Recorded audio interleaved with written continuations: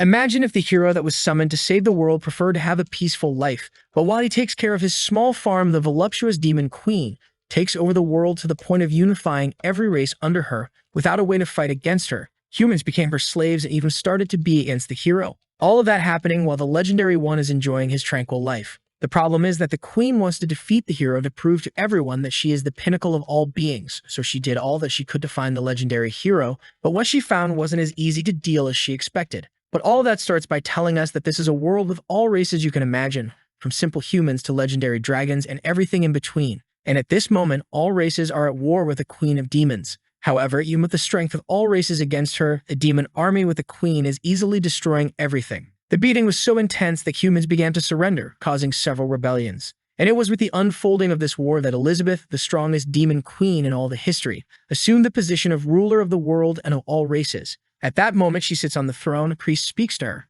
Elizabeth, do not think that you have won. In the future, our hero will come and will completely defeat you. One of her minions comes and kicks him in the head, telling him to respect the queen. This minion of hers is a human who was trained to be the hero, the savior of the prophecy, but he betrayed all of humanity. He takes on a demonic form and moves towards the priest to kill him. But suddenly, the queen tells him to stop and asks the priest, "What is this talk of a hero and a prophecy that ends in the queen's defeat? You filthy human, explain what this means. There are more than 1,000 worse ways than death to make you suffer." The priest explains that the prophecy tells that when a hero appears and removes the sword stuck in the ground, it will be the day when humanity will destroy the demon race and regain control of the earth. The sword is there in the central hall. If you want, go take a look. She goes there, stares at the sword, and thinks, so when the warrior pulls this out, I will die. Interesting. Let's see when that's going to happen. Then she prepares her entire army for the arrival of the so-called great hero. And a year passes, then 2 years pass, but then 3 years pass, 4 years, and there's no one left properly guarding the castle entrance. 15 years later, where the hell is the hero who hasn't shown up yet? Life in the city has even returned to stabilize. The races are all living peacefully. Trolls, lizards, humans, elves, all living in peace. And because of this, most people don't even want the hero to return. They are insecure because they know that if the hero returns, there will be a war. A lot of people will die, and they will have to rebuild the entire empire again. Even a faction against the arrival of the hero has been created. No one wants the hero to come. In the hall, the queen asks, "Does anyone have any news of this bastard who hasn't come to kill me?" The elf tells her that she has contacted all the trees, plants, and insects on the entire planet. No one knows where the so-called hero is. The dwarf says he's dumb and can't collect any information. But of all the weapon shops and blacksmiths in the world, no one has heard of the hero. The trader who is now representing the human race says he doesn't even think it's worth worrying about anymore. Probably the hero doesn't even stand a chance against the queen anymore. But the bull demon who is on his side there already warns. Be careful, the queen is not afraid of the prophecy. She wants the prophecy to happen. She wants the hero to come here and fight her. Better not talk too much about it because she's been irritated for 15 years. The elf says, in fact, this prophecy is probably a farce, and this hero doesn't even exist. At that moment, that guy who had warned the queen that the hero was going to come and kill her enters with a sign from the Anti-Hero Arrival Association. The guy changed completely. Angry, the queen grabs him there with her hand of darkness and asks, "You didn't say there was going to be a hero of prophecy who was going to come and pull this damn sword here? Where is he?" The WoW #1 fan of her says that in fact she is so strong that the prophecy even failed to activate because humanity couldn't create a being as powerful as her. The queen's minion agrees with him. "That's true, my great queen. You don't even need to worry about this hero anymore. There's no chance for him." But he gets a thick tail slap in the face. The queen puts the priest on the wall and says, "Where is this damn hero? I've reached the top of the world, but I need to kill him. Otherwise, everyone will think I'm afraid of the prophecy. Where's this damn guy?" Shigen says she studied all the powers of this planet to learn the magic of the end of the world, just to face him. But where is he? At that moment, she stares at the sword and says,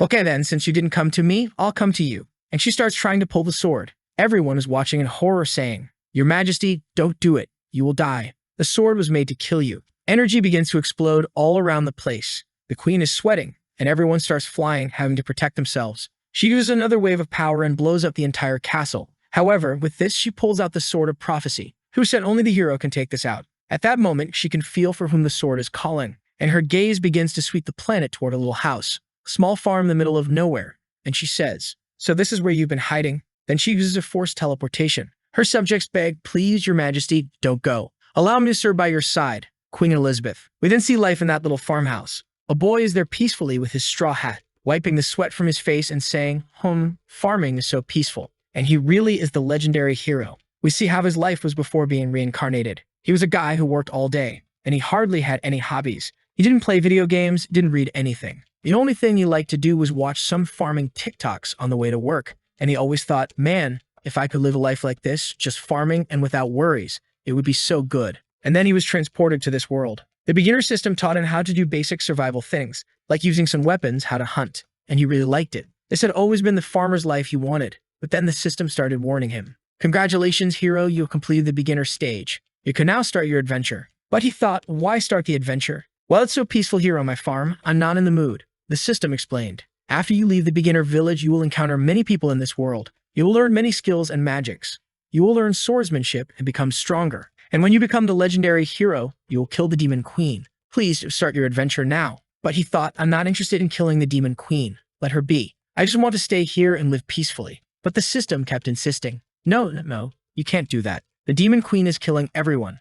Please start the adventure. Start the adventure. Every day he was spamming this to the protagonist. But he soon realized that besides complaining, the system couldn't do anything else. So he decided to live there forever. Since there's the beginner village where the hero starts, it comes with a protective barrier to increase survival chances in the beginning. So the place is undetectable. And time there still flows differently to help the hero evolve more. The days are much longer. He can plant, hunt, forge, meditate, all in the same day. Sure, he still doesn't understand anything about swords and magic, but that's not important. He doesn't feel like leaving here anyway. He'll just stay here with his simple life, doing his farming, very peaceful. But then one day the system got angry and started cursing at him, saying he was only exchanging points for farmer items. And that was a disgrace. It was a shame for the system. He was brought here to kill the demon queen. With that, the system collapsed and exploded. Since then, he never received a message again, and life became more peaceful than ever. He's there on another day of his collection, saying it's time to eat. He realizes he forgot his little axe out in the forest, so he'll have to go back. But at that moment, the skies began to darken and gather energy, and the protagonist thought, oh no, just now. On the other hand, the queen appeared in the sky saying, finally found the legendary hero of all prophecies. Our hero was running because he left some clothes on the clothes line with some fish. And if it rains, everything will get wet and ruin. While taking things off the clothes line, he feels relieved. Thank goodness I managed to get here in time. If it had rained, my fish would be wet, my clothes too. I wouldn't even have anything to wear tomorrow. At that moment, a mechanical dog beside him starts barking. Our protagonist tells him to go inside because it's going to rain, but the little dog nods, indicating for him to look up. Our hero thought, what's that thing up there, son? The queen, hearing this, gets irritated. What do you mean by calling me a thing? He realizes she's getting angry and apologizes. I wasn't seeing clearly. You're kind of far away. The queen decides to check if he's the hero and sends something in his direction. When it gets to his side, it's the sword that surrounded him and went straight to his hand. So it's confirmed, right? He's the hero. On the other hand, our hero is all scared. He doesn't even want this sword, telling her, take it back, I don't want this thing here. The queen, seeing that he doesn't even want the sword, starts getting irritated, thinking, is he hiding his true power? I, Elizabeth, the strongest demon queen in history, I will obliterate you. The protagonist is dying of fear and annoyed because the system had said it was impossible to find him there. The little dog keeps barking at the demon queen, and the protagonist finally understands. Following the logic of the prophecy, it was inevitable that one day they would meet. So there's not much more to say. He drops the sword and walks back home as if he's accepting his fate. I'm going to die anyway, so I'll die peacefully in this house here at least. I've never practiced anything. I have no sword skills. I have no magic, so I'll lie down in this bed and be blown up. However, from the queen's perspective, she interpreted everything differently, as if he had told her that he didn't even need to defend the house, that only his little dog was more than enough, and that she should come at him with everything she has. Obviously, she didn't like that. This cursed hero is arrogant. She immediately sends a bunch of meteors towards the house. However, the little dog starts calculating her power. He prepares a barrage of missiles, shoots in her direction, and stops everything. Looking at that, the queen thinks, I didn't expect the great hero of legends to be so arrogant. Are you really going to rely on an advanced magical tool with consciousness? But in my presence, everything's inferior. The skies then turn purple and she prepares a devastating power, saying she's tired of playing games. However, the little dog once again does the calculations, conjures a black ball, and sends it towards her power. She tells him to stop being disobedient because that power was meant to destroy this entire continent. But when the little black ball touches the power, it turns into a black hole. It absorbs all of the queen's power, who disappears instantly. Looking at the house, she's baffled, thinking, what? Did my magic disappear? What did he do from inside that house? The protagonist is inside, lying on the bed, just waiting for death to come. The queen then descends from the skies to fight the little dog. It seems I underestimated you, didn't I? She unleashes her maximum power, saying that now it will be 100%. The little dog once again prepares his missiles and a huge explosion occurs. Meanwhile, the protagonist is there sleeping. After a while, he wakes up wondering, Am I dead already? Not dead yet. Huh. What's going on? Strange, I'm still at home. Let me take a look outside. Hesitant, he goes to grab the doorknob. He's afraid to open the door and find the queen that ready to kill him. So he just takes a peek. And there she is, holding the little dog all destroyed. Our protagonist calls out the dog's name, Wankai. And the queen, in a mocking tone, says, "Oh, I'm sorry, but I had to completely destroy this magical tool of yours that you're so proud of." Our protagonist is scared, saying, "Can't we talk a little bit, queen?" The queen replies, "Of course, right after I kill you." But inside, she's thinking how unbelievable the situation is. How did that magical tool make me use all my power? Is this the end of the queen? And then she faints there, falls flat on the ground. Our hero rushes to help her, asking if she's okay. And the deactivation of her armor begins, which was sustained by magic. Everything covering her starts to fade away. And our boy obviously has a nosebleed as usual. Sometime later, it's already night. She wakes up in bed handcuffed. As soon as she notices this, she thinks, "Damn, how did I, the legendary Queen Elizabeth, the strongest of all millennia, get defeated so pathetically?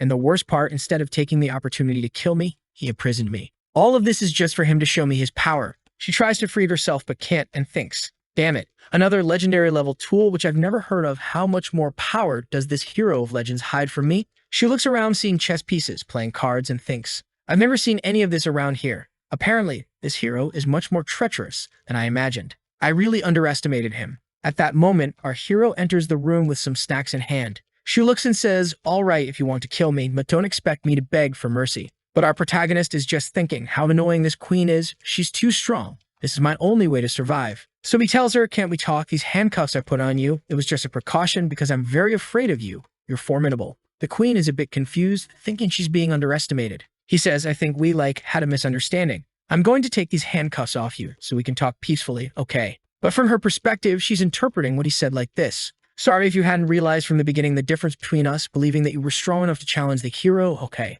I'm going to release you here for you to realize that you can't do anything and you're going to obey everything I say." Then she thinks, this bastard, how dare he threaten the demon queen? He then says, "Ready, I already released you from the handcuffs to show you that I can't do anything against you. Got it? Let's talk." The queen is frustrated. "Damn it, I underestimated him too much, as strong as I am. I also have to know when to surrender, but he will pay dearly for this arrogance in the future." Our protagonist leaves the room trembling and says, "Go rest now." Our hero breaks the fourth wall and says to us, "You must be wondering, why didn't I kill the demon queen? But I've read in the books of this world, and it's extremely common for the demon queen to be revived immediately after dying. So if I kill her, she will come back. The only way to resolve this conflict here is by ending this conflict. There can no longer be a fight between the queen and the hero. As long as I'm not a threat to her, I'll be able to become her friend and we'll live happily ever after." The crazy hero is laughing like the Joker. The queen is just thinking, "Damn, he's still laughing in my face." The prona grabs the little dog there and says, "Hey, buddy, or I'll be up, huh?" The queen, seeing that situation, says, "Oh, so this is your most powerful magical tool?" Our hero thinks it's not exactly a magical tool. It was just a little invention I made when I was kind of bored. And he responds to her, "Yeah, you could say that. It was one of the last things I developed." The queen lets out a little smile, planning, "Perfect, now's the time." He was careless. By taking off my handcuffs, he allowed me to use my secret abyss magic and instantly recover. And now, without the protection of your robot, the balance of this fight is completely in my favor. It's time to kill you. Ready for the attack, she said. "Sorry for breaking your things, great hero." But he replies, "Relax, it's okay. His memory card is still here." Behind him, she's thirsty. "This is the perfect moment. I'm going to end the hero of legends now." At this point, our hero says, "Luckily, I have 6 more of this little body of his prepared, so you don't need to worry about that, queen." The poor girl is speechless. He already puts the memory card in, and the little dog turns on, all happy jumping. Lipping, our hero still says to her, "I even like having company, but sometimes they're too messy, so I just leave one activated." In her view, all of this was a plan for her to be embarrassed. Seeing his distorted smile, she already falls on the bed, not understanding anything. There's no way. It's impossible. Suddenly, she smells something and says, "What's that smell?" Liping says, "I saw you passed out, so I prepared a little meal here to warm you up, and it's ready, all made with the farmer ingredients he grew." But after being a farmer, therefore, the time his level of cultivation is the maximum. The queen looks at the food and says, "Why did you bother with this? Only the weak need to eat. I have transcended. I don't need these things." But she smells the food and ends up feeling like eating. Our hero says, "I myself cultivated all these vegetables and grains. Please try it."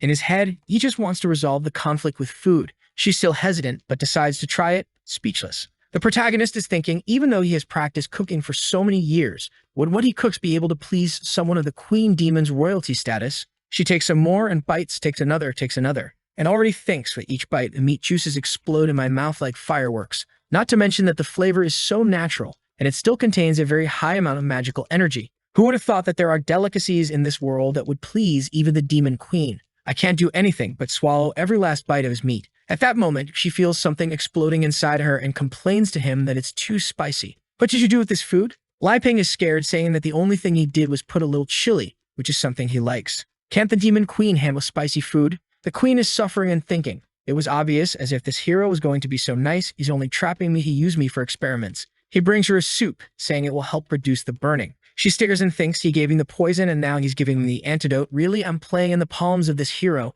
It's such an uncomfortable feeling, though. Suddenly, she transcends and goes to heaven with the protagonist's meat in her mouth. The taste is so comfortable, so peaceful. The war between the demon queen and the hero, none of that matters to me anymore. I'm going to forget everything and live quietly, because I finally discovered how insignificant I am. The food has such a high magical concentration that it even evolves her. Getting stronger, she gets confused. She looks at him and says, "Stop pretending. What do you want from me?" Lai Ping, feeling awkward, says, "What do you think? I just wanted to do some research to see if the demon queen and the hero could live together." But she interprets it differently. In this world, you are the only one qualified to be my research slave. Since I'm the hero, so come here, I will help you get stronger to see if one day you can beat me. Our protagonist asks, "Do you agree with this? I'll keep making delicious food to serve you." While the queen is losing her mind, saying that a knight may die, but not passing so much shame, especially her, demon queen. She is sure that the protagonist's plan is to make her stronger to see if she has any chance of facing him. Thinking about it, she turns there, goes to the bed, stands up, and announces,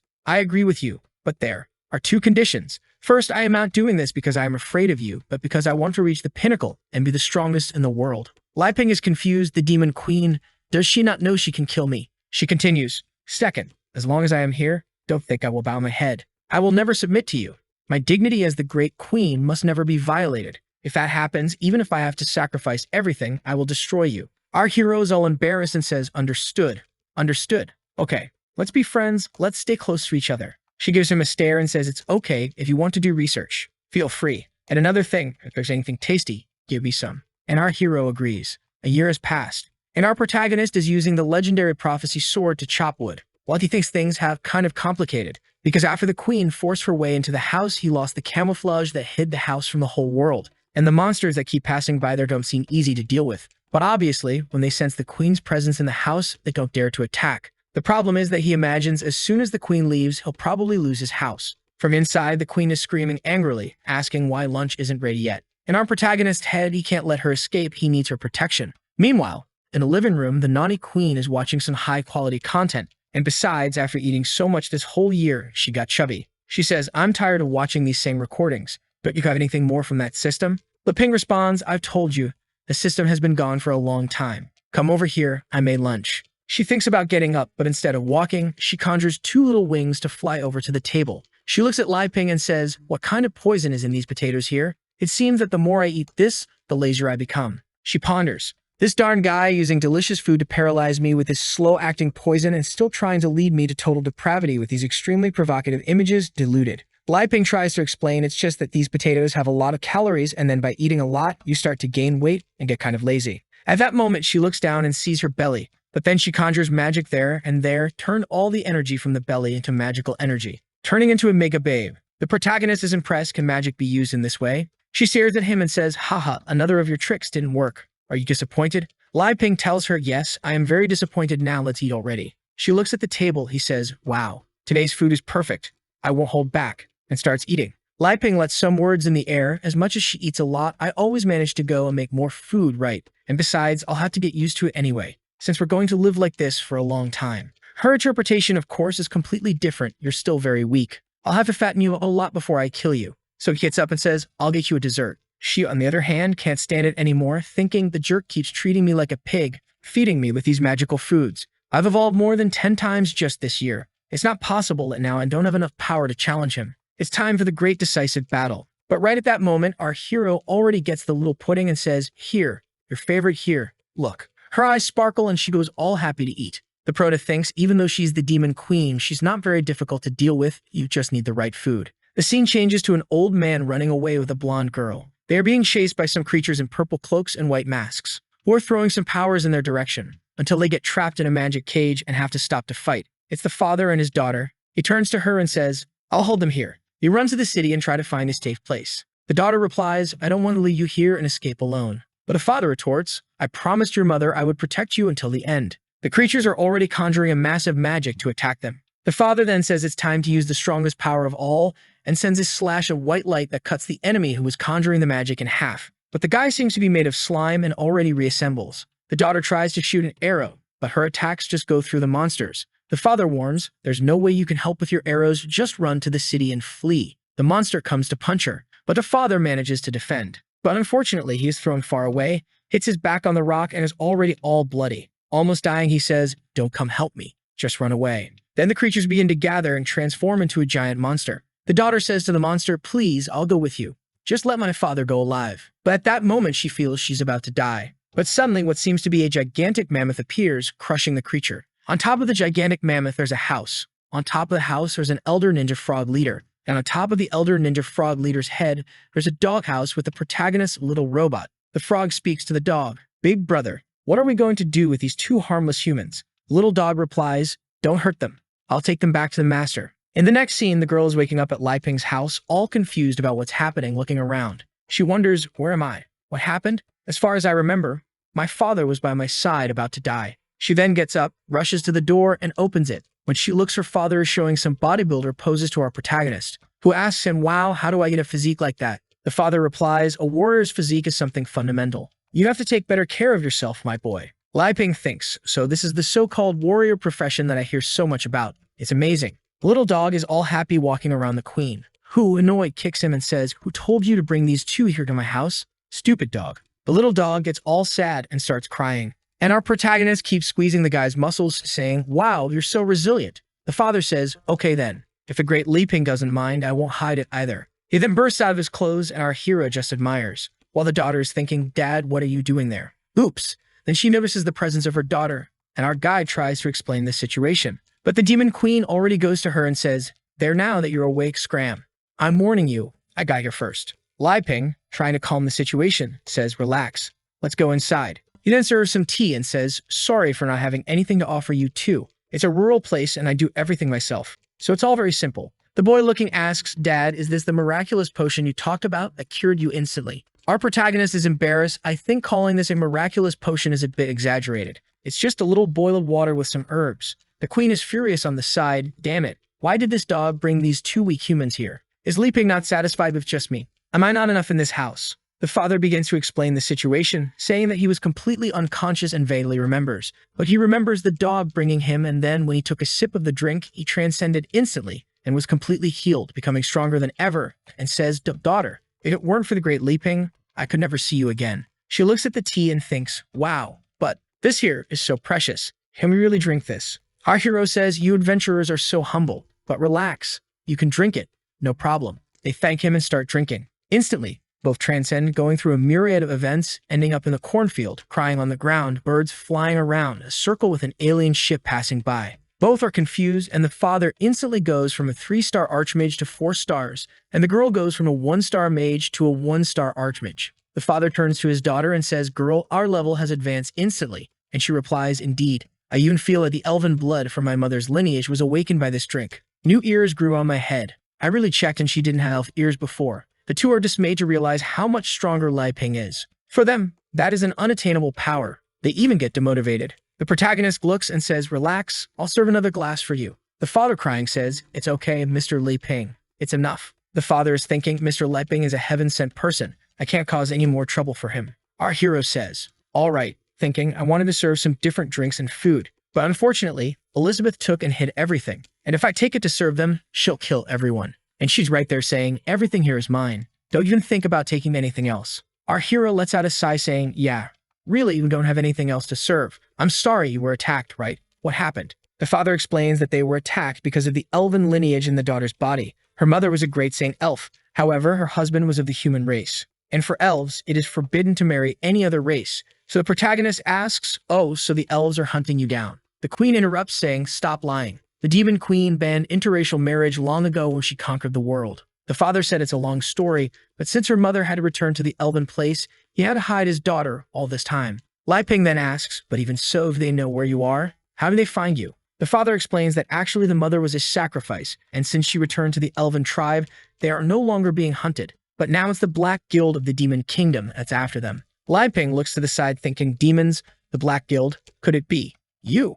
She is angry and points her finger at him, who apologizes. She sits down and tells him to explain where this Black Guild of Demons is wanting to capture elves from. The father explains that apparently this Black Guild is conducting experiments on living bodies to try to bring the Demon Queen back from the dead, and elves are necessary materials. They are trying so hard that even the daughter, who is not of pure lineage, is being hunted. Lai Ping looks thinking, I guess that has something to do with you, doesn't it? The queen grabs him and starts shaking him, telling him not to even think about it. Then she says it doesn't make sense for her to have been here for a whole year and for him to have always seen her, so she couldn't have left. The father and daughter are confused. The queen says, wow, just with my absence for a year, the land is destroyed like this, who has been spreading the rumor that the queen is dead. But they tell her, Queen Elizabeth hasn't been seen for over 500 years. If she were alive, she would have appeared to take over the whole world again. She must be dead, right? Lai Ping is biting his fingers, thinking, 500 years?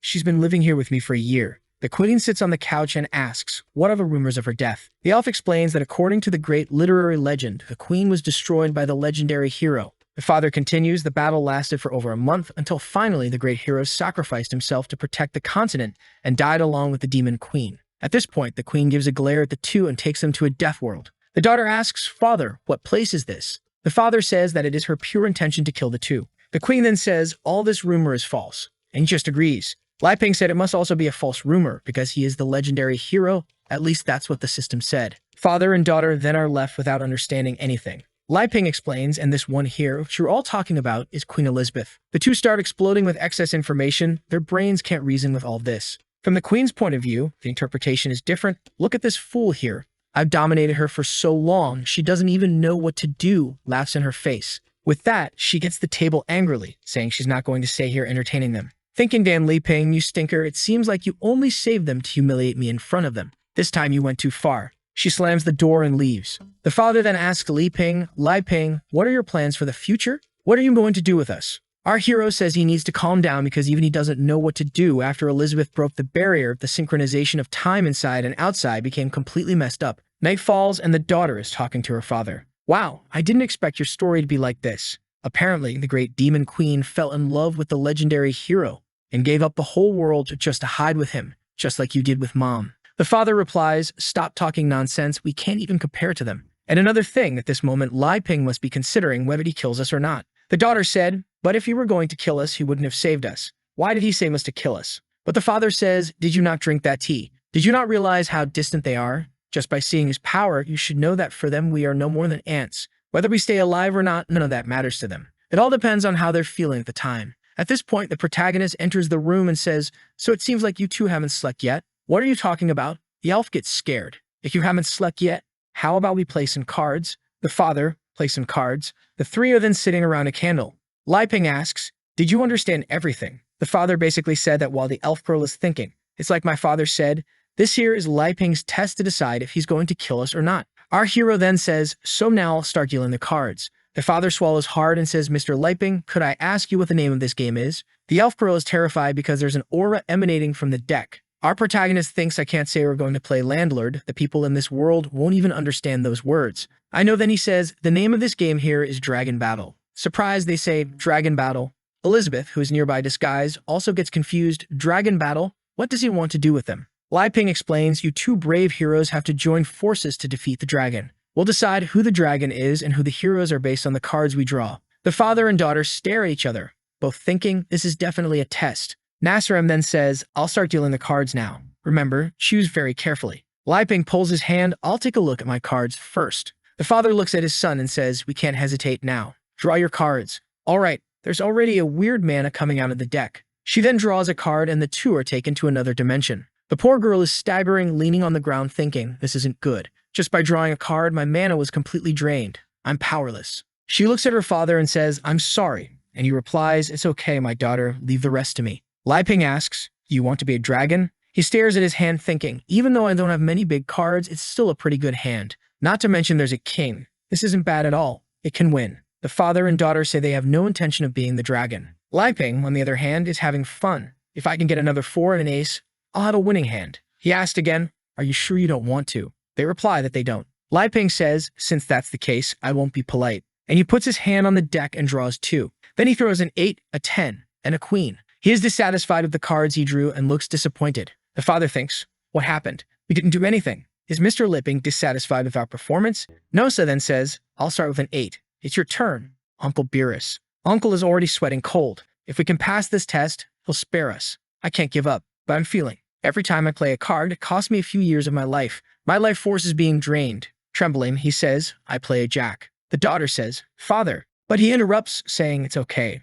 Leave it to me. She then says she'll pass. Liping thinks about their strategy. Besides the royal flush, they can make a sequence from 7 to the queen. Only the 10 and the jack are left. Should I break with the pair? If I do, they'll play a 2. Thinking of various strategies but unable to come to a good conclusion, he says he'll pass too. The father asks, are you really not going to play? Liping says no. The father is confused, thinking, this Liping, he's making me play these cards to consume all my life. Since that's the case, I need to get rid of all this as quickly as possible. He then plays 2 queens, 3 6, 3 7s, according to the rules. This combination of cards is called Flying Dragon. I don't know what's going on, but it seems like all the life energy from his leg was drained. The price for this was a leg. The bigger the cards, the higher the price to be paid. A flying dragon appears between them and both are confused. What is this? The creature then uses a power and hits Liping on the head. Elizabeth watching everything. The father is afraid, thinking he made a wrong card combination. I just offended the legendary hero. But our hero is very calm and says, well played. The father says, it's your turn now, Mr. Liping. However, our hero responds, I'll just pass. You can go again. The father says, all right, and plays a 3, his fingers and leg already starting to feel lifeless. The elf daughter says, she'll pass too. Our protagonist then says, my turn, and plays a 10. Both look at each other knowing they can't beat that hand. Liping reveals 6, 7, 8, 9, 10, jack, and queen, a sequence. Now it's trouble for the two of them. Giant destructive waves begin to appear, and they are both drowning. The father tries to save his daughter, but it's hard to resist the waves. Until they both wake up breathless. I can't play. But our protagonist is calm. Now there are 3 kinds with a pair summoning a group of knights. The father tells his daughter he can't win. But the elf girl says, hold on, I can. The father tells her not to do it. It will cost too much life force and is very risky. But she says, I can't just hide. I also want to protect you and I'll play 3 of a kind with a pair. The knights then go against each other beyond. A battle in the skies ensues and only her knight remains. The father asks if his daughter is okay, and she says yes. Liping praises her move, saying, you really have to protect your allies even if you have to sacrifice your own cards. The most important thing is that determination. Our protagonist thinks, I didn't expect them to learn how to play cards so quickly. The father looks at his dwindling hand. Determination? At that moment, Liping says, now it's too late. The father and daughter are scared of Mr. Liping. Elizabeth thinks things are getting bad. This aura is frightening. Our protagonist then plays 2 jokers. The dimension begins to shatter and a killer clown appears above. Elizabeth seems to recognize what he summoned, saying it's a 3-star demon, a clown king. He was about to attack the other 2, making a heart. But then he notices Elizabeth and says, what are you looking at, huh? Turning the heart into a knife. You better be careful, or I'll kill you. Elizabeth tries to defend herself. Who do you think I am to belittle? But she's angry. All this time she's been absorbing everything the protagonist has been doing for her, and theoretically giving all the possible energy. But she just reached the 3-star level. But this creature that Liping summoned is a 3-star demon. She's confused. How can he summon something of the same power level as me so easily? The father looks at his daughter and says, Elif, I'm sorry, but I don't have this power. It's okay, Gad. How can you blame yourself? It's all my fault. I annoyed Mr. Liping. The poor man is spitting blood, saying, my life force. It's being drained. Liping sees him spitting blood and asks, Uncle, are you okay? Thinking, wow, I don't think his injuries have healed yet. He sees the old man's hand that had 3 3s and 4 kings and says, wow, he could have won a long time ago. He was just letting me play with him. Man, I was so naive thinking I was good. It seems like I just disrupted his rest. With that, he says it's all right and takes all the cards. The dimension dissolves along with the demon, and he stands up, saying, sorry for causing trouble. The father and daughter can't understand the legendary hero, but they are relieved to see they are still alive. Elizabeth is angry, thinking, that ridiculous Liping. He pretended to want to play cards with those 2 just to take advantage of this opportunity and hit me with that clown. The next day in the morning, the 2 are leaving and Liping says, Uncle Bass, do you really not want to stay a few more days? The fruits I planted are almost ripe. He bows, we can't disturb you 2 anymore. Mr. Liping has already been very charitable and gracious. We will never forget. Our hero is a little embarrassed and says, it wasn't that serious. The father says, don't worry. After we leave, we won't tell anyone about what happened here. The elf girl with presents in her hand asks Mr. Liping, you still want to give us something so precious? But he says, it's just a little tea. No problem. Approaching the old man, he puts something in his hand and says to him, oh, and here's something for you too. A memento for you, uncle. The father looks to see what it is, and it's the deck of cards. Li Ping says, "You can keep that. My card skills are very bad. I'm not cut out for this." Then Elizabeth appears, saying, "Hey." He looks at her, and she just opens her mouth. "Go ahead. Get out of here." They both run away, and Li Ping is left somewhat confused. She enters, "Well, now that everything is back to normal, it's time to make some food for this queen here." Our protagonist simply agrees. The father and daughter are running as fast as they can. The daughter asks her father to stop, saying, "I can't take it anymore." But he tells her, "We can't stop. First there was that game of the legendary card test, and then a threat from the demon queen. And then he remembers the night before. The two of them were in the room, when suddenly Elizabeth appeared and cut off their heads, saying, 'I, Elizabeth, command you two to leave this place tomorrow. You must not reveal any information about this demon queen and the legendary hero to the world.' The two replied, 'Yes, your majesty.' The queen explained, 'If you have any plans to go against this queen, your head will be destroyed immediately by the curse on your neck.' The father then tells his daughter, who would believe that the truth of the story is that the great hero Li Ping grew tired of the world's conflict and didn't want to cause harm anymore. At that moment, the daughter says, 'Wait, isn't this place familiar?' He takes a look. 'Huh, did we run this far?' The little dog nearby thinks, bringing them here should be enough for them to stop bothering the master and that evil woman. In fact, they didn't run that far. The little dog just grabbed the two and took them on a rocket ride. The daughter then says, 'Are the bodies of the Black Guild apostles still here?' The father starts looking around. There must be several types of high-level demons nearby. We have to get out as soon as possible. The little dog looks at something approaching and thinks, 'What is that?' 'Whatever. I'm going back home to keep being beaten by that wicked woman.' Those who felt sorry for the little dog being beaten up now know that he quite enjoyed it. In front of the two, a legion of shadows appears. One of the demons that appears lets out a hee-hee, and the others follow with a goo-goo. The father says, 'I recognize that one. He's the great apostle. And he's a 2-star spiritual demon. Besides, there are several 4-star and 3-star spiritual demons, while the father and daughter are just 2 great mages of 1 star. She grabs his arm and says, 'Dad, the difference in strength is too great. Leave me. You can escape.' But the father is now motivated. 'I know the difference in our strength is really huge. But after seeing the realm of those two, these apostles here are nothing. Your father used to be called the Iron Heart of the Heroes.' He points the deck in their direction. 'Daughter.' The demon is scared. The father says, 'Since your mother returned to the elven tribe, your father has been taking care of you and being cautious. But I was wrong. Escaping won't solve the problem. If we can solve this, I'll take you back to the tribe and go after your mother.' He activates a quad invocation, descendant of the god of the 4-card arrow. An elf appears in the invocation. It's literally her mother. The mother grabs a giant bow and arrow and sends it towards the creatures. Upon contact, the creatures are instantly destroyed. Everyone is being evaporated. The great apostle tries to hold onto the arrow and seems to do so effortlessly. But the arrow in his hand continues to gain strength. After some resistance, his head explodes. The father puts away the deck, the elf disappears, and he falls to the ground. The daughter runs, saying, 'Dad, Dad.' The father says to her, 'It seems your father must change professions. From now on, a new profession has been born on this continent, the Master of Cards.' And the elf creates a hole in the path. A week later, everything is calm in the protagonist's little house. He thinks, 'This magical world is so amazing. My attempt to create a hybrid fruit was very successful. But without someone to share the joy of the harvest, it always feels like something is missing. Knights, demon queen, warriors, elves. I originally thought I was content with a peaceful farmer's life. But after coming into contact with the outside world, my heart isn't so calm anymore. I want to see what's on the other side. People are always like that. They get one thing and want two. But I'm so weak. Forget it.' The demon queen appears in front of him out of nowhere and says, 'You seem a bit down. What are you thinking?' He responds, 'I don't know. I guess I want to go out and see some things, but never mind. I'm too weak.' She gets excited. 'Finally, you're interested in leaving this place? Well, come with me on a trip.' But inside, she's thinking, 'I understand that the outside world isn't comparable to you, but your attitude there is already too arrogant.' Our protagonist, hearing the invitation to travel, is surprised. Really? In his head, it's a completely different story if I'm out there with the protection of the demon queen. She tells him to stop talking nonsense and change clothes quickly. The two then put on their adventurer clothes. The queen says to him, 'Wow, I have to admit, not only your cooking skills, but your sewing skills are also impressive.' He replies, 'Of course, those are my specialties.' Meanwhile, the little dog is barking there, wagging his tail. She snaps her fingers, creates a teleportation, and says, 'Well, let's go. We'll reach the nearest city.' Li Ping is impressed. 'Wow, what a convenient ability.' The two then start heading towards the portal, but he says, 'Wait a minute, Elizabeth.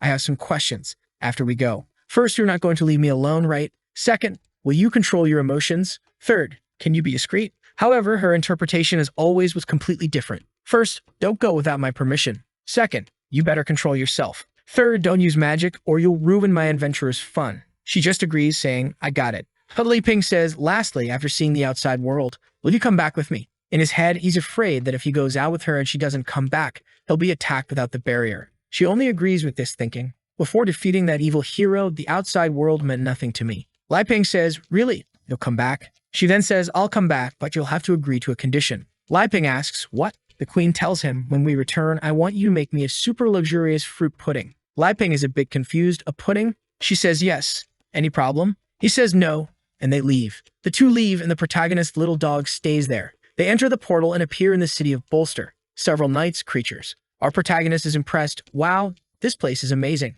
It's like I've entered another world. Look over there, Elizabeth. There's even an equipment shop. And wow, look at this. They're selling ingredients, but this doesn't seem to be just pork. He starts going to all the stalls happily. However, Elizabeth is thinking, 500 years have passed here, but it seems that the changes weren't that significant. Our protagonist, looking around, thinks, this doesn't seem chaotic at all compared to how the old man described. She's feeling proud. This is because I established a very strong foundation here during my reign. In the original world, various forces were in conflict and the situation was chaotic. But I used my absolute strength to suppress everyone and establish a set of rules that made everyone treated equally. So I was the one who really saved the world, not the so-called legendary hero. After this speech, she looks to the side, and where's the so-called legendary hero? He's more interested in a little girl there selling teddy bears. Wow, the details of the stitching are so delicate. They're very well done. Did you make this, little sister? The girl says, yes, I did. If you want, I can even offer you a lower price. But then a pig-headed guy appears, kicking and shouting. Who gave you permission to open a store in this place?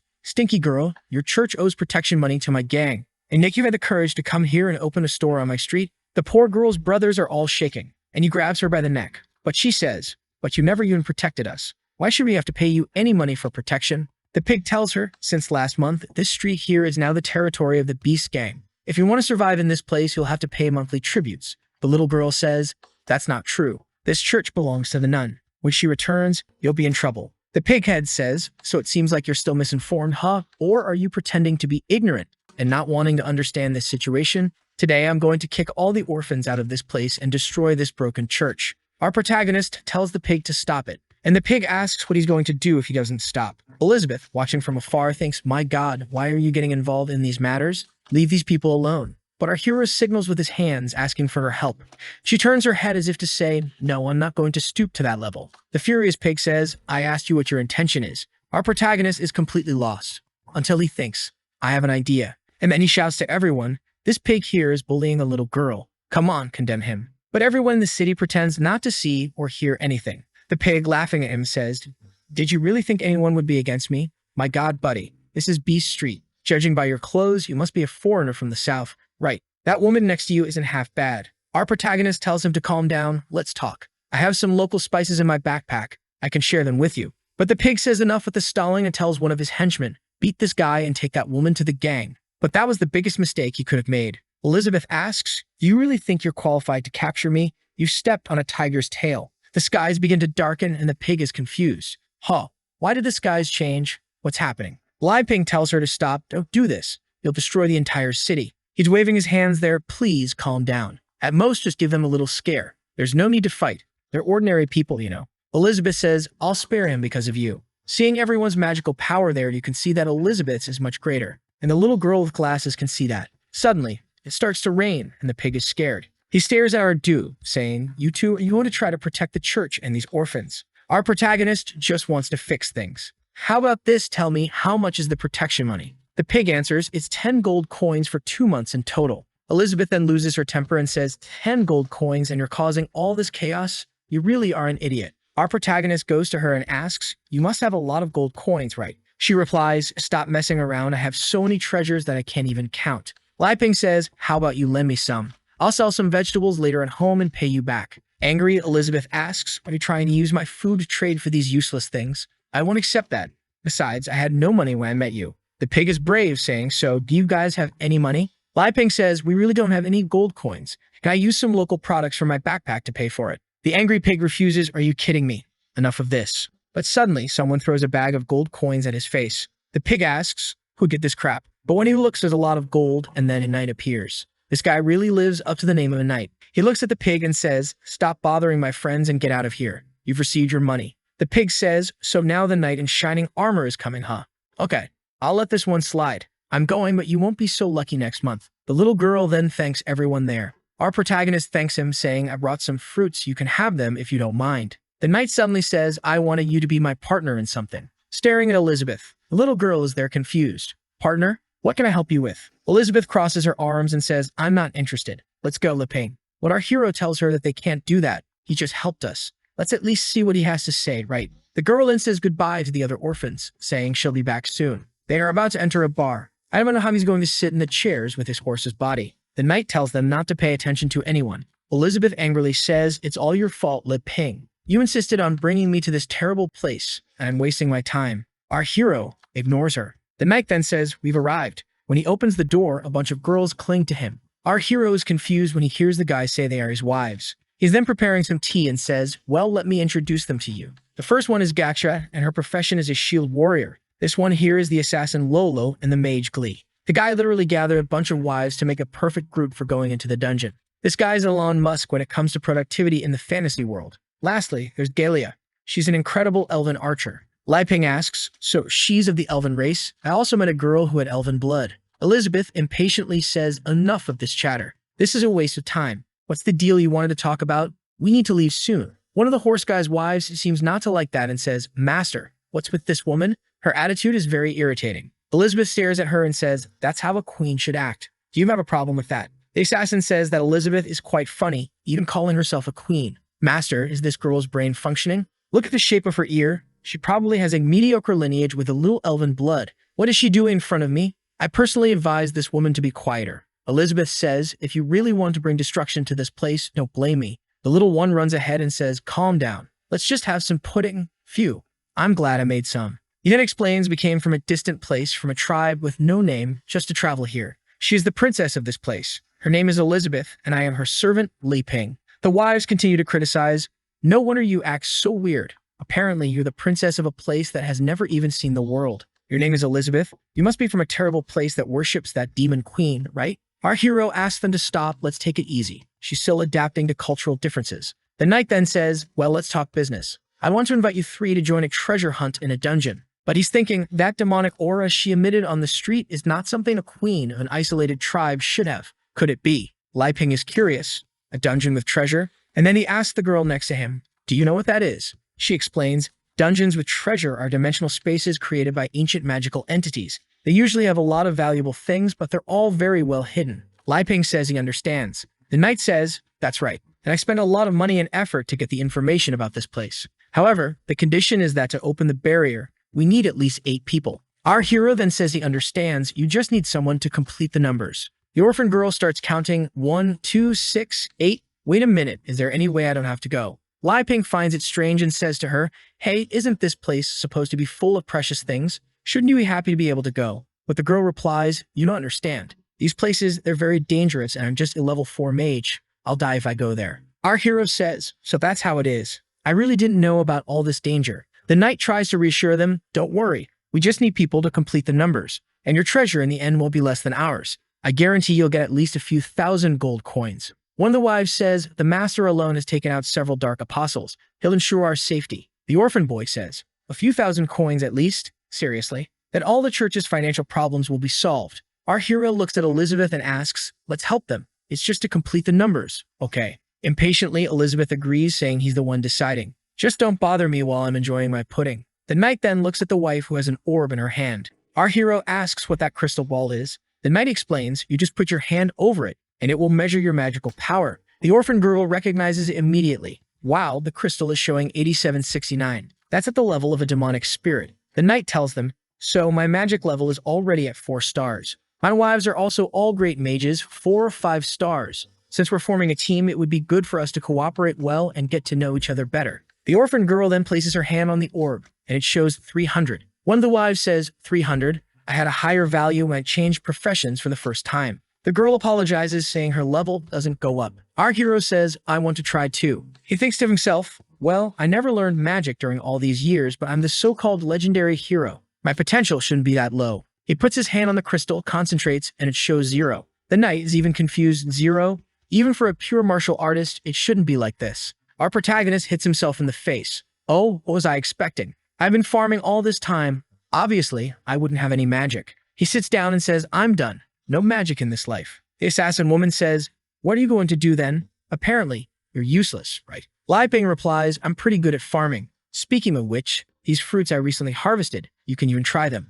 Boy thinks, my god, look at this pumpkin. You can keep this trash for yourself. You really are just a servant. The knight says, Princess Elizabeth, it would be nice if you tried too. Lai Ping says, Elizabeth, just cooperate with him for now. She agrees, thinking, how annoying, he wants this queen to accompany this game with these ignorant mortals. She taps the orb using her power and a glow begins to emanate, making it impossible for anyone to look at. Lai Ping is afraid that if Elizabeth's identity as a demon queen is exposed, it will cause a lot of trouble. Elizabeth says she knows, and since they rarely go out, she'll join this game. She lowers her power and precisely puts in 8,768. The orphan girl says, wow, it's identical to the knight's power. She's also at the level of a demonic spirit. The wives think it's impossible. How is this woman at this level? Lai Ping sighs, phew, thank goodness. The knight tells her, wow, amazing, you really were the princess of a kingdom. With your entry into our group, the chances of getting the treasure will increase a lot. The orphan asks, how are we going to get to this place? The knight looks at one of the wives and she uses something. With that, she activates a teleportation scroll and opens a portal above everyone. In the next moment, everyone arrives at the dungeon. Lai Ping is excited, happy, wow, I even got a little dizzy with this. The orphan feels some strange aura in that place. Elizabeth, on the other hand, has just arrived but seems bored. The knight then says, let's not waste time, let's go straight to the treasure room. Elizabeth suddenly says, you know what? I'm not feeling it. Let's go home, Lai Ping. One of the wives gets irritated with this and says, you weird woman, you came all the way here and now changed your mind at the last minute. Do you know how much a magical teleportation scroll costs? If you're not going in, you better not even think about leaving. Elizabeth looks at her and asks, are you going to stop me? Our hero steps forward to calm things down. Everyone, let's not be impulsive. Listen to me for a moment. Since we came here, Elizabeth, please, let's just take a look. The orphan girl with glasses says, Elizabeth, did you notice? Inside this cave, there's a magical power similar to yours. Our hero is confused. Wait a minute. Power similar to Elizabeth? What's that mean? The knight tries to use his charm to convince the queen, puts his hand on her shoulder. Excuse me. Trust me. No matter what danger we encounter in there, I'll protect you. Please come with me, Princess Elizabeth. They then hold hands. However, she completely ignores him. After passing through the portal with the numbers 788, it closes behind them. Lai Ping asks, can't we go back to where we came from? Elizabeth tells him, stop talking nonsense. This is a special magical space.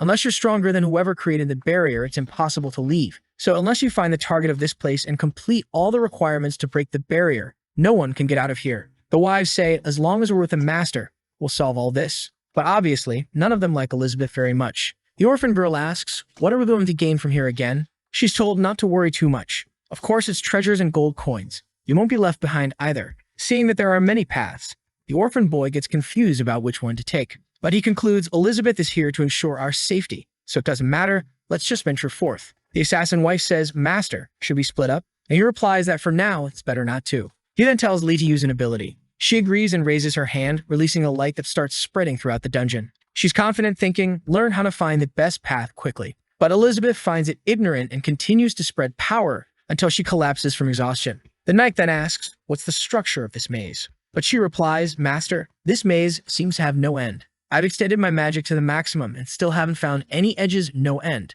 I don't know where this ends. Everyone thinks it's impossible. Her magic extension goes up to 3 kilometers. The elf says, what if I use my spiritual divination? It's not great because the accuracy is 34%. The assassin interrupts, I suggest we split up and work in groups. I can use my clone technique to help everyone. Lai Ping asks Elizabeth, do you know how to get out of here? She replies, of course, this maze is just an illusion, but this bunch of ignoramuses will never get out of here. Lai Ping tells her, hey, then why don't you help them? We need to repay the favor of that guy as soon as possible. Elizabeth says she's changed her mind. She doesn't want to help anymore and just wants to see everyone die. Suddenly, the orphan girl with glasses points her finger. If we go through the 3rd cave, we'll reach our destination. Elizabeth looks at her strangely. Our hero asks, how do you know? The girl replies that was just a guess. I just felt that there's a special magic coming from that direction. The mage wife gets angry and retorts, stop talking nonsense. I didn't sense any magic from there that you're talking about. A weakling like you shouldn't be making these random comments. The meek girl apologizes. The wife then says, even though I haven't explored everything, I'm sure the last passage is the one with the fewest monsters. Let's go that way. The knight asks everyone, what do you think? The assassin says she prefers to still split into smaller groups. And the other one says, I prefer that we listen to Glee. Even if we go to the wrong place, at least we'll stay together. The machine then asks the knight, please master, trust me. The knight then says, we'll stick together and go to the last cave. At this point, the orphan girl says, no, you can go anywhere but the last cave. She then summons her rabbit puppet and sends it in that direction. As soon as it reaches the mouth of the cave, it closes with its teeth and crushes the puppet. Our hero is curious. What was that? Ah, Elizabeth says it's just a parasite beast. We usually find this inside giant monsters. The assassin stares at the mage and asks, "Didn't you say there would be fewer monsters there?" The people in the knight's group are all confused and lost. Elizabeth then says, "Let them suffer alone. Let's go." Lai Ping tells her, "It would be better if you could lead the way then." She just starts walking. The girl with glasses says she's not sure if that's really the right way. The assassin looks at the knight and says, "Master, should I use a clone to follow them and gather information?" The knight replies, she just saw the horror of that killer worm. She wouldn't be able to make such a choice calmly without being confident. It seems Elizabeth's background isn't as simple as it seems. We'll follow them. And with that, everyone enters the same cave. And inside, there seems to be a lizard with a golden eye. In the next scene, we see the sneaky horse killing a bunch of creatures. He asks the wives if they're managing, but the poor things are having difficulties. It's not easy. While our kid is hiding behind the bulky one there, he asks, "Is Elizabeth safe?" She says his acting is ridiculous. The little magic-like thing says, "It's all your fault. Look at the path you made us take. It's full of monsters." Elizabeth, who took the potion of deliciousness because she's getting thicker with each chapter, says, "The more magic in a place, the more creatures. That's basic, didn't you know?" The little magic thing says she knew. She's just angry because Elizabeth's just standing there doing nothing. Elizabeth says she's standing there because the little magic thing said she can handle everything, so handle it. The night horse says, "Glee, calm down." Looks at Elizabeth and says it's an honor to escort her. Now the mage is even angrier. "This cursed one is embarrassing me and even seduced my master." Then the archer asks, "Master, why don't we rest a bit? The battle was very long." However, Elizabeth says, "No one here will rest. This queen doesn't have time to waste with you." The assassin wife says, "If you're so good, why don't you continue alone then?" Obviously, everyone agrees with that. The horse says, "Miss Elizabeth, please listen to me. It's better if everyone rests and stays together in this place. Let's at least drink some elven potions to recover our stats." Lai Ping gets curious. Elven potion? Elizabeth stares at him and asks, "What, you want to drink this?" He replies, "I've never drunk it. I wanted to try, you know. I don't know what it tastes like. Maybe it will inspire me to create different things." Elizabeth thinks this damn kid is so used to eating good stuff that now he wants to eat garbage, but okay. Around the campfire, the little magic thing is saying, "Wow, this elven potion is so good." The buff one next to her says it's good indeed, but she's more concerned about how long it will take to find the treasure. Gilia, who is the elven wife, says, "This one is my special potion already going towards Elizabeth. You can increase any kind of status just by drinking it. If you're so powerful, you don't even need it, do you?" The knight tells her, "Gilia, don't be so rude to her." She apologizes there and throws a little potion. The queen takes it without caring much and throws it into our protagonist's hand. He asks, Elizabeth, don't you want it? I'll drink it then." Already drank it all. However, our kid immediately throws up, "Damn, the taste of grass is so strong in this. You can't drink this. Do you want it for yourself, Annie?" Annie says, "Sorry, Lai Ping, I haven't used much magical power, so I don't need it." Obviously, Gilia didn't like that and says it was a waste to give such a good potion to idiots like you. Elizabeth then throws it on the ground saying, "All right then, I'll spend this on you." Now Finna got angry, shouting, "Wait, what did you do with my potion?" Elizabeth is very calm, staring and says, "What do you think I did?" Lai Ping goes to the backpack and says, "Calm down and no fighting, guys. I have something for everyone. Let me find it." Hold on. He then shows some bananas and says, "I've been wanting to share these with you since then. Finally, I have the chance. Here you go." Already giving it to the knight. Everyone takes it, sort of thanking, and he hands an apple to Annie. She gets all emotional receiving something. Lai Ping gets scared. "Why are you crying, Annie? It's just an apple." Annie asks if she can take it home. The orphanage folks haven't had fresh fruit for a long time. Lai Ping says he understands, of course. He then goes to get more so she can take it back for everyone to eat. But Glee and Gilia throw away and squash the banana, saying that doesn't compare to an elven potion. The knight says he'll only eat it to fill his stomach. When they find the treasure, he'll buy something tastier. The strong and the assassin decide to take a bite with him. The assassin seems to be a professional at handling bananas because she was drooling and salivating before biting. Trying to melt the banana in your mouth. At that moment, the three feel something, and they end up in a sort of tropical paradise with a parrot there saying, "Banana." In front of them, what seems to be some crickets singing say, "Let's dance. Let's dance samba." Dance a samba to remove any fatigue and frustration. They start dancing there,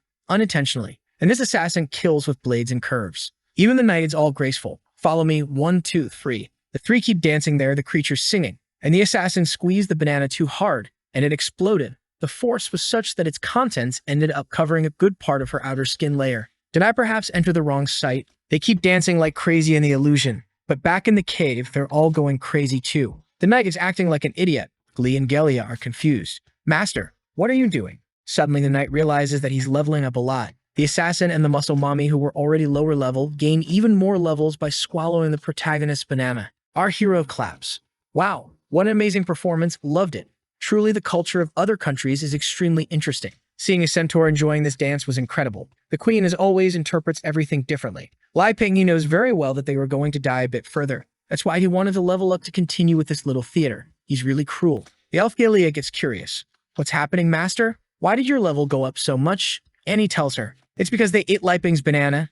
Yahello looks angrily to the side. What nonsense are you talking about? As if these bananas were bathed in holy water? But the muscle mommy says, Yahello, you have no idea. This banana made me advance straight to a demonic 2-star level. The assassin is confused too. After she drooled and smeared the banana, she advanced straight to the realm of demonic sovereignty. Was there some enchantment in it? Even the knight is confused. I was already strong, but this made me advance 3 stages directly. It's unbelievable. He looks at our kid and asks, Lai Ping, what's the origin of this banana? He's confused. I don't know. The knight says, what's the problem? You can't tell. Lai Ping says, I don't know what to say. It's just a regular banana. There's nothing special about it. The knight says, I can tell it's a hybrid harvest. Lai Ping explains, yes, it's a hybrid harvest. The process is all natural and organic. It's time for 2 more gluttons to eat Lai Ping's banana. They go slowly. However, just as the 2 are about to touch lips, the banana rots in her hand. The elf says, ew, this is rotten. What is this? Annie says, it's because of synchronization. Elizabeth says, girl with glasses, you know quite a lot, huh? Anne responds, saying that Elizabeth is very kind, that she only learned from books. The knight asks, synchronization, or what do you mean by that? Anne explains to him, I read in a book that some special items and treasures need certain special conditions to provide the effect. Perhaps Lai Ping's banana had to be eaten by 3 people at the same time to produce the effect. Glee points to Elizabeth and says, stop pretending, can't you see she's eating alone there? Anne apologizes, she can't understand properly. But she's thinking, the condition of a treasure can sometimes be ignored if the person using it is much stronger than it. Elizabeth stares at her and says, don't look at me with those eyes. Anne apologizes, but her eyes are a little red. What's that? Angry, Yahello says. Oh, maybe it's because of the accumulation of my elven potion that produced this effect, that's it. The knight then asks Lai Ping for another fruit, and Yahello is angry, stop believing in this nonsense, master. But our protagonist is happy. For him, who has been cultivating for so long, sharing the fruits is the greatest pleasure. But not in Elizabeth's case, who already snatches everything from his hand saying, no, I'll eat this later. Already throwing it over her shoulder, let's go. You've already rested and the journey has to end. Lai Ping feels embarrassed and apologizes, saying he'll give them more when he has the chance. The knight then tells the 2 to go ahead. He'll catch up with them later with the wives. Lai Ping says, hey, don't you want to come along? But Elizabeth interrupts, saying, let's go already, Lai Ping. Lai Ping then says to everyone, see you later, bye. The drooling and greedy assassin has a wicked little plan. Master, should we steal that backpack from them? The muscle mummy also says maybe they have something even better hidden there. Look at the greedy knight also enjoying the big banana, saying, no rush. It's not the right time yet. Looking at Elizabeth, he thinks the way she carries that treasure shows she doesn't care about it. Someone from a remote tribe wouldn't act like that. He licks his lips thinking. Recently, one of the 4 major powers in the kingdom is offering a reward for information about the lost princess. Maybe she's right in front of me. Brothers, I thought he was just going to take the information and sell it, but his plan is to make her his woman. Oh, my warrior, he wants to climb the ranks of the aristocratic empire in this way and gain even more of these delicious fruits. Friend, give up, man. But taking something from his back, he says, I'm going to use this to completely conquer you, laughing like a psychopath. The 4 wives are in love, saying there's an incredible pheromone emanating from the master. Maybe they need to satisfy him even more. Look how Manani he has some item to have so many women. But in the background, the labyrinth has a bunch of eyes staring down the path, and the leader of the Shadow Wolves is watching when he sees our people coming and runs away. Lai Ping asks the Queen, Elizabeth, this labyrinth is getting darker and darker. Is the exit really here? Elizabeth says, I've already explained to you, the labyrinth is just an appearance. We're already getting there. We then see something coming from the sky, taking a peek at them. Anne warns Lai Ping something is getting close. Suddenly, a beam of light comes out and something happens. Lai Ping is there coughing. When they look ahead, the knight appears saying, oh, sorry for making you wait. The wives seem to be all under some kind of spell, all sweaty and red. He comes all seductive, saying, I was a little late. Forgive me, Miss Elizabeth. Can I serve you for the rest of my life? You can even sit on my back if you want. She just interrupts him, saying, get out of my way. You're not even qualified to be my mount. Elf Yahello gets angry. You're arrogant, shameless woman. How do you treat mine? Head cut off from one moment to the next, the elf died. Everyone's pupils shrink in shock. Some rocks start falling from the ceiling. When they look up, there are some insects coming down. Lai Ping asks, what's this? From the sky, what's coming is a dragonfly with Yahello's head already being swallowed. The creature stomps on the wall, then goes to bite Elizabeth, who just looks, and the creature explodes in front of her. Anne is crying scared. Ping takes the opportunity to run and cling to the voluptuous queen. You devil, look where he's going with his face, saying it's a matter of life and death. Elizabeth, what are we going to do now? Elizabeth takes a little look and thinks, is he trying to test human nature? Letting the selfish and arrogant ones die first by destroying themselves. Apparently that's it. The dragon fleas are flying back and forth. The muscle mummy grabs the carriage as Defense and Glee conjures a protection spell.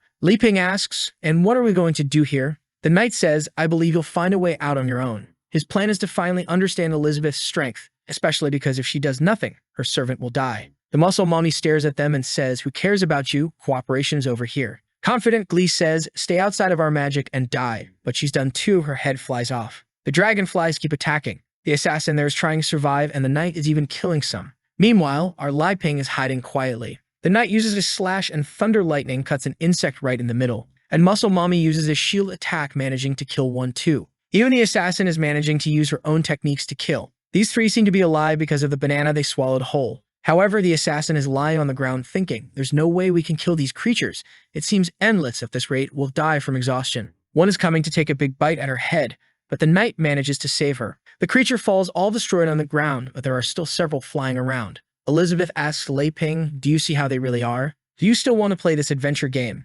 Ping shows that he is innocent but not a fool. He tells her, forget it. It's time to go separate ways. Thinking this world outside is truly unpredictable. Maybe staying on my farm in the village is the best thing to do. Elizabeth smiles. Look how he acts. First, he made them suffer. Then he determined if they had any value to deserve to be saved. And now this is the third step, abandoning them here. She looks at him and says, get ready to leave. He's confused. Leave? Have we arrived already? She says it's just ahead, and they start going. Then a creature comes to attack them. But Anne takes a look, and her little bear comes out punching and explodes the creature. Suddenly, her little bear turns back into just a bunny. And she's confused. Hey, what happened?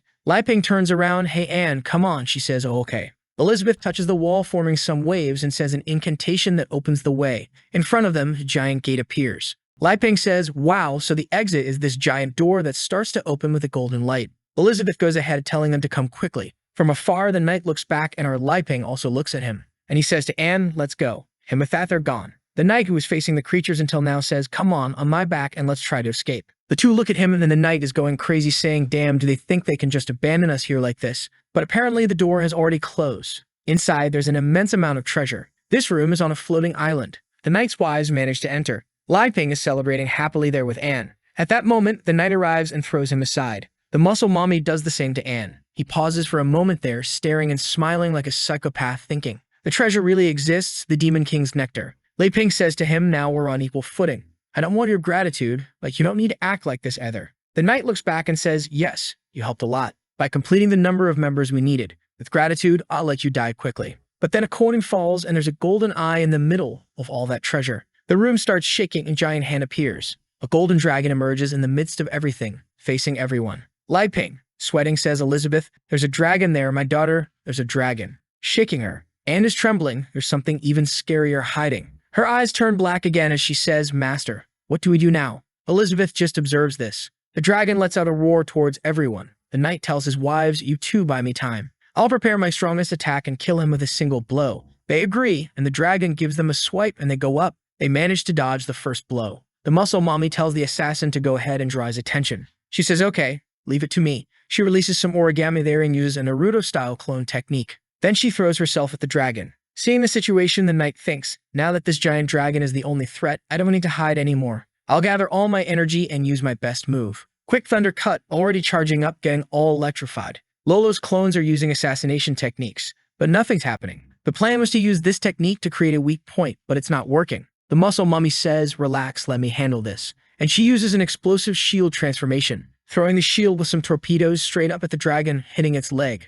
She feels confident seeing it hit, thinking it worked. But the big dragon is just staring at her, intact. It raises its paw, she's confused, and then it crushes her. When it raises its paw, there's just her remains all crushed there. The assassin says, Sister Gaksha, what happened? She uses the Shout 1,000 Clones technique, and darn it, to be happy, I only needed 2 of these 1,000 in my room. She's confident that even if she can't cause damage, she can distract him. However, the dragon takes a look, flaps its wings, gathers all the coins, creating a sort of golden whirlpool. Her clones are all destroyed, and the tornado starts shooting the coins like bullets in every direction. The coins are flying, almost hitting our guide, but they're not hitting. Elizabeth looks at him and says, "Are you so calm? But that's expected of you, isn't it?" Li Ping is thinking, "Darn it, I almost died." The dragon keeps spinning. At that moment, Anne takes a look and activates the dollhouse invocation. But what appears is a giant bear in front of them. Now it's protecting them from the bullets. The assassin tells her clones to protect the master so he doesn't stop the conjuration.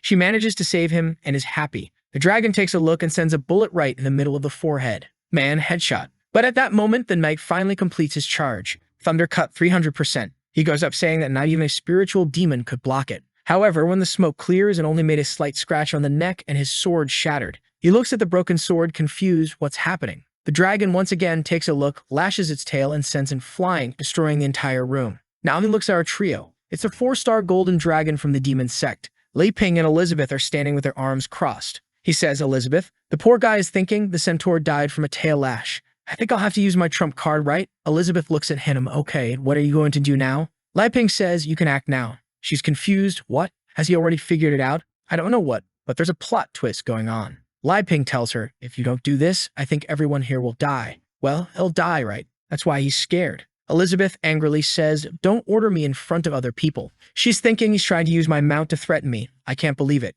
While Anne is saying the real terror hasn't started yet. I don't think we're getting out of here. At that moment, Elizabeth puts her hand on her head and says, "Jinju's bloodline. Show me what this kind of magic is about." Anne's eyes activate that effect, and some memories start appearing to her from the orphanage. From when she had dinner with the children to a day when she was sleeping, and when she opened her eyes, the woman was staring at her with a sinister smile. Next scene, those evil creatures went to the orphanage to attack everyone. She was about to be captured when suddenly the bear appeared on her back and all the creatures were killed. Unfortunately, the orphanage people had already moved on to the next life. Elizabeth realizes that Anne suppressed these memories with her own power. She extracts some energy from inside her head, saying it's foolishness. Poor Anne falls to the ground, saying it's all her fault that she killed her brothers and sisters. She wants to apologize. Elizabeth is cruel. She looks to the side and says, "You are a disgrace to Jinju's bloodline. If you want to escape the prison of regrets, stand up and fight for me." Anne gets serious. Even though she's crying, she gets up, saying that at least this time she wants to save her brother Li Ping. Suddenly, she starts floating in the sky, forming a purple energy. Li Ping doesn't understand what's happening, but then she opens her arms and summons puppets. An eagle, a rabbit, a panda, and a snake appear. The dragon comes to claw at everything, but its paw plunges right into the panda's belly, which expands. And when it returns to normal, it's holding the dragon's paw. At that moment, the rabbit is already attacking, beating him up and breaking his neck. Li Ping asks, "Elizabeth, what did you do to Anne? Why did she change so much?" Elizabeth says she didn't do anything special, just made her accept reality. The rabbit is going up and Annie is now motivated. Smoke rises, and when everything clears, the little bunny is also clinging to the dragon's paw. Now the two are holding him. The snake then comes and starts wrapping around the dragon, crushing it. The dragon once again flaps his wings to summon that golden tornado. However, this time the eagle cancels out his tornado with hers. Li Ping, impressed, asks Elizabeth, "What's this Jinju bloodline thing about?" But suddenly he's pulled and thrown to the ground. They took a light cut. The knight appears almost dead. But he stole the fruit backpack and is saying, "Ah, now." Elizabeth looks, this trash isn't dead yet." Li Ping is shouting in the background, "Hey, give me my backpack back." He with a psychopathic look says, "Now your trump card is in my hand. All these kingdom fruits are mine. Eat the pineapple, eat the orange, eat the grape." Li Ping is confused. "What are you doing, man? Don't you think it's too late to eat now?" However, he swallows everything and starts emanating an aura, saying it's coming. His body begins to mutate, tremble and rolling. He goes crazy, getting mega muscular, saying he's feeling unprecedented power, and now his level is with a question mark. Staring at his own hand, he thinks, "Finally, with this power, I'm no longer afraid of those old men from the Holy Sword Guild." But the dragon seems to get angry and breathes a golden dragon breath in his direction. When it's about to hit, he disappears and is already next to his head, saying, "Stop bothering me." He uses a thunder kick that makes the dragon stumble and fall to the ground. The centaur then descends and goes right to the middle of the altar to get the so-called Demon King's chalice. Looking at it, he thinks, "If I add this, I can't imagine how strong I'll become." Without hesitation, he swallows it, and his pupils turn red. He once again begins to transform, wings sprouting from his back, and he enters demon form. He says that this sweet demon king's wine is very good. It's gradually understanding everything. Anne is there in front, and Li Ping says, "That guy is getting weirder and weirder. Elizabeth, do something, my daughter." Anne tells him not to worry, she won't let him get near brother Li Ping. She conjures a marionette spell, but the knight has already pierced her chest. Holding her in the air, he says, "First, I'll eliminate you, who are a threat." Li Ping is terrified. The centaur throws Anne on the ground, coming towards them, saying that the next one is him.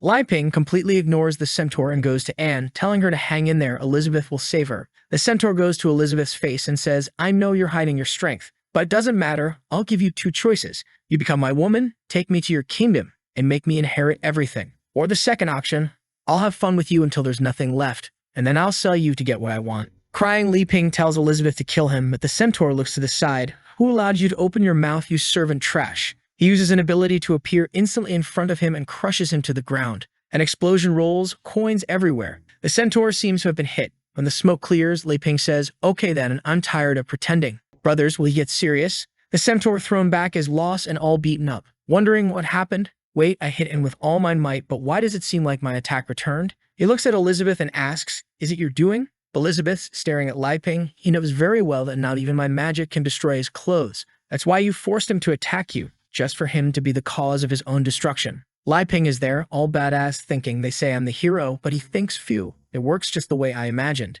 As long as I give Elizabeth a lot of delicious food, she will protect me whenever I need it. As long as I'm useful to her, she won't let me die. No matter how dangerous the situation is, wanting to kill me is the same as wanting to leave her without food. There's no way our boy finds out he's too strong. The work ends on the spot, man. He's going to become a Saitama 2.0. The centaur says, truly unsettling. You're quite proud, but I only use half of my strength. Woman, you rejected a centaur as powerful as me. You could have had fun, but chose to reject me. Then he charges. So this is your choice then. Elizabeth remains calm. Midway as the centaur speaks, I want to see you reflect my next attack. Something's already coming from his left, hitting him hard, slamming him to the ground. Elizabeth looks to the side and asks, finally awake. The centaur is completely shattered on the ground and nothing left of the guy. From the shadows of that place, a golden dragon begins to appear. The centaur realizes that there is the true form of the dragon. What he killed was nothing more than some crumbs of power. He reabsorbs his old dragon body and Elizabeth says, using your tail to pet, I used to play with you like that too. It's the true void dragon, a golden dragon queen from the demon king's realm of the star.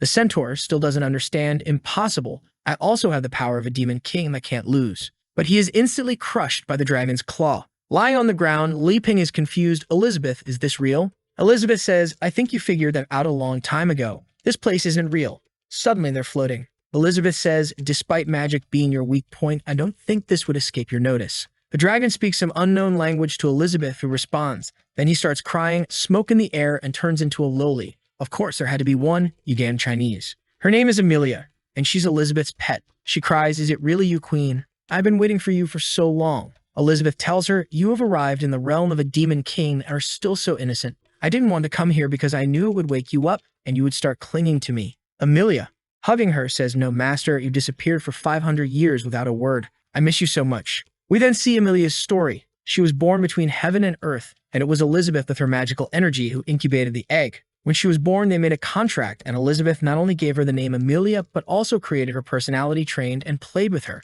That's why Amelia has a sacred oath to serve her forever. When she grew up, she became Elizabeth's mount, carrying her around the world to face cruel creatures. This is because, to end the wars, Elizabeth decided to dominate the world. Amelia was happy to see her mistress achieve world domination, but she smiled less and less. Amelia knew the stronger Elizabeth became, the less she could help. And one day, out of nowhere, she decided to pull out the sacred sword and disappeared. At the race meeting, Elizabeth's absence is causing problems. Even all the reputation she had is now not serving much. The amount of crime continues to increase. The orc minister says that this is the case in their tribe too. Several are announcing separation as the only thing that unified everyone was the fear of the queen. The dwarf minister says that maybe it's good for everyone to return to their homelands and take care of the regions until the queen returns. Twyla, who is the minister of the elves, asks Jin, who is the minister of the demons, where's Elizabeth? You are the closest person to her. Was she defeated by the legendary hero? Jin says it's impossible. He has seen her terrifying power. There's no one in this world who can beat that. Everyone there can do as they please.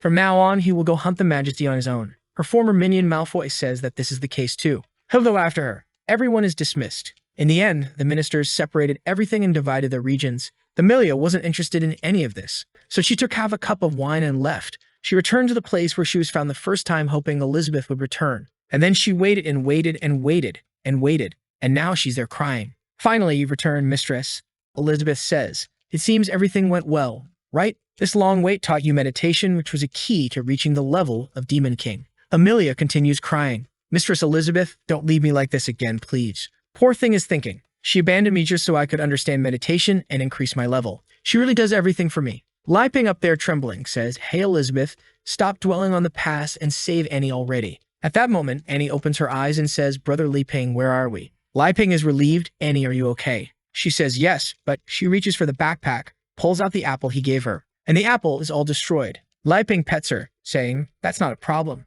Relax. Seeing the situation, Elizabeth thinks. From the beginning, he had already made this plan. The scenario was already set when he gave the bananas. Amelia is all cute, rubbing against Elizabeth, but she gets mad when she realizes the queen keeps looking at Li Ping. So she asks, Mistress, who's that guy over there, huh? Elizabeth says, him, he's the hero of legends. I stayed at his house while I was away. Amelia gets even angrier. Hey, you! While she thinks, the hero of legends? Did he kidnap my mistress for 500 years?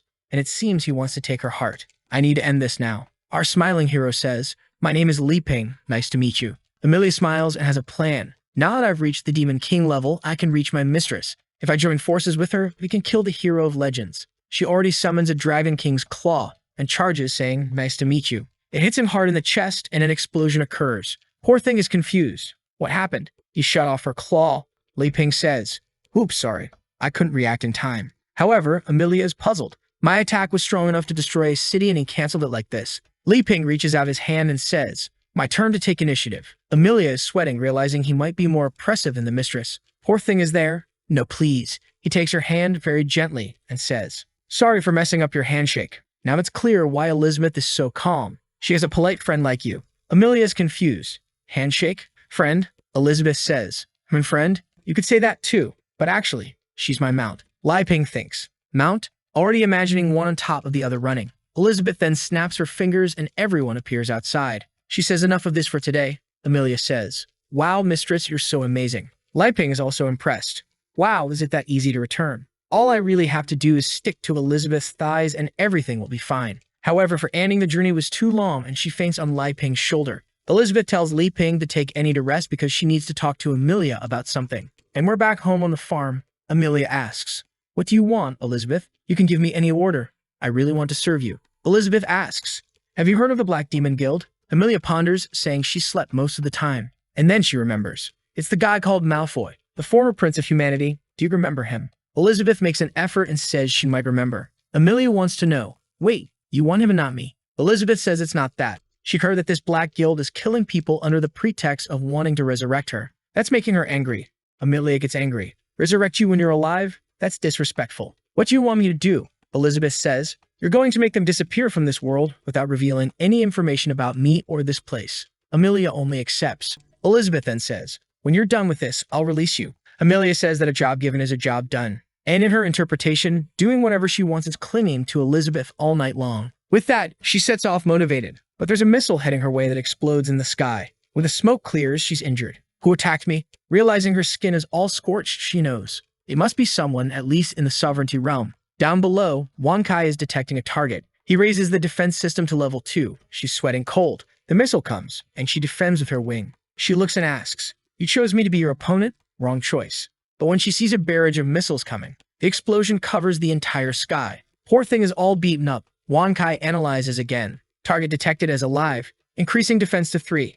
At that moment, Elizabeth shouts, stupid dog. She's my person. Let her go. The little dog is trembling. Okay, I'll put her on the whitelist. Poor Amelia leaves thinking, damn place, it's terrifying. I want to get out of here. Inside the house, our hero is cutting oranges, making a delicious juice for Anne. He goes to her and says, if you're feeling unwell, you can have this. She thanks him, takes a sip, and her entire cells begin to restore. Every bit of the fruit contains a huge amount of magical power. She's amazed. Is this sensation some kind of advanced divine magic? She reaches a clear state of mind and remembers the orphanage fair like a monster saying, I am you and you are me. Stop suppressing your true self. Anne is crying there, lost, while Li Ping falls on the couch saying, indeed, a home sofa is the most comfortable. At that moment, Elizabeth enters, passes by her and says, looks like you finally remembered everything, huh? You know your Jin clan ancestors always swore loyalty to me. If your bloodline woke up, the power of the oath also awakens. At that moment, Anne can see Elizabeth giant with her in the palm of her hand.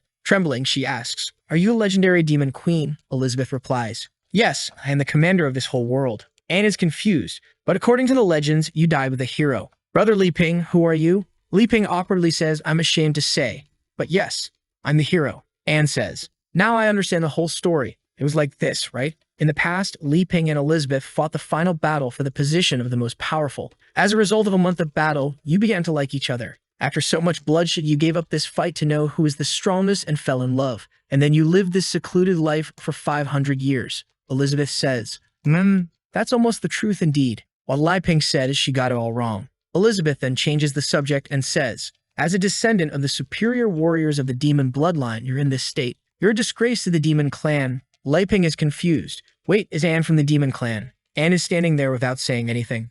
Elizabeth says, it was 600 years ago, right? A child named Jin awakened the demon lineage. When his eyes shone red, his ability power and magical power increased greatly. However, as his power grew, he became more and more violent. Only death could satisfy him. In just a few years, he left the northern territories in chaos. Hundreds of my elite warriors were destroyed by him. His ambition grew so much that he came to the castle to challenge me. Obviously, he was easily defeated, and then she sealed his violent side. And with a loyalty oath, he has been serving her for generations. Trembling, Anne says, I didn't know any of this. My first memory, I was living in the church orphanage. The nun and the brothers were all my family. Elizabeth tells the truth. We killed everyone in the orphanage when you went mad. You couldn't accept reality, so that's why you kept thinking you were waiting for the nun to come back. Elizabeth thinks, with the power Jin has, he could have dominated the world in this time that I've been away. What's going on in that place? Anne is freaking out, saying, no, I didn't do this to my brothers. Li Ping says, Elizabeth, we met her brothers at the market, didn't we? Elizabeth says enough of that. She opens a visualization portal and says, let's expose the truth and see what these brothers of yours really are. When they look, they're all dolls. In Anne's interpretation, she really saw them as people. But clearly, that wasn't the case. Elizabeth closes the portal and says, do you understand? You're using your magic to sustain this bunch of dolls. That's why you're stuck at the mage level. Li Ping is confused, not believing it either. Elizabeth is cruel and relentless. To get rid of the Black Apostles, you activated your bloodline. However, you went mad and killed everyone. That's the truth you want to avoid. Anne starts going berserk Dragon Ball Z style with a purple aura. To stop this, Elizabeth flicks her forehead and she faints. Li Ping picks her up and Elizabeth says, I know you want to help her, but when she wakes up, if she triggers her lineage again, she'll destroy the whole city. But Li Ping says it's okay. They'll try to handle it. Back at the church, Anne is waking up. She gets out of bed and apologizes for being a nuisance again. Li Ping says it's no big deal. They used Elizabeth's teleportation. But how is she feeling now? Anne starts crying again, saying she can't believe she caused all those deaths. Li Ping says that's not the case. She was trying to protect everyone. She's not a murderer. However, Anne doesn't accept that. She says it's all her fault for losing control. But our hero says it's their fault for attacking and forcing you to lose control. So stop blaming yourself. Plus, there are still missing materials here. But she keeps crying, saying that the fact doesn't change. Li Ping interrupts her, explaining, when you made the dolls, the details were good. But you were so afraid of the cotton coming out that you made excessive knots. Because of the lack of quality, the dolls lost their spirits. But it's okay. I'll help you remake them. And he starts dismantling everything. However, Anne doesn't like seeing him destroying her brothers and starts going berserk. At that moment, Li Ping literally drops a line from Shakespeare. Do not wander under the tree, do not question under the rain, and do not cry in the darkness. Anne then wakes up in the middle of a lake confused. In the sky, a giant golden hand comes, and Li Ping finishes the sentence. Look forward and never back. As long as you have the courage to face it and keep your head up, you will realize that this mist was nothing but a little rain. The skies shine and Li Ping picks her up in his palm. At that moment, he made a doll that's an angelic child and says, this is the doll Ira made for you, Anne. Its name is Rafal, the angelic doll. He hopes that will help her heal. Anne takes his hand, saying she's sure. It's the same feeling. These are her brothers. She sees all of them around Li Ping, who tells her not to worry anymore. And then they disappear, saying goodbye. Anne then once again breaks down in tears, saying she will protect the church. And our boy tells her that the sky is clear. He sighs. Phew, thank goodness I studied psychotherapy in those system books.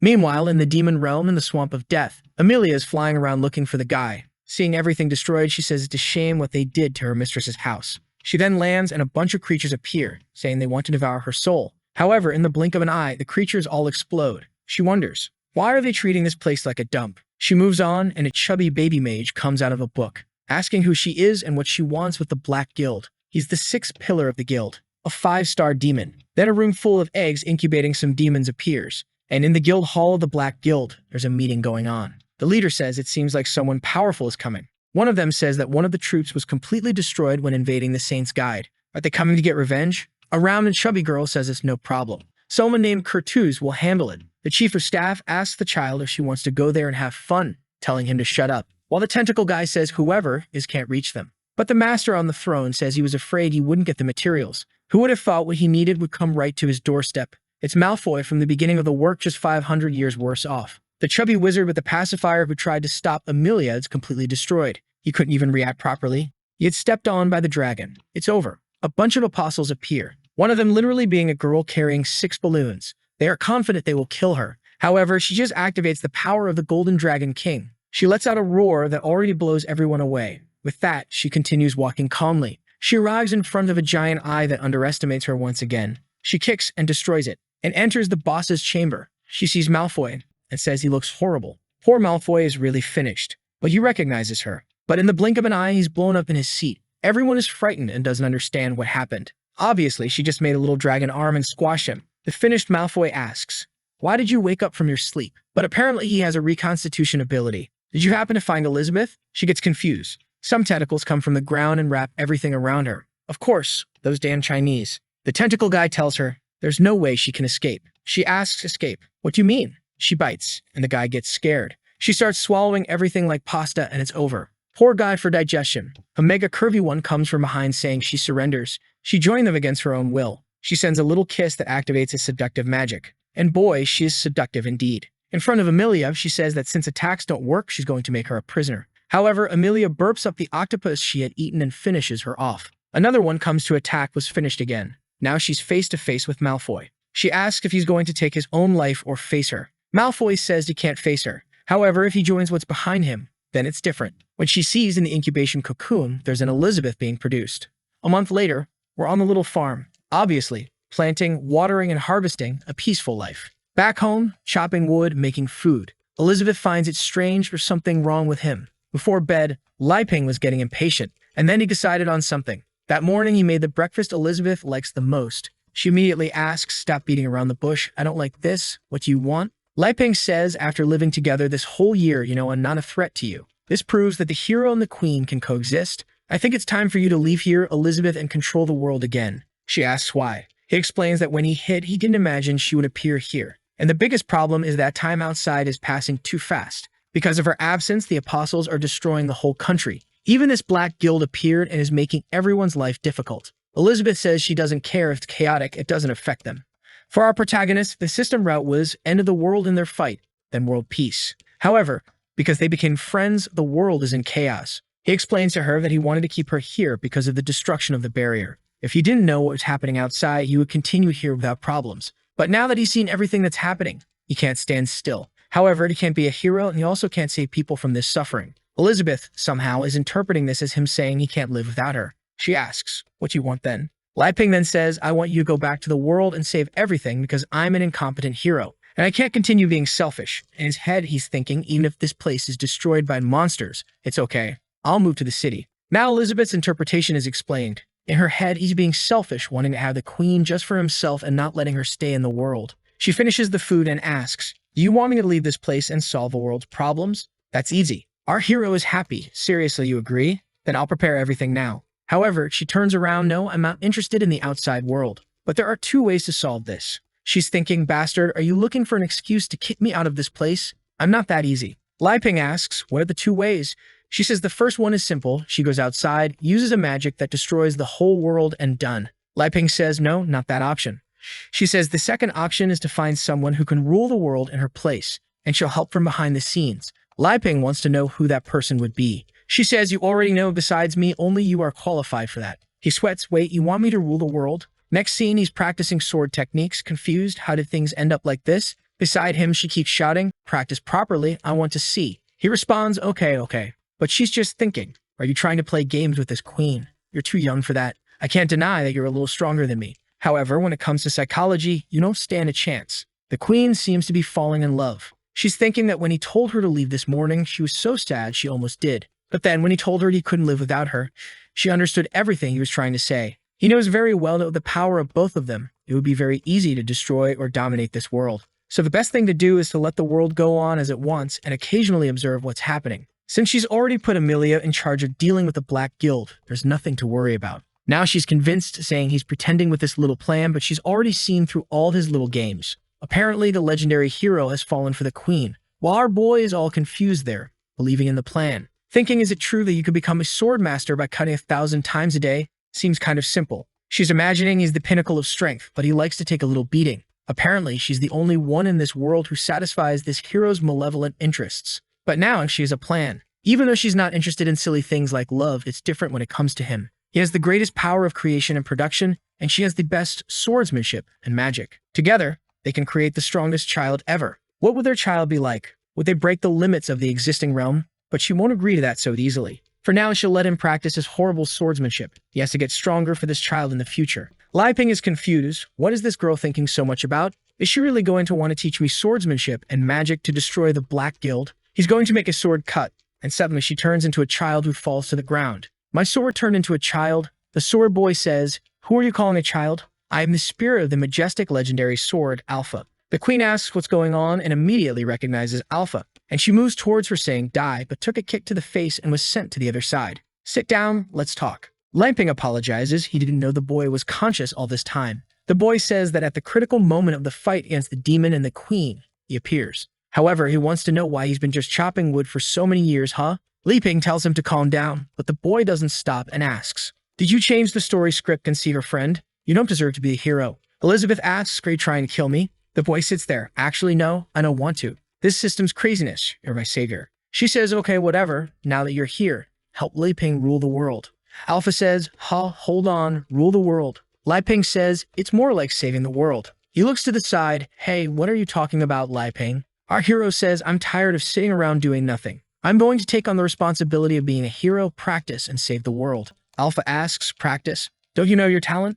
Thinking you practiced with me 100 times and gained enough experience to fight a demon king. And he even awakened me. It doesn't make any sense." The work explains that when he was cutting down trees, they were the ones gaining experience. Li Ping looks at Alpha and says, "I know I don't have much talent, but with you and Elizabeth, I think I can." Alpha is about to say something. "What are you talking about, dude? You are." But Elizabeth casts a spell and seals his mouth. She then tells Li Ping to stay there while she has to talk to this little boy. She grabs him with her demonic hand and takes him behind the tree. Smoke rises and he comes back all beaten up. He then looks at Li Ping and says, "All right, I'll cooperate with you, brother." Elizabeth says, "Enough with the delaying. Let's start this already." The city is bustling with the blondie looking for members for the guild, and the chick selling roasted chicken, a criminal. And our boy is there too. This is the city of Titano, which is under the influence of the Holy Sword Guild. Elizabeth tells Li Ping that her magical sense is telling her that something large-scale is going to happen in this city, and maybe it's good for him to take a look and gather information. Li Ping says he understands the first step to ruling the world is gathering intelligence. Alpha says it's nonsense. Going to this place is a waste of time. Elizabeth gives him a stare. "Do you want me to break you in half?" He sticks to Li Ping, "Sorry." Our hero sees a paper on the ground and picks it up.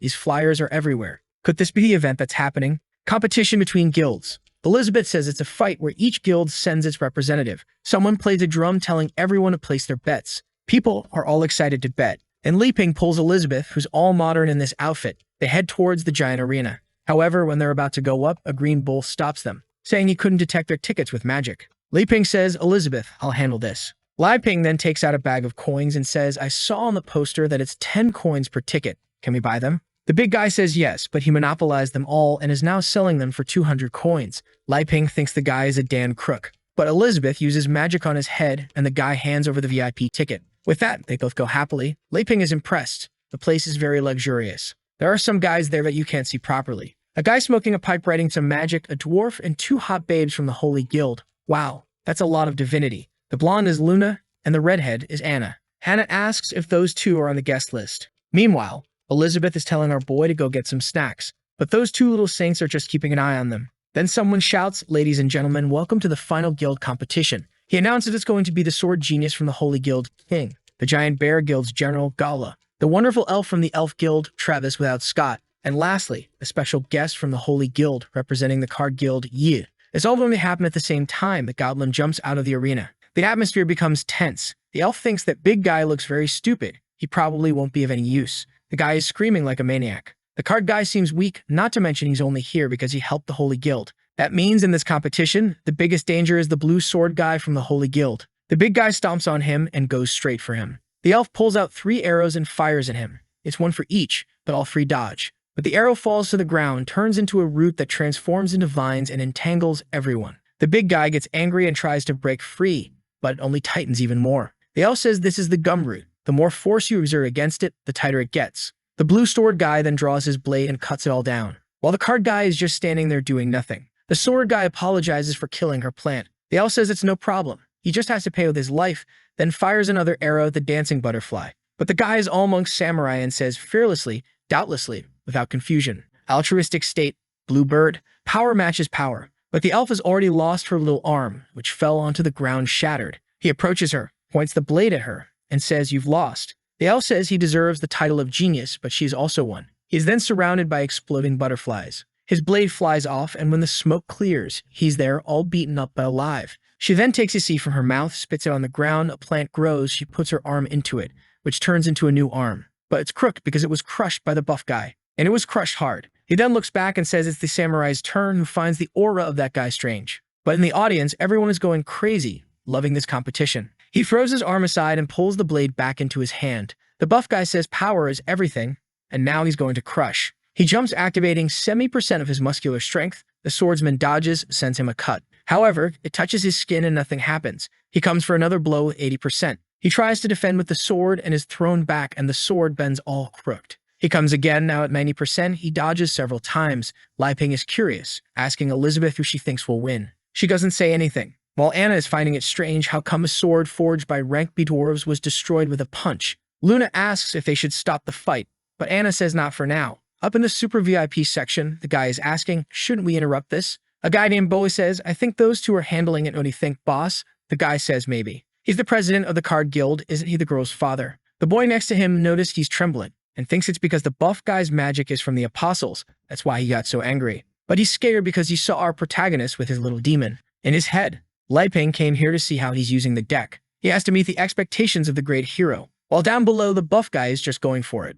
The blue sword can't do anything but run away. The buff guy grabs the ground and uses it like a sheet. The blue blade jumps to dodge, but he's caught in midair and falls to the ground in a ball of stone. The buff guy goes to touch the stone, but suddenly he takes a microcut. When he steps back, it's over, his hand is gone. He is angry, saying he'll kill the blue blade, who repeats the same phrase. Fearless, doubtless, surprised, or confused. Altruistic state. The buff guy thinks of doing something, but is cut from afar and falls to the ground agonizing. The blue blade tells him it's your last chance. The buff guy says he doesn't care, he's not going to play with him. Already remembering that he can use the forbidden drug. But the blue blade warns, if you give up the power given to you by the Black Guild, I will spare your life. However, he breaks a pill in his mouth to reach the realm of Demon King. But before anything happens, his head is separated, and it rolls towards the card guy who's been standing there in the trap all this time, who is actually the little elf girl our protagonist saved. We then see the card guild and her practicing with the decks. As she's been drinking tea with the herbs our boy gave her before she left, she keeps evolving. Her father comes back from a trip and tells her he helped the Holy Guild deal with the apostles, and for that, he received a gift. She thinks it's that pile of apostle remains in the bag, but it was actually the direct qualification invitation for the finals. If she wins, the card guild will be recognized as an official guild. She feels insecure. She can't compete with those geniuses. But he says none of that matters. She has to be more confident. They've evolved a lot. They're not the same as before. When the time comes, I'll give her Lai Ping's deck, and with that, she'll win. Amidst the vines, she's pondering. Even though I have Lai Ping's deck with my current strength, I can only use 6 cards at once. The rest of the battle, I'll have to rely on card replicas, which will significantly weaken the power of my attacks. However, I can't retreat here. Determination is the most important. Reaching for her belt, she grabs the deck card cut, easily freeing herself from the vines. That devilish head seems alive. The blue blade speaks. It was a good strategy to hide and only reveal your power in the end. But you're not an opponent for me, so just admit defeat. She sends some cards his way and he dodges, saying, wow, the guild owes you a favor. I don't want to hurt you. It's the last warning. Everyone is confused, fighting with cards. She then sends a flying sword from poker. The blue blade says, I know these are fake attacks to use something more powerful on me, but I won't give you a chance. Already ready to strike at her. She's scared that he caught on to the plan so quickly. But she takes a step back and steps on a card, sending her flying, and from above, she sends another barrage of cards. But the blue blade jumps and manages to dodge. She sends some circles of cards this time, and once again, he defends himself. But the cards surround the sword and his body, weakening the ki. The blue blade says to her, this is foolishness. If you force me to get serious, you will die. She says she was just trying to buy time to complete a final attack. Raises her hands with a bunch of cards and says release, creating a gigantic dragon of spades. Everyone is now interested. The dwarf is curious to know who made these cards. They have various effects. The foolish Lai Ping in the audience is impressed. Wow, are they fighting with cards? How do they even do that? The blue blade once again activates the altruistic state to the maximum level. Sends a blue bird toward the dragon. The two collide in the middle of the arena, and an explosion occurs. The cards are all destroyed and fall to the ground. She's thinking he's too strong, there's no way to win with just replicas. But she's afraid to use the real deck because she can't control it. The blue blade goes for the kill, blaming her for making him have to give his all. Sends a slash towards the cards and she's already defeated on the ground. He says it's over. She says it's okay, she lost. There's no point in going beyond this. But on the blue blade's back, something is coming towards him and enters his head. His eye turns purple, and he seems to be taken over by the head of that creature that had been severed, which now has taken over his body. The great apostle says the body is very good. How do you use this key sword thing? Already attacking everyone in the city. Luckily, there's a barrier. Otherwise, the public would have died. Li Ping asks Elizabeth what we should do.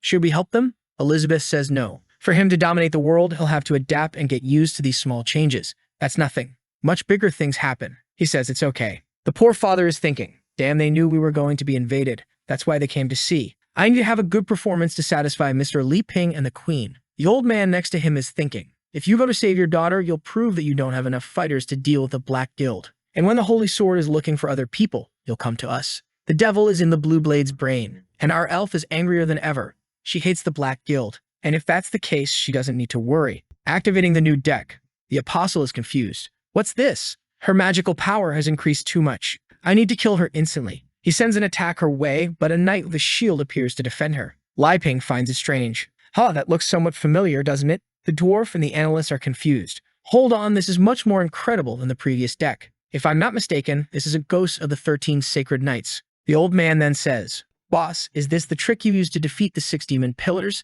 The father says, I used the number 9 before. She's only using 5 now. I just hope it's enough. She sends some cards, telling the creature to let go of that body. But he dodges, wondering, damn, how does she have so much strength in those cards? He jumps to evade, thinking he'll escape. But he hits the shield of a knight, who then sends him to another and another. They bounce the demon around. He manages to use a blade strike to stop in midair. But the shield knight comes from behind and encloses him in a box. She then orders them to crush him. The 4 knights come from each side. Focusing all the pressure on the apostle, who shrinks down. Destroyed, he falls hard to the ground. At that moment, her father looks at the arena and thinks Li Ping and the demon queen will be pleased with this, right? Meanwhile, Li Ping is talking to the queen, saying, wow, is that you, Li Fu? No wonder she looks so familiar. Do you remember them, Elizabeth? It was the father and daughter we helped. But Elizabeth is ignoring Li Ping, glaring at the father, thinking, who let him reveal himself like that? The poor guy is trembling over there. The father greets the two of them, shaking with fear. You two are here? I didn't want to ruin your experience, so that's why I didn't inform you that I'm here watching. Please forgive me.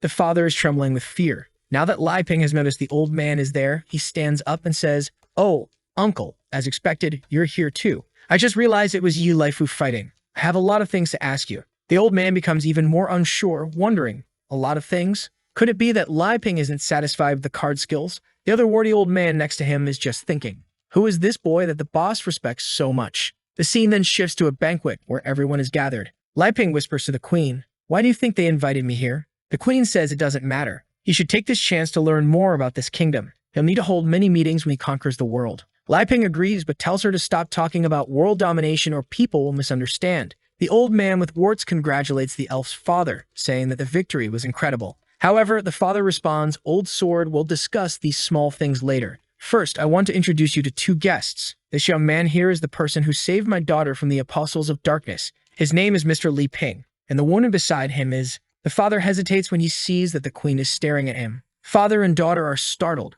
We can't reveal her identity. The old man with the sword asks, why not? The father wants to speak, but it's clear that he has a mark on his neck. If he opens his mouth, he'll die. Li Ping, seeing this, thinks, this father is so kind. He's afraid of exposing Elizabeth's identity to everyone and causing trouble for us. He then goes to Elizabeth and says, hey, Elizabeth, from now on, it's okay if you pretend to be a novice princess. It's better to hide who you really are. She turns and says she doesn't care. Li Ping then says, we're actually from a small nation in the south. I'm a minister there. You could call me Li Ping. This person next to me is the princess. The butler standing nearby says, a princess from the south? My homeland is there, and I've never heard of you. The father ignores what the butler said and says, it was Mr. Li Ping who taught me the card skills. Li Ping responds that he's exaggerating. I don't even have that much talent with cards. I wanted to learn from you.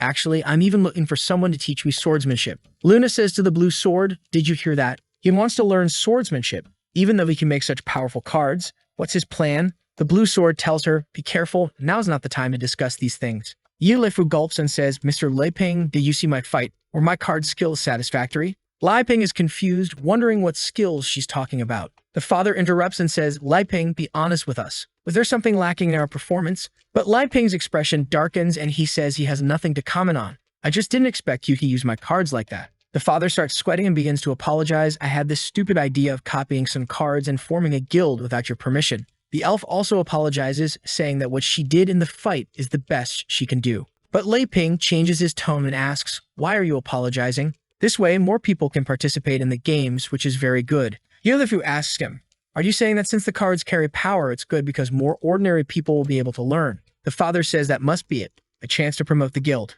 Lai Ping remembers.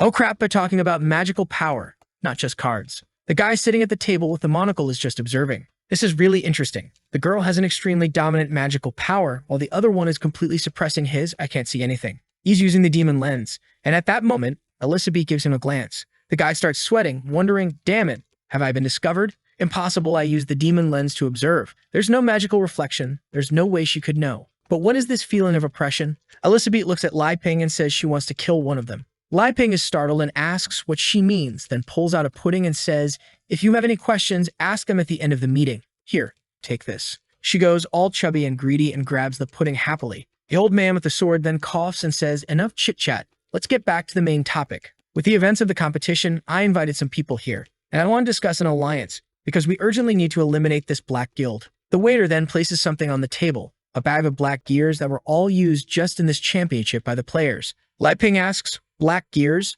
What are those? The father explains that when you accept the power of the Black Guild, they place this gear inside you, which grows along with your power. The drunken dwarf speaks up. 30 gears in the competition? It seems the Black Guild is already well infiltrated. But Luna says that the muscle-bound guy had passed the sword purification test. Could it be that they accept the power after being qualified? Anna, on the other hand, says that maybe the Black Guild has found a way to avoid the purification. But the monocle guy explains that only those with a very low degree of fusion can be detected. That means most of them don't even need to hide anything. Some people, when they accept the gear, lose control and become apostles. In the second case, they manage to resist but have no control. And with that, they become a great apostle. In the last case, if the person manages to accept the gear and fully control the demon king's power, they become a pillar servant for the king. However, regardless of what happens, they are forced to be loyal to the person who gave them the gear. The blue sword asks, so I almost became a black apostle. The monocle guy says it's impossible to know. He was controlled but not integrated. But considering his abilities, if he had truly been controlled, he would have become a pillar of the demon king.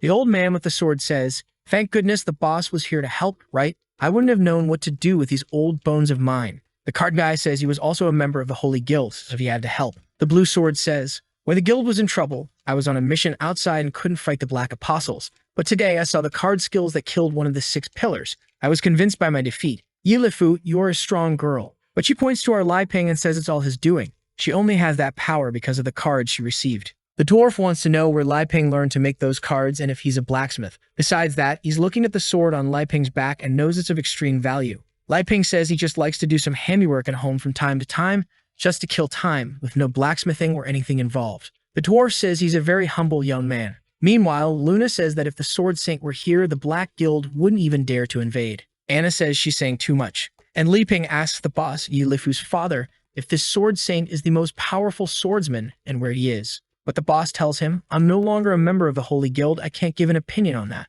The old man with the sword says, it's alright, boss. We can't hide this for much longer. Rumors spread quickly. The dwarf says, so the rumors were true. And the monocle guy explains, after the rebellion of the Holy Sword Guild, not only did their combat power decrease significantly, but even the Sword Saint has gone missing. That's why the Black Guild is taking advantage to attack. The old man with the sword confirms, that's true. The Sword Saint sent some messages about half a year ago. There hasn't been any information about him since. Lai Ping is confused. Rebellion. The saint disappeared. The butler explains, to be precise, he went to apprehend the Axe Elder, who betrayed the guild. However, he hasn't returned yet. The blue sword says that his last mission was to try to find the saint. But when he got there was nothing. Luna asks, if the Sword Saint was more powerful than the guy he went to arrest, how was he defeated? The blue sword says there's no doubt about the Sword Saint's power. However, when he went to the mountain, everything was completely cut down. He has no idea what kind of battle they fought there. Half the region had been turned into flat terrain. The old sword adds, it's because the Axe Elder obtained a supreme magic. All that is known is that it's a giant axe called the Demon's Burial. It has terrifying power and emanates an aura of resentment. The strength it grants to a person allowed the Elder to defeat the Sword Saint. The dwarf says he's seen all the weapons produced in his kingdom of S rank, and there is no such demon burial axe. It appears to be a masterpiece created by the Black Guild itself. Lei Ping looks at Yi Laifu and asks, I still don't understand. Who is this elder, and why did he betray the Holy Guild? The boss explains, in the Holy Guild there is a leader, the Sword Saint. Beneath him, there are 5 assistants who guide the disciples. The Sword Elder, who is the guy there at the table with warts, the Dagger Elder, the Spear Elder, the Shield Elder, and the Axe Elder. However, one day the Axe Elder joined the Black Guild and launched a rebellion within the Holy Guild, killing the Spear and Dagger Elders. The Shield Elder died in a fight against the Black Guild. The Sword Elder says that he is the only one left standing. During the rebellion, many from the guild betrayed them, including his most precious son, Sir Buckthorn Tyrus. Lei Ping asks, Tyrus, is he a centaur who wields a sword?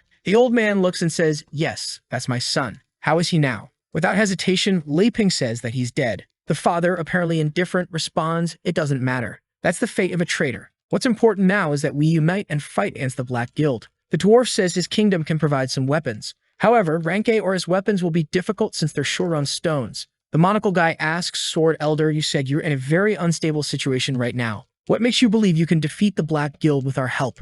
The old sword says, it all depends on the boss. I think he should give up on this card guild and return to being a vice president of the Holy Guild. The boss asks, Elder, you want me to go back to being vice president? I've been away for a long time. I don't think it's right. However, the old sword says, if I say you're qualified, then you are. Cards are now also considered weapons, just like daggers and throwing knives. We can still open a new unit and make Yi Laifu an elder. Yi Laifu now becomes flustered and scared too. Wait, me? I'm not qualified to be an elder of the Holy Guild. But the Sword Elder says, if you agree, boss, the plan will go smoothly and the guild's resources will all be used as you wish. Even I will obey your orders. The butler tells him to consider the option. It will be much easier for him to help the Holy Guild than to try and create a guild from scratch. The boss looks at Lei Ping and asks, what do you think, boy? With the Holy Guild's help, the card skill will spread even faster. Lei Ping is confused. You're asking me, in my homeland there's a saying, it's easier to become an executive in a large company than to try and start your own big company. However, the ambitious always prefer to work on their own business.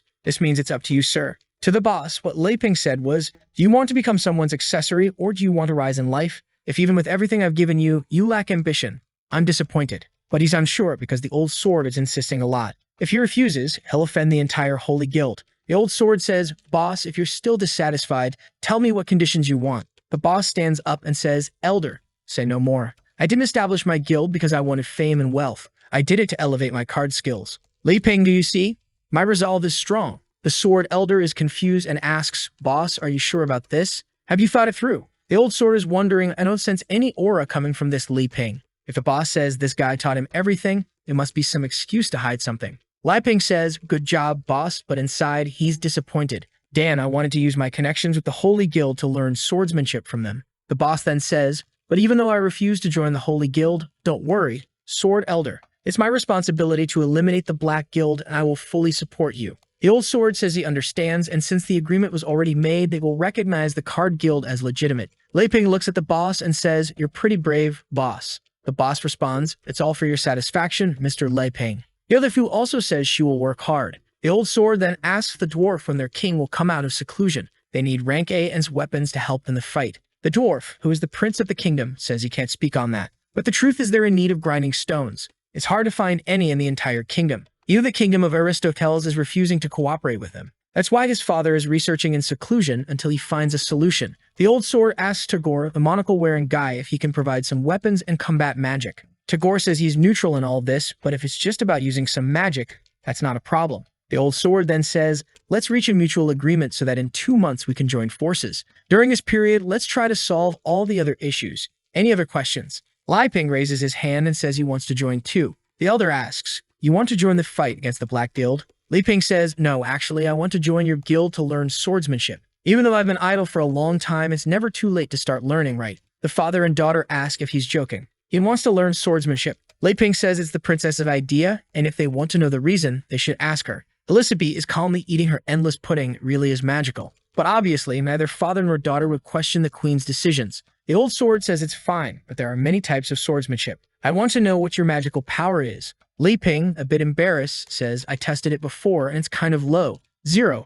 Actually, I'm not good with magic. The butler behind the elder says, if you're not good with magic, you won't be able to use the skills taught by the elder. Lai Ping asks, isn't there something more basic like a sword technique that doesn't require magic? The elder explains that there is, but only one person knows that type of swordsmanship. It's our president, the Sword Saint. If you find her, she'll surely teach you. It seems the Sword Saint is a woman. The boss says, Lai Ping, I think the only person qualified to teach you is the Sword Saint. Poor Li Ping stands there feeling dejected. Nobody wants to help me. They're just sending me off to find this person because they want to avoid me. At that moment, Tagore speaks up. Wait, he starts writing down some things, draws something that begins to float, and says, I recently acquired some sword magic.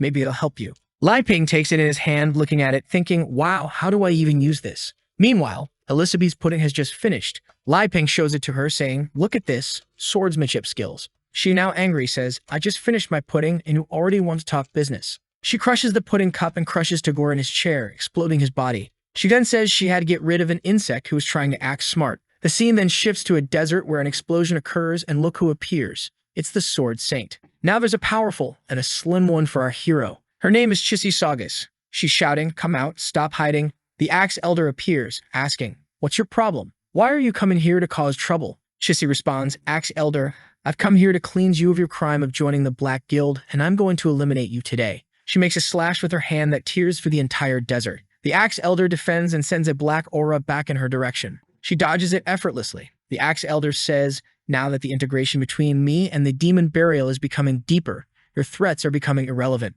Now, I'm going to start hurting you. Chissy warns him, if you keep acting this way, soon you'll be completely controlled by that axe and lose yourself. Wake up. But the bearded man replies, lose myself. So what? After experiencing this supreme power, losing myself in it is a privilege. Everything will be fine, demon burial. Take over my body. An aura begins to flow through his body and the crazy guy draws, what the hell is this? He has a woman's chest. Now speaking in a female voice, he says, resentment, you want to abandon me? I won't let you. The transformation continues and the guy turns into a voluptuous woman from the neck down. Chissy says to him, you idiot, you're now under complete control of that black gear. The Axe Elder, who is now the demon burial, replies, are you talking about this? She grabs the gear and pulls it out, tearing off the ugly face of the elder along with it. And now there she is. Welcome, you're quite a sight for sore eyes. This is the real power-up. Fixing her hair, she says, now that's much better. Chissy declares that she's going to destroy her now. She draws her sword called Phantom, which was made with materials from the Ghost Horse King and forged by the Dwarf King himself. The seductive demoness, who still doesn't have a name, points her massive axe and says, Stinky, come at me. In the next moment, the Sword Saint is behind her. She sends out a mist splash. The whole field explodes, sand rises, and a crater opens up. Chissy says, the Axe Elder is dead. There's no reason for me to show you mercy anymore. It's over. But her sword begins to crack and falls apart. The demoness looks back and says, my body felt a small impact from your strike, but if you're capable of that, I can see you're quite powerful. Got any more tricks? Now Chissy is worried. That sword was practically indestructible and barely managed to hurt her. The demoness says, if you're done, I'll start my warm-up. Be careful now, all right? The demoness literally starts warming up, stretching her legs, extending her arms, while Chissy begins to summon all sorts of weapons, grabbing a scroll, throwing everything up, fusing a spear with a scythe with a dagger. Everything starts exploding. Even her eye now has a pentagram. She invokes space distortion and sends a black light sphere toward the demoness. The demoness, reaching the climax of her transformation, says she's finally getting more flexible. Chissy even threw 2 scrolls to surround her, while the space distortion is approaching. The demoness, still warming up, says she's being underestimated. Chissy says she'll have to use destruction sorcery. She pulls out a hammer and strikes it against the space distortion, with the spear at the tip, the scrolls surrounding it, and sends everything at once toward her. But in 0001 seconds, the demoness smirks, makes a slash, and in another 0001 seconds, the slash begins to cut through everything the Sword Saint had sent, tearing through the entire desert. In 0004 seconds, the slash is already in front of Chissy, and she feels that death is coming and that she's about to be sliced in half. She then invokes the protection of the 7 sword guards, but the strike comes and starts breaking the swords. In 0.05 seconds, she sees she's going to be cut in half again. But unfortunately, this time there's nothing she can do.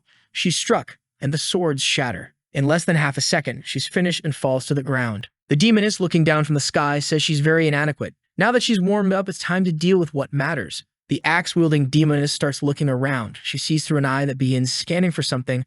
Her vision sweeps across the planet, and look who she's focusing on, Alyssa B. She says she's heading there now, while Alyssa B is running to grab the remote and some chips to chill out. She tells Lai Ping, you were always right. Staying home eating chips and watching TV is way better. Let others worry about world domination. Lai Ping throws himself onto the sofa too, saying, man, I'm mentally exhausted. This whole ruling the world thing isn't for me. But the queen reassures him, saying that since they've already agreed, she'll help him, so he doesn't need to worry. Liping says, "Hey Elizabeth, but you should have warned me before doing something like that." She bites into a chip, replying that he's a very demanding boy. Back to the moment when Tagore exploded. The old sword was startled, a butler behind him drew his sword, everyone got ready, even the poor blue sword, who's barely holding on, mustered what little energy he had left. Meanwhile, the dwarf is calmly drinking, saying that the show's going to be good. The boss stands up and tells everyone to calm down and listen to him. He looks at Liping and asks, "Sir, can you give us an explanation?" Liping is there but doesn't even know what to say. Then Elizabeth says, "With your level, it's no wonder you're being infiltrated by the Black Guild." Liping asks what she means.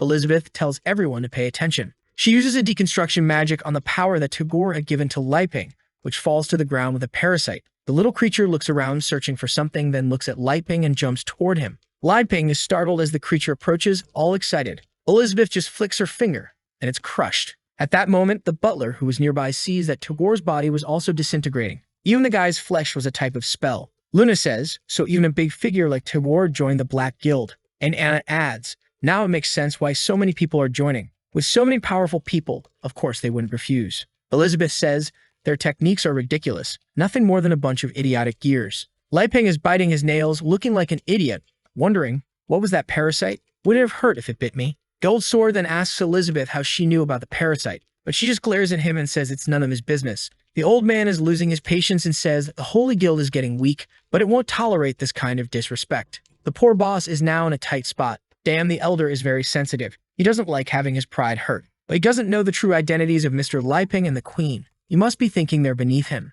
If he offends her, the consequences here will be catastrophic. The boss then tries to smooth things over. "Mr. Liping, could you please explain?" But Liping replies, "I still don't understand anything either." Elizabeth pulls him by the arm, pressing him against her, using her assets to her advantage. Good stuff. She takes him away, saying it's time for afternoon tea. We'll discuss it later. Goodbye. Liping waves goodbye to the boss, saying, "See you next time." The boss already knows everything's going to fall on him now. How am I going to explain all this to the chief? Elizabeth looks at him and asks if he's done. The boss stays quiet, saying nothing more. They then leave, and the old sword tells the butler to conduct an investigation in the southern region. Back at home, Liping says, "If you're going to do something like that in the future, let me know beforehand. I need to be mentally prepared." Elizabeth is thinking that there are two important things to note. That guy's eye was definitely forged by Jim, the red-eyed demon. Second, the dark magic he was using was different from that of the Black Guild. So clearly there are other, even more powerful forces that haven't moved yet. But maybe none of this matters since Emilia eradicated the Black Guild's headquarters. All that's left are some demons for Liping to play adventurer with. Liping, lying on the sofa, says, "That parasite thing freaked me out. How did you know he was a bad guy? Teach me that. It must be magic, right? I'm not talented in that." Elizabeth is thinking, when someone uses that eye, they can see the reflection of magic. To detect it, you'd have to be as powerful as I am. However, Liping's clothes don't detect magical reflections. They can sense a malicious intent before the person even does anything. In her mind, Liping is saying, "Admit it, my clothes are better than all your powers." She eats her chip angrily, saying, "I'm not going to teach you anything." Liping asks, "So what do I do now? Is it really enough to just do 1,000 sword swings a day?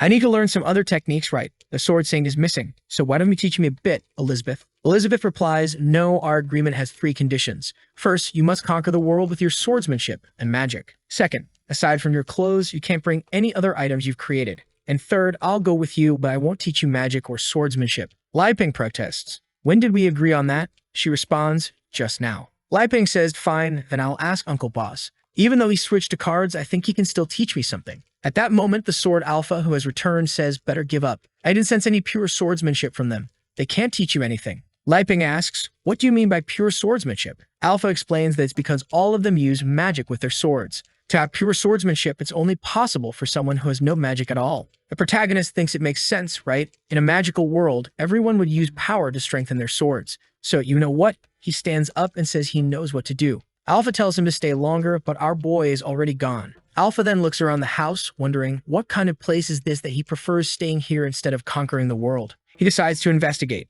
He sees a microwave, a fan, a little cleaning robot, and a bunch of strange things. What are these things? At that moment, he feels a blade slicing through him and is shocked. What the heck was that? Was it Liping? No, such intense killing intent wouldn't come from him. Was it Elizabeth? No, her killing intent would be more violent. Then he realizes the aura is coming from the kitchen utensils and gets confused, saying, "I'm the sacred sword. A kitchen knife wouldn't do this to me, right?" Liping suddenly shouts and Alpha is startled. The poor sword runs off, stating he doesn't want to stay there anymore. Our protagonist is left not understanding what's going on. Whatever, I'd finally found it. A Tai Chai's sword exercise book helps prolong life and cure diseases. Stay fit and learn the mysteries of nature. Lai Ping opens it confidently. I always thought this would be useless. I'm glad I kept it on my shelf. He reads through it, then closes it. Wow, there are 13 movements that seem simple. They can be used by both men and women, but can I really use this in combat? He then tells Elizabeth that he found the sword manual and asks if she can help. But Elizabeth, stuffed with chips, says she's tired and wants to just lie there. Our hero says, all right then, I'll find Alpha and test it with him. Watching him leave, the sly Elizabeth is thinking you have no idea how to refine your swordsmanship. Soon you'll hit a wall and won't know how to overcome it. That's when I'll step in to guide you and you'll realize my superiority. Lai Ping then heads to the garden calling for Alpha, but he's there in sword form. Our hero asks, why are you back in sword form? If you keep ignoring me, I'll start practicing without your consent. Alpha stays silent, so Lai Ping opens the book. Let's go first movement, stretching his arm out, saying, like a dragonfly touching the water. The scene shifts to 3,000 kilometers away, where that big toad, who's a friend of Wang Kai, is getting beaten up. He's trying to use some magic techniques, but the demoness is there saying, just kill him, and the others will obey. She strikes with incredible agility, flexibility, and power. She kicks the toad in the stomach, sending him flying far away, where he crashes into the ground, beaten. The toad has a hole in his chest, and she walks towards him, saying, you have so many high-level creatures protecting you, but enough of that. I'll wipe them all out so you can't hide anymore. From today on, your peaceful days are over. At that moment, a barrier appears above him. Above the toad, Wang Kai is calmly watching. The demoness recognizes him, thinking, here comes an enemy that will give me trouble. Wang Kai glances down and lets out a small bark.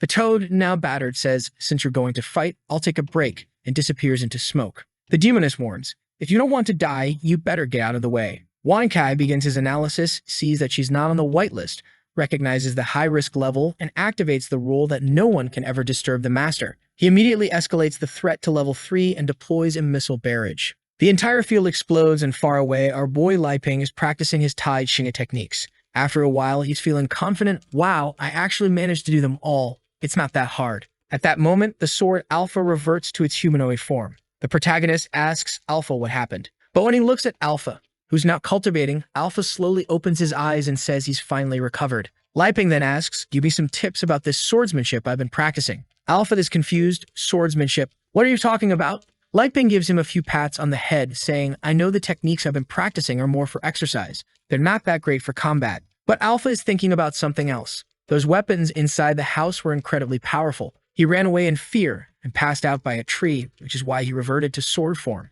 His soul was so suppressed that he became a sword without consciousness. If Lai Ping hadn't practiced like he did and given Alpha energy, he would have remained a mindless sword forever. But why did he save me, wake me up, and ask about sword training? Alpha imagines Lai Ping saying, my little boy, the oceans and seas are deep. Now you understand why I never worried about using you or finding the demon queen. Compared to what I have here, you're just a piece of junk. Trembling, Alpha says, I'm sorry, sir. I was foolish. He begins to have an existential crisis, questioning why he came here and what he's doing. I don't know who I am. He reverts to sword form, saying, I want to get out of this place, and flies off. Lai Ping shouts, would I need someone to teach me? Back with the demoness, explosions are going off and she's getting worn out, saying, are you really going to be a lackey for the rest of your life? Cooperate with me and let's destroy this world. But Wang Kai is just barking at her. The demoness says he doesn't appreciate the favor and she only asks for cooperation to save time. She's not afraid of him moving in to strike with a slash, sending a cutting blast his way. But Wang Kai simply hops to the side and the attack rips through the ground.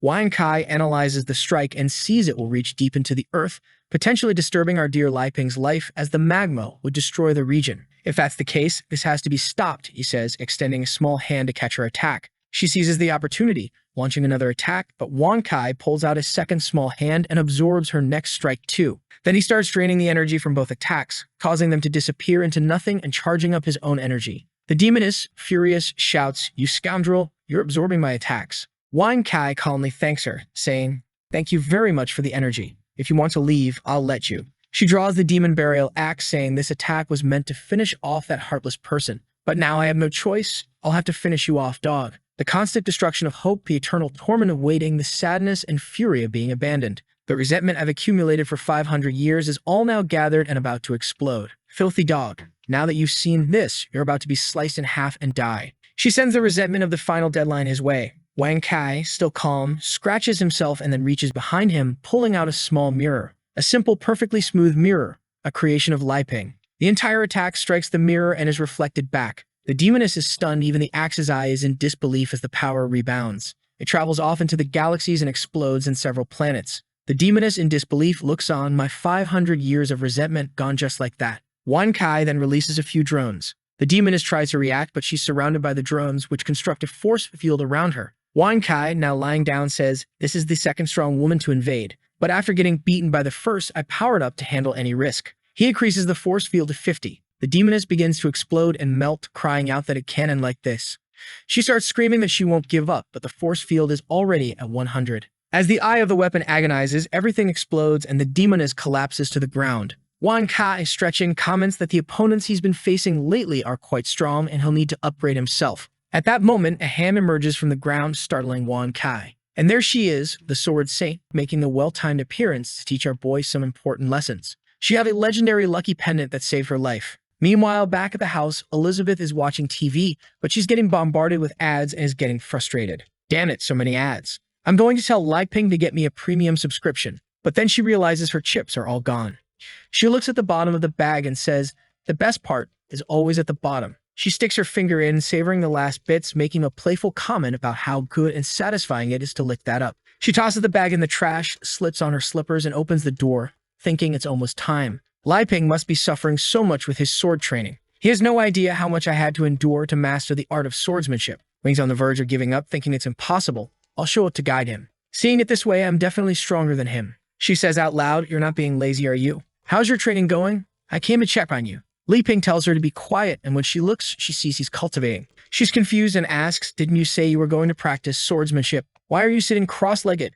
He keeps ignoring her. She's getting annoyed, saying, "I'm asking you something." She then concludes, "You must be struggling to progress and feeling embarrassed, huh? Trying to avoid the problem by ignoring me, but that won't change anything. If you lower your head and ask for my guidance, maybe I'll teach you a few things. Of course, there will be 2 or 3 conditions." But at that moment, Li Ping finishes, wakes up, and says, "Elizabeth, you're here? I didn't realize you were talking. Sorry, I was deep in meditation." She's still a bit annoyed, responds, "So that's it? It seems like you practice well. But I think you're confused. You were supposed to be practicing swordsmanship, not meditating." Li Ping waves a wooden stick in her face and says, "You think this is useless? These are strengthening exercises. It's very important to cultivate both body and mind. While you're eating chips and sleeping, I learned the 13 Tai Chi sword positions. Do you want me to demonstrate and then you can guide me?" She laughs, a bit smug. "All right then." But she's thinking, if you want to make a fool of yourself, I won't stop you. Do you really think you mastered any sword skills in such a short time? Li Ping spins the wooden stick in his hand and says, "The most important thing in Tai Chi is to have a calm mind, eyes closed, and a straight posture." He then performs the first movement, the dragonfly touching the water. Elizabeth observes, thinking quite a bit of power for just one movement. But he's the legendary hero, and I've lived with him for a year. I'm used to this. But this is so calm that I'd say it's no threat at all. Where's the destructive power going to come from? Li Ping continues, moving on to the second movement, the swallow capturing insects. Then the third movement, the dust floating in the wind. In the sky, a tornado begins to form. Elizabeth is shocked. Wait, is the power changing? Li Ping doesn't stop. It's time for me to change my stance. He tosses the branch into the air. Fourth movement, sudden storm. Elizabeth starts preparing her power too, wondering, how did he reach this level so quickly? I need to surpass him. She draws her sword, her horns appearing as she becomes even more stunning, saying, "Not bad. Let me guide you a bit." Li Ping continues, fifth movement, the blue dragon out of water. A dragon actually emerges from the water. Elizabeth activates the demonic sword of destruction, summoning a dragon and sending it to clash with his. The dragons collide and Elizabeth's dragon is destroyed. In the sky, all that remains is a peaceful blue. Elizabeth, seething with anger, mutters, "Damn it, this makes no sense. Why am I so much weaker than you?" Li Ping continues, "When you're calm, your mind lacks nothing. When you're still, you're at peace. Every movement must be calm regardless of the events that occur. Only then can you understand the true essence of Tai Chi." He lightly touches the water on the ground, activating the eighth movement, the moon on the water. It's literally that, a moon reflected in the water. A well-explained name. Thanks. Everything starts to explode and Elizabeth yells, "Li Ping, you sneaky little. You're pretending to be weak just to pull this on me again. But fine, if it's about swordsmanship, I'm not going to lose to you." The moon continues to grow and she declares that it's time to get serious, no more holding back. But as her feet lift off the ground, she starts floating, realizing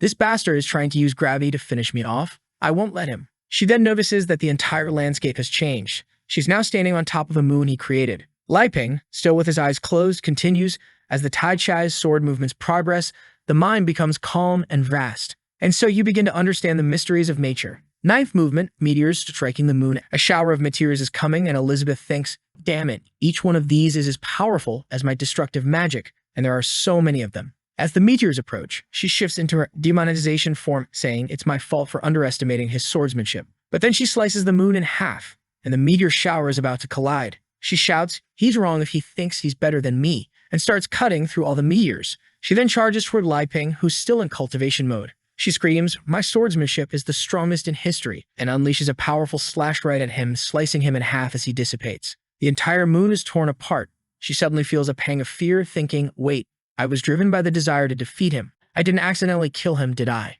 However, a new Li Ping appears in the sky, calmly saying, in the vast emptiness, be sincere and calm. She looks up bewildered, wondering what's going on. Li Ping continues, the state of mind is expansive. This is the embodiment of Tai Chi as a part of nature.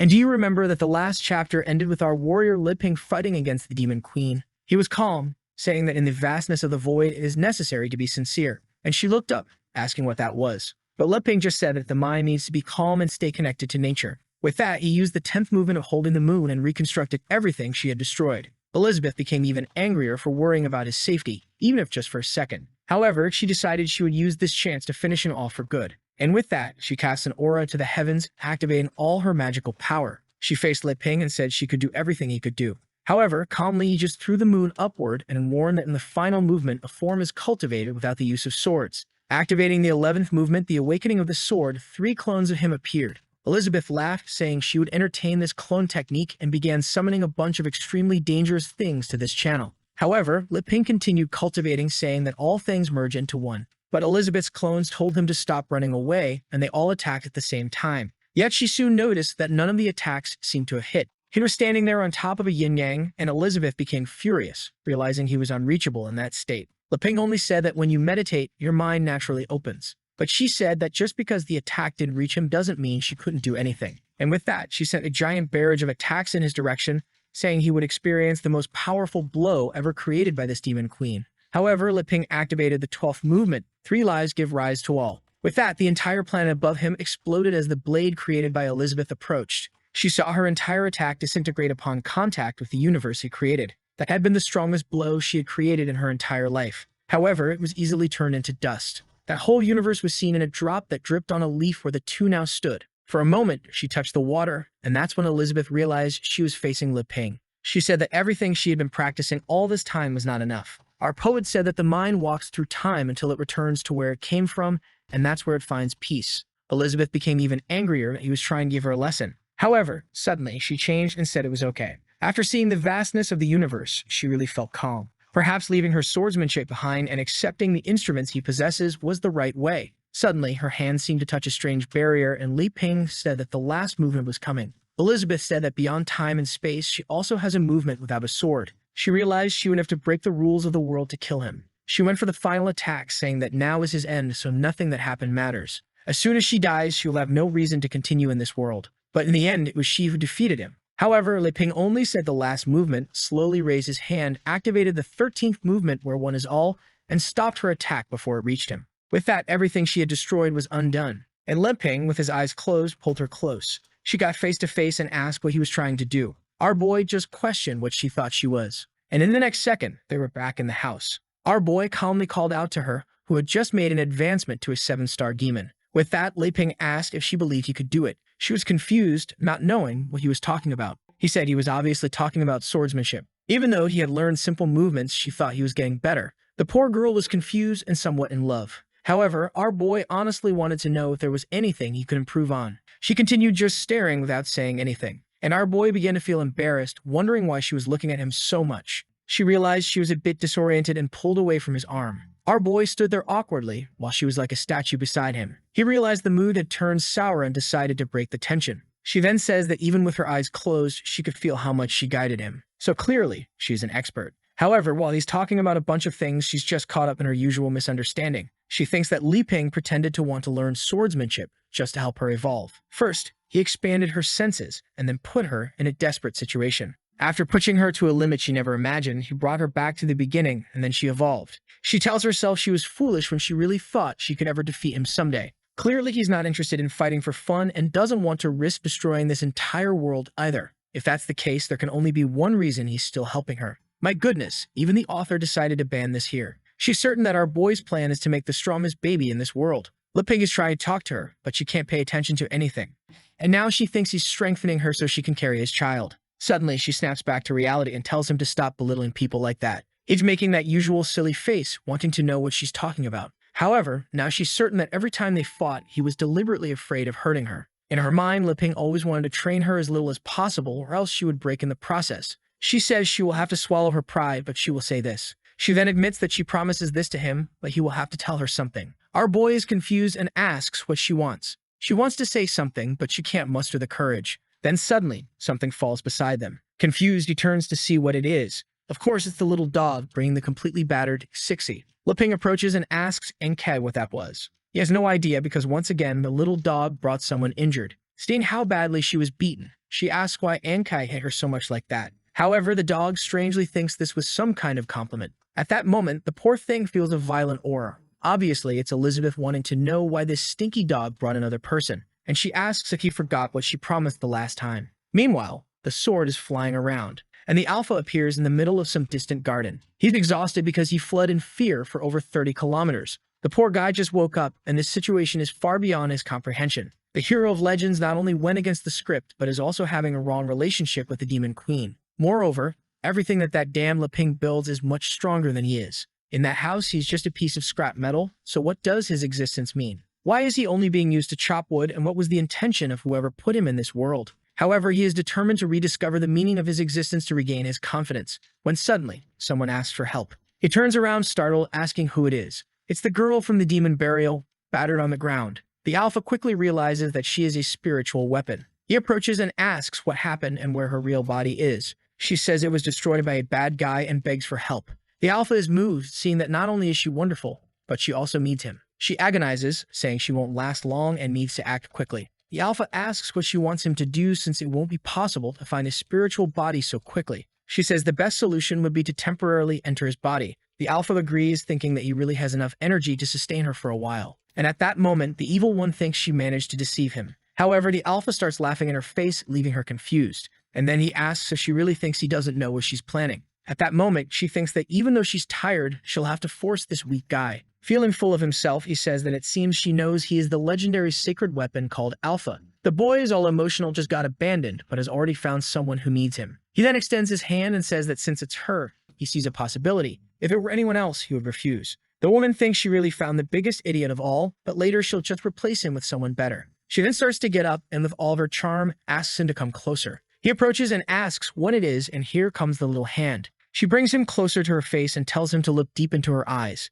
He clearly doesn't have that much courage and asks what the next step is. She tells him to look straight into his own eye, and with that, he apologizes awkwardly. He then says that no matter the resentment he carries, she will help resolve it. And with that, a strange hypnosis begins to move towards him. The alpha wonders what his resentment is. Then, under hypnosis, he says that the problem is that he's been losing the meaning of his own existence. She replies that if that's the case, he should just hand over his body, and she'll take care of any problems. With that, she jumps and starts to invade his body. The alpha begins to stand up with her aura. And now, under her control, he says that she will finally get the revenge she wants. She just finds it strange that this body seems very weak for someone who claimed to be a sacred sword. But whatever, since the resentment he carried was indeed very strong. Now she's going to avoid that dog and find a way to finish off Elizabeth once and for all. The scene shifts to someone waking up and seeing Elizabeth. Of course, it's Chi-Chi, who is now going to suffer at the hands of the queen. As soon as she wakes up, Elizabeth is already there staring at her. Chi-Chi asks who she is and why she was saved. But the queen just says that she's not in a position to be asking questions. She then leans on the bed and tells her to listen. She came to give a warning to the already frightened girl. She warns that she was the first to arrive here and anything in this house belongs to her, including the guy who lives here. Chi-Chi is all confused and just says she understands. Moreover, she can't figure out if she's weak or if this person really has such a strong aura. Suddenly, someone opens the door. It's dear Liping who brought some soup. That's when he notices that the girl is already awake and sees a scene that he clearly misinterprets. The poor guy is all embarrassed, not knowing what's going on, and starts to close the door without saying much. A little later in the living room, Liping tells her to stay there while she recovers from her injuries. Then he asks what happened and how she ended up like that. She says she was chasing a traitor from the Black Guild. For now, she believes the best option is to hide her name. Lei Ping is just wondering why there's yet another case involving the Black Guild. Elizabeth questions if she's sure because this guild seems to have disappeared recently. Meanwhile, she thinks that if she sees that Dame Amelia, she'll beat her up because these guys were supposed to be gone. Chichi then says her name and mentions that the Black Guild is very active at the moment. Lei Ping introduces himself and says that recently he's been trying to become a hero to destroy the Black Guild as well. He introduces Elizabeth as Xiao Bai and says she's the roommate. The girl seems to understand something wrong, but Elizabeth just wants to know if she has anything else to say. Lei Ping says that although Elizabeth seems angry, she helped the girl change clothes and even healed her wounds. Chichi is impressed that apparently it was Elizabeth who used magic on her, which is strange because to heal those wounds, one would have to be stronger than the leader of the Elven clan. She soon notices that Elizabeth has a pointy ear. Knowing about the aura in this event, she's already sure that this woman is special. Lei Ping says that magic is something very powerful, and he feels envious of his friend. With that, Chichi says that their house has many strange things and asks if they've lived there for a long time. Lei Ping politely says yes, but Elizabeth just wants to know why the girl is asking so many questions. To her, the two got completely different auras, one very kind and one very evil. She's talked to many powerful people, but this is the first time she can't get an idea of the strength of the two in front of her.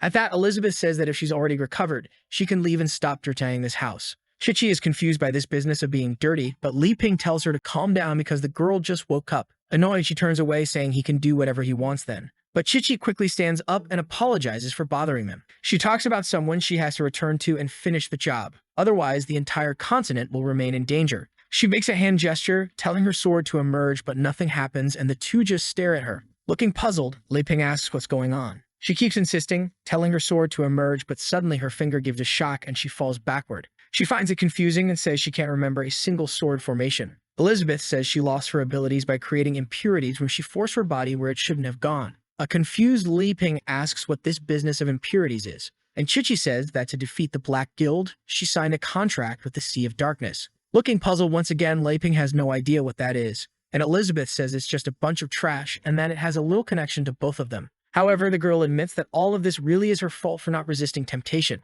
Lei Ping says that if she doesn't mind, she can stay there and learn swordsmanship with the two of them who are also training. But immediately, Elizabeth warns that she hasn't agreed to teach anyone else. Lei Ping apologizes and says he thought Elizabeth was interested in destroying the Black Guild. Once again, Chichi stands up and says it doesn't matter. She'll leave so as not to bother them anymore and thanks them once again for saving her. Lei Ping says she must be hungry, and he made some instant noodles just for her to eat. The thing is there on the table, exuding an aura and full of energy. However, she just thanks him for his kindness and says that unfortunately, she needs to calm down before doing anything. And with that, she starts heading for the door. Lei Ping, seeing that she's determined, tells her to be careful because there are many dangers around. With that, Elizabeth steals the noodles he made and says that the girl is really smart to realize that only she deserves to eat this. However, Lei Ping says the girl got hurt fighting the Black Guild, so why doesn't she want to help her? Elizabeth turns away and says she won't get involved and he can do whatever he wants. Outside, Chichi is sitting on the grass, remembering the fight. She remembers when the demon delivered the final cut. All she could see was the attack coming toward her, and in the next second,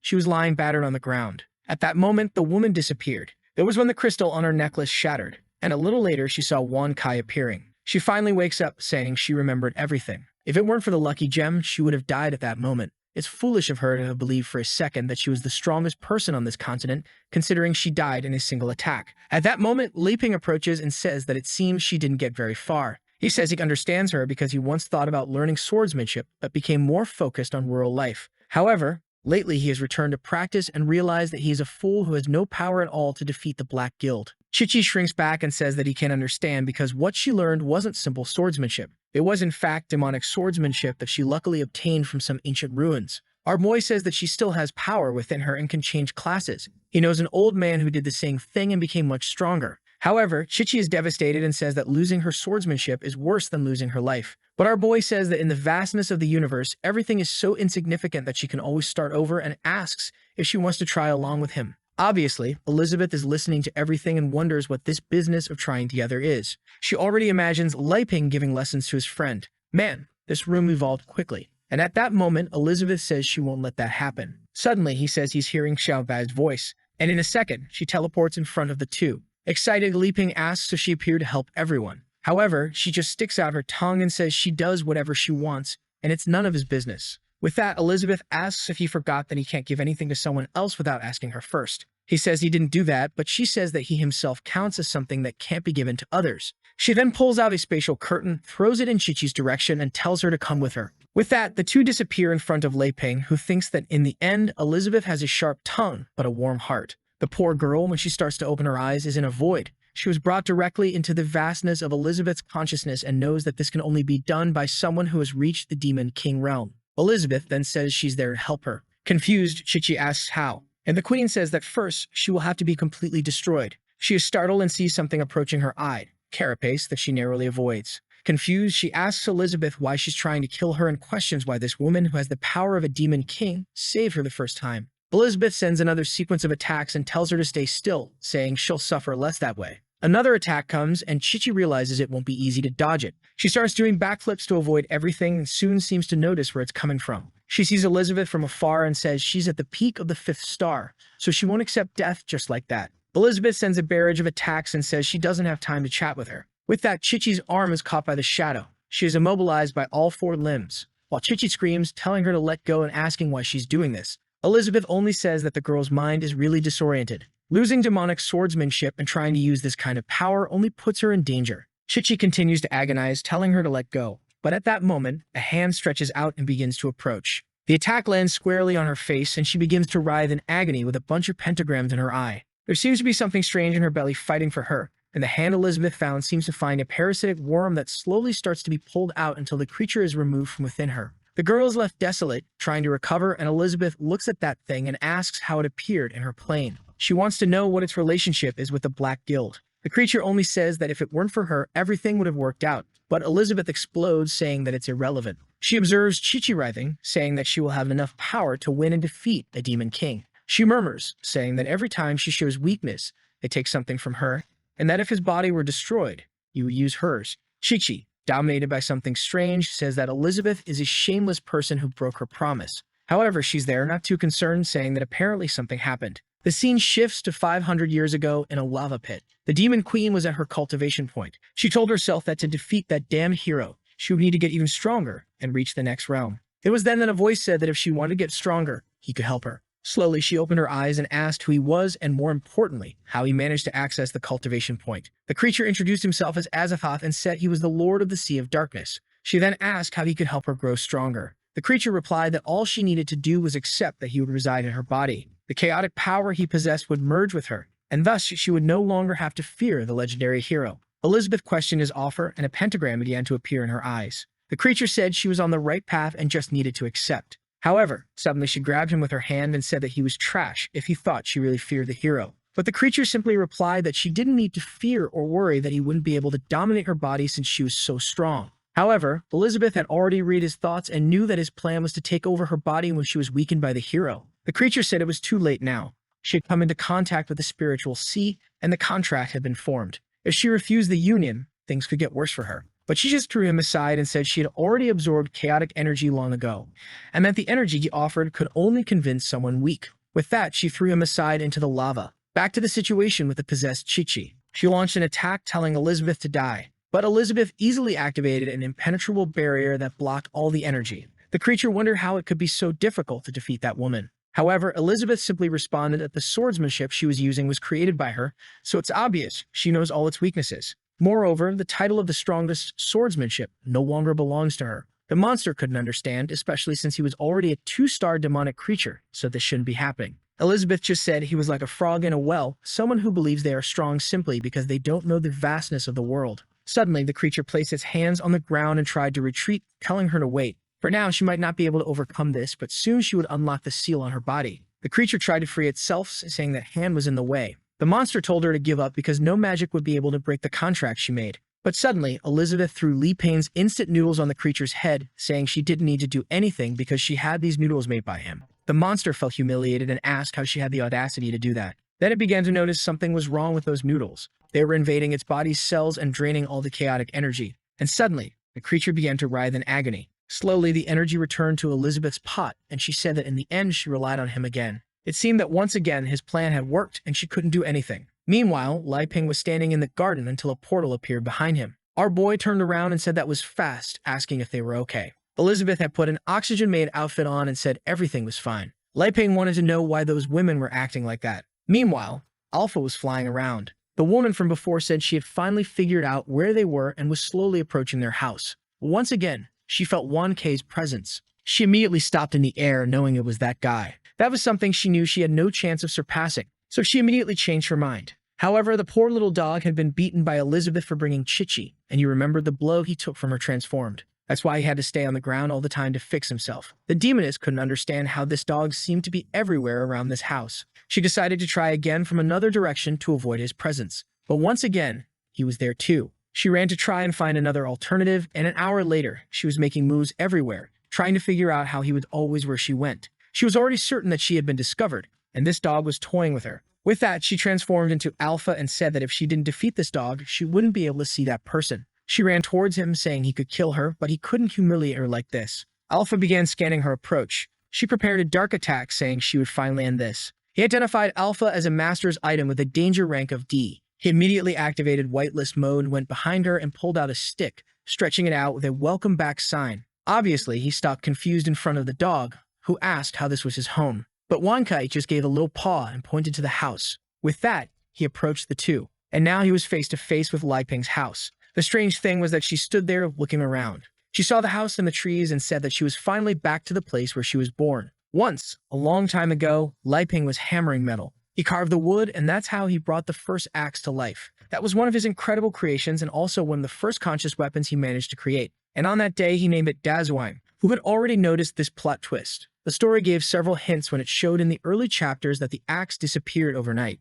And now we see that from the beginning, she'd been chopping wood with him. Until one rainy day, our boy was rushing home and accidentally forgot the axe. She felt abandoned. She lay there on the ground while he ran off to get the clothes from the line. The poor thing fell, pleading for his return. Unfortunately, he never came back. More than 500 years passed with her on the ground. Her consciousness began to deteriorate and resentment accumulated in that axe. A long time passed after that day, until by coincidence, some apostles were talking nearby. They handed a strange potion to a guy and said it was a new experiment from the Black Guild. The axe's first master found it odd that he would become stronger just by drinking that. But he wasn't afraid, so he consumed it immediately. His body began to tremble, and he felt something strange. The gear that appeared on his chest seemed to greatly increase his power. The Daezhuang axe was still abandoned on the ground, and its energy began to be absorbed. They all noticed something strange and looked to the side. Suddenly, the apostles in front of him exploded. Sweet and cold, he wanted to know how everyone had been killed so quickly. He approached the axe on the ground, which commanded him to kneel. He obeyed immediately and asked who that was.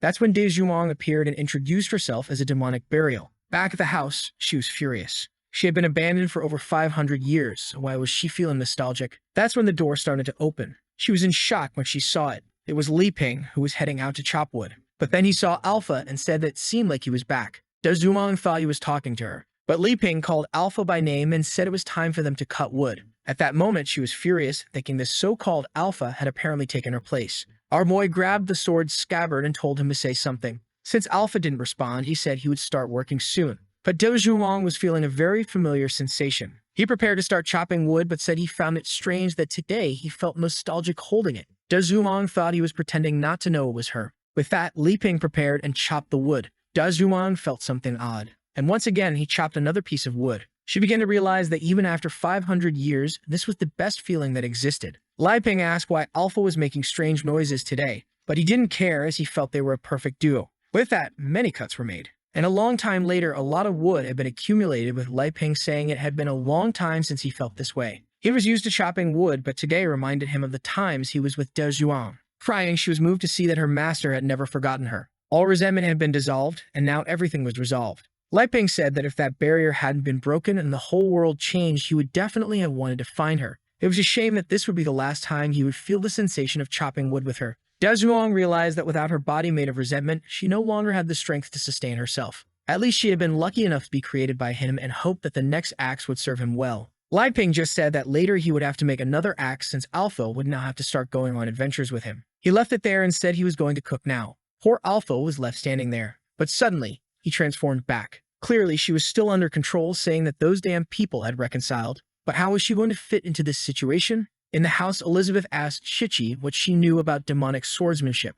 She explained that it all started 100 years ago. At that time, the Black Guild was beginning to gain influence and capturing many people from the continent. Everyone was more concerned with surviving than trying to stop them. However, when she obtained the title of Sword Saint, she decided to go alone to gather information about them. But that information leaked and she was surrounded by several apostles and thrown into an abyss. That's when she fell into the Demon Queen's cultivation point. That's when she felt a strange sensation. In that place, she could see traces of the Demon Queen's swordsmanship practices. Even though it was minimal, she began to absorb the surrounding energy until there was nothing left. She evolved a lot in 3 months, but unfortunately, she was limited by her talent. But then she realized that there were people much stronger than she could ever be. In the midst of this confusion, a voice asked if she wanted to become stronger. Li Ping asked what she did, and she said she accepted to be able to defeat the Black Guild. It seems that Chichi already knows that Li Ping is the hero and is wondering if he thinks it was wrong that she accepted the Sea of Darkness. She then says that the creature couldn't take full advantage of all the power and ended up delivering a tentacle weapon. Elizabeth just says that thing had already been sealed by her,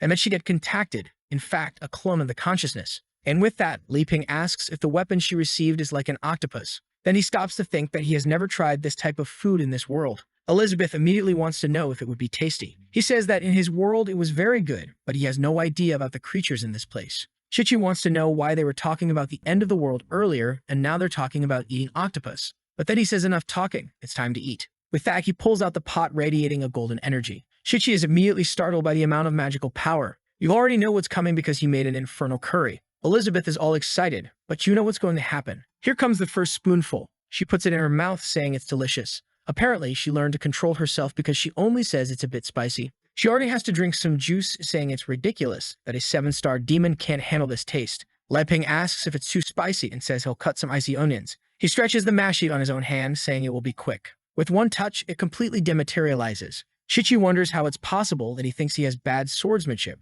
when he managed to do that. And he throws everything into the soup as if it were micro pieces. With that, he serves some more, saying it's less spicy now. Elizabeth says she likes spicy food and for him to stop humiliating her like that. Li Ping offers, but Elizabeth is right there saying she's going to kill someone, apparently. I think she didn't know this because she seemed a bit embarrassed, apparently wanting to accept. As she goes to take the plate, Elizabeth calls out to her, and she warns that she has to think carefully because she can only choose one of the 3 options. Confused, they ask what that's about. Elizabeth then pulls out 3 items. She says she can choose between a pot of curry, a swordsmanship manual, or one of Li Ping's kitchen knives. Confused, our boy finds this very strange and says he wasn't too keen on giving away his knife. Elizabeth tells him to be quiet because this is a moral test, and he's playing too. Chichi believes she's being tested. She knows the correct answer must be hidden in the previous conversations. She's certain that curry has such powerful energy that she would evolve instantly. However, seeing that even Queen Elizabeth couldn't fully resist, she would probably be destroyed. That knife makes any rank S weapon look like a joke. However, the hero himself didn't seem to want to give it up, indicating she has no chance of using it. Neither the curry nor the kitchen knife can be chosen. All that's left for her is that swordsmanship manual. So she says that following Elizabeth's advice, she wants the manual. At that moment, the door is destroyed. The 3 of them turn, confused by what happened. And our boy asks why Alpha is like that. He enters, full of resentment, saying he came to get revenge and kill everyone. Chichi stands up immediately, saying she's sure it's the demon burial. She gets up, asking to borrow the knife to solve this problem. But as soon as she grips it, she feels the energy of a gigantic genius. She tries to control the power, but it seems to have some sort of spirit inside. Her hand can't even hold it properly and all her energy is drained in an instant. The poor girl falls, drained to the ground. The knife drops and rolls in Dae Yuang's direction. She realizes she made a mistake by entering this place and the thing slices clean through her. With that, Alpha himself is cut in half and the mache alone returns to Li Ping's hand. Our boy sees the drained girl and calls out for Chichi. Not to mention that Alpha is lying there, torn in half. He shouts, asking how all this happened without him doing anything. The scene shifts to a destroyed field. The 6th pillar of the demonic guild is lying on the ground. The other, who looks like a computer, arrives to try to wake him up and shocks him to see if he revives the poor guy. The bear gets up, electrocuted, and now looks like Volibear from League of Legends. He calls for the Golden Dragon King, saying he's going to keep fighting. But then a little heart appears, and he starts drooling. The girl named Bader tells him that the battle is already over. Robot number 24 explains that the president was eaten. Everyone died, and she disappeared. She says none of that matters since the outcome was decided. In the midst of them all, there is a golden dragon egg. And the boss says he never expected Amelia to have such an ability to save her own life. However, he actually never intended to hurt her. And with that, a tentacle moves towards the egg. It starts wrapping around it and absorbing it completely. A glow begins to emerge from inside the mirror. Even the old man sustaining it starts to disintegrate. He says that indeed, the power of someone at the king level is completely different from the norm. If it had been just a little more, the master would have been reborn immediately. An insect with that ugly face asks how the Black Guild ended up in such a deplorable state. The connection between him and a certain Daigle was severed, so he wants to know about the rest. The guy apologizes, saying that Daigle sacrificed himself to protect the guild. It's that guy from the previous meeting who asks if the old man advanced in the research since he seems to be younger. He just says that actually he managed to get the right materials and asks why he's there. Tagore simply says that the identity of this body has been exposed, so he'll have to find another one. The demonic pillars ask who that guy flying is. The robot says that he's one of the people who also controls the Sea of Black Consciousness. Tagore just says that the plan to capture the Dwarf Kingdom will have to be put on hold for now. And the boss on top of the portal says that unfortunately, they lost many apostles. A few years earlier, when the old man was doing his research, he finally thought he had found what he had always been looking for. When he pressed the button, Elizabeth began to be reconstructed. He was emotional, thinking he had really succeeded, and number 24 praised his work's success. But soon she started to turn into a corrupted mass, and with that, she disintegrated. The old man was desperate, realizing it wasn't going to work. Once again, all of his research had failed. He had no idea why the body was still so unstable, and the years of relentless research were starting to catch up with him. The time a human has on Earth is too short, and he needed to evolve before life ended. Until something appeared and said that if he wanted to become stronger, it could help. The old man asked who it was. The creature introduced itself as Azathoth of the Sea of Darkness, and said they should work together. A rat that was nearby began to transform and go mad. In the same instant, it turned into a giant creature. And the old man realized that with chaotic energy, he would have enough power to resurrect anything he wanted. Azathoth then said he had all the energy the old man wanted but would need some bodies. That's when various creatures began to be born and the gears became part of the demonic cult. It didn't take long before hundreds of thousands of creatures were incubated. Azathoth asked the old man why he didn't accept the demonic energy as well. The old man said he wasn't interested since his only plan was to resurrect Elizabeth and not to become stronger. The creature said that was fine. He would take over that place for a while. He realized that damn Malfoy was very cautious and that the plans wouldn't work on him. That's when he handed over the tentacles, which were another part of his consciousness that would take care of that place. Malfoy said it was okay and would make him an apostle. Azathoth smiled, and that's when another part of his plan began. Back to the present. Azathoth asks how long it will take to reconstruct the sovereign body he had. Malfoy says it will take a long time, especially since this entire place is now destroyed. But Azathoth tells him to stop lying because he knows he can build a demon king in minutes and asks why he doesn't hand over that Elizabeth clone. But the old man says that if he mentions that again, he'll be killed on the spot. The subordinates immediately kneel, wondering if this is the true power of the president. Azathoth says he doesn't need to be so serious and that he was just joking, while thinking that Malfoy is extremely dangerous,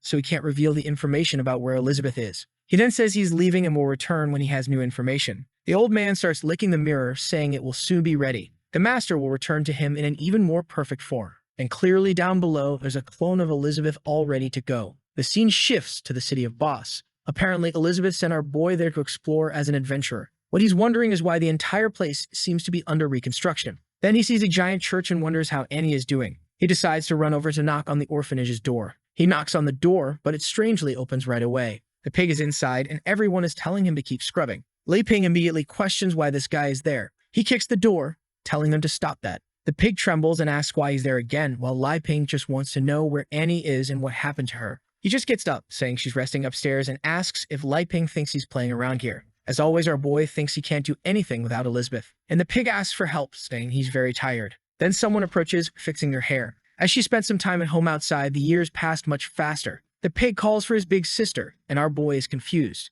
He immediately runs to her, telling her not to worry and that she can rest. He tells her to look at the floor that he cleaned with all his care. And he thanks him, saying that as always, they are working hard for the church, and the monsters are really all focused. Lei Ping then realizes he was called to help clean. But then Annie asks what Lei Ping is doing there. A while later, she serves tea, and he says she's grown a lot.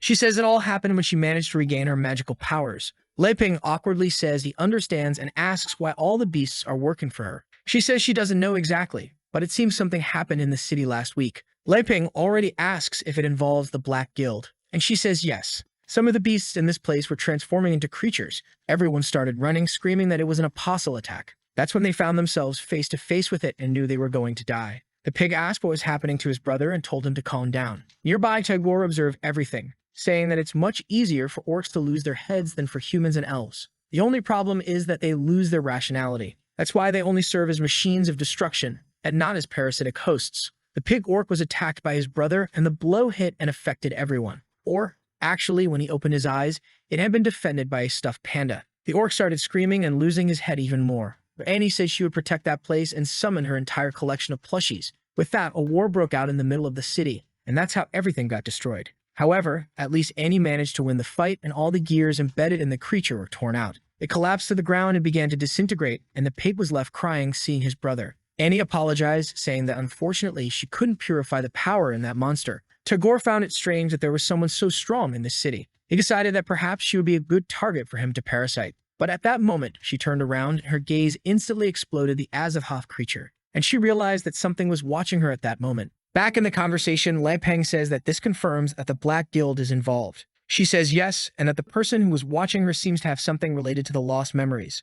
Lai Peng tells her not to worry, that all of this will return, and he's just there to ask if she has any psychological trauma and to see how she's doing. She says that since he helped her recover, she has remained stable. And just as Elizabeth said, she will use her bloodline to contribute to the peace of this world. Lai Peng smiles and says that indeed, the best option was to leave everything to her. He says it's a shame, but Elizabeth doesn't actually care that much about the peace of this place, and as someone who doesn't understand magic, he can't help much. Perhaps if the world really needed the so-called legendary hero, everything would become a mess. Annie starts trembling and asks what he means by that, because in her view, she believes that Lai Peng is too strong to use his power, and that if he had to do something, the entire planet would be wiped out and he would have to rebuild the world from scratch. She thinks this is a warning that if they don't resolve this, everyone will die. But Lai just smiles and says that if Elizabeth approves of the girl, then she has potential. Trembling, she says she understands and will do her best, believing that he trusts her so much because that day, he showed her a bit of his power. The problem is that she is still far from being able to control it.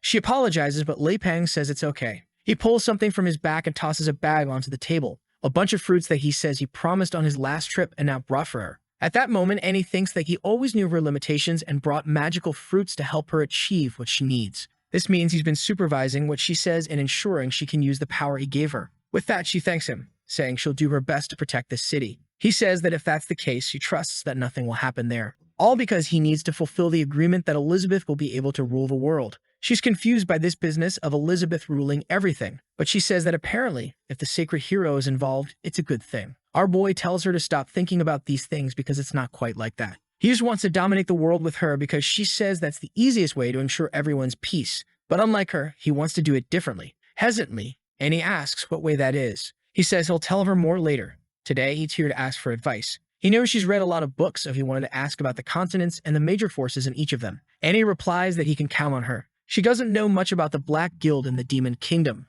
only that they have some main forces. The Dwarf Kingdom is more secondary but has a direct connection to the Sword Saint. The Guild of Swords is the most important of all, and anyone who wants to establish themselves must gain their approval. With that, she starts explaining the map of the world and each person who dominates these places. There's a lot of text to say that basically the Sword Saint is the strongest in this city where they are as isolated from everyone else. That's why no apostle was sent to help her. Lai Peng realizes that it's as he imagined and each person is more concerned with their own territory. Annie then says she would like to know how he plans to achieve peace on the continent. He says that true peace cannot be achieved just by destroying the Black Guild. They would need an alliance to stop any evil in this world. He believes he has no strength at all, so his plan is to create a unit that would eliminate the apostles. The current problem is that he doesn't know how he will convince people, so he's following Elizabeth's method. Annie says she's starting to understand perhaps this business of a different method from the Demon Queen. It's because the whole world is just a bet between the two of them. They are betting to see who has the most effective method. Elizabeth achieved peace as quickly as possible, but as soon as she disappeared, everything fell into chaos. However, Lai Peng wants to show that unity and collective power are the solution for lasting peace. He is planning to visit the entire continent to recruit people who fit into his plan, and she, in the midst of all this, is just a pawn being used in this game. The most dangerous thing is that if she doesn't demonstrate power, she will likely be eliminated. However, she tells herself that she can't think about these things since it's for the greater good of the world. She needs to become stronger with the angel he gave her and help him as quickly as possible. Lai Peng says she seems thoughtful and asks her to explain what she's thinking. He wants to know about the kingdom of Aristotle, famous for its technology and magic. She says she doesn't know much, but it seems they have some giant metal things that can move mountains with little energy. He becomes thoughtful and concludes that it will likely be the first stop. However, Annie warns that it's actually better for him to go to the Elven Kingdom since Aristotle is currently closed. Moreover, it seems that a guild recently accepted by the Sword Saint entered the Elven Kingdom and gained a lot of reputation. Who could these elven guys be who gain reputation? Obviously, it's the father and daughter. The father warns that to enter the Elven Kingdom, they will have to pass through the purgatory of plants. He asks if Elif is ready, and she says of course. With that, with a single swipe of the cards, all the plants are destroyed. But he explains that the closer they get, the stronger the plants will become. And in the midst of them all, there seems to be one observing both of them. Just as they are about to reach the largest tree of all, she says that the sword saying has already warned everyone about their arrival. Perhaps this whole difficulty is an extra test designed for them. Suddenly, something begins to emerge from the ground, and in front of them rises a plant with 5 elements. The father warns to be careful because that one seems to be at its final stage, and with that, it starts spinning a bunch of balls in all directions. But he tells her not to worry, as 30 years ago, he already advanced to this place passing through here. Once again, he uses a swipe of the card that easily destroys everything. They find themselves surrounded by the plant, and she tells him to use the dual ability. With that, they perform a synchronized slash that destroys the plant instantly. Ella says that as far as she knows, that should have been the plant in its final stage. But the father warns not to get distracted or underestimate that creature. At that moment, something starts to emerge from the part they cut. The plant's head reappears,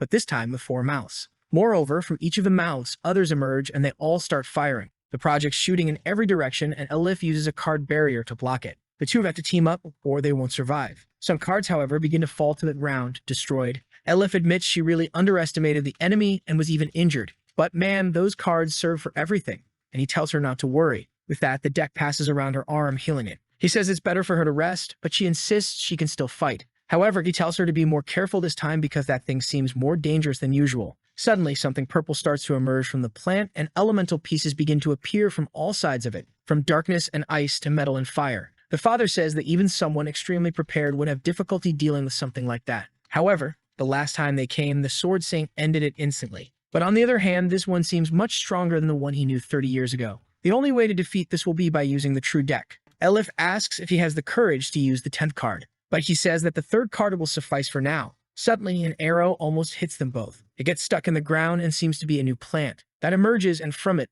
a strange pollen begins to spread. However, the 5-element plant seems to react to it. It begins to tremble, and in an instant, it retreats back into the ground. The daughter says she's feeling a familiar aura, and he says it's because she's an elf. Suddenly, a spirit appears in front of them both and extends its hand, telling them to enter. The arrow then disintegrates. The father says that it seems they have been recognized, but Ilith wants to ask a question. If her mother is in that tribe, why didn't she come to fetch them both? He tells her not to doubt her mother's love, but that the elven hierarchy in this place is more complex than she thinks. And the truth of it all, they are about to discover. With that, they walk calmly through the forest until they reach the elven tribe. Everyone there is looking at them and commenting that the girl is a half-human, half-elf mix. The women even say they can smell something disgusting coming from her. Elif asks her father why everyone seems so hostile. He says the people there have never left this place, so they don't know how to deal with differences. She then questions why there are elves in various guilds that are extremely powerful. The boss explains that there are several tribes around the entire tree and each one has its own hierarchy. Moreover, the closer to the center, the more resources it receives.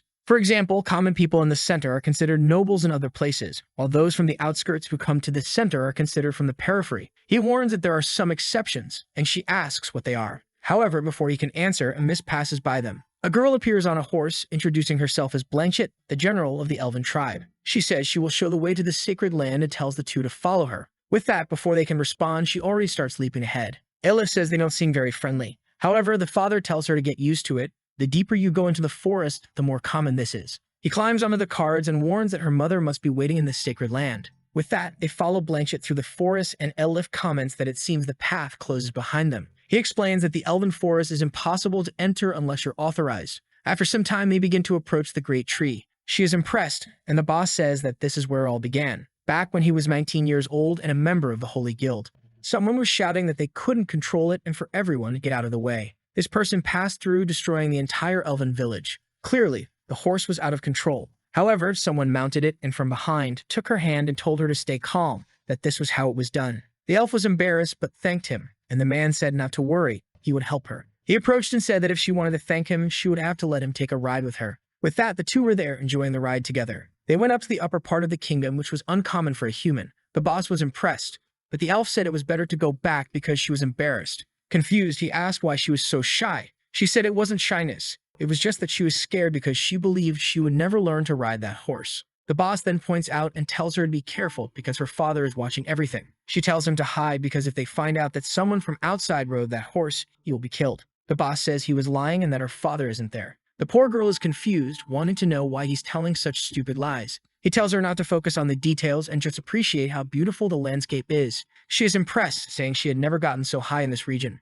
He says that if that's the case, they should have a little more fun, and with that, they start climbing to the top of the tree. Up there, he gets on the horse's back and invites the girl to do a Titanic. She gets all excited for a second, and then immediately blushes. Wow, that was a quick romance. They even stayed watching the stars with the horse there beside them. He told her not to worry that the officials would be out of the city for another 3 or 5 days. She said that his aura felt so tranquil and calm that it made her want to see the other side of this world too. The boss said that if that's the case, they could go out together, as he knows several places. She got excited, asking if she could really go with him. He said yes, but reminded her that as an elite elf, her life would be much better in this place. But she said that life there was no different from being shackled. It seems that some kind of election is coming, and to gain the support of one of her uncles, her father is going to give her away to him. The boss said he understood, and indeed losing freedom was the worst thing. He would get a teleport scroll the next day, and they would both flee this place. She said she lived a simple life, and that was really all she wanted. And with that, they shared a kiss.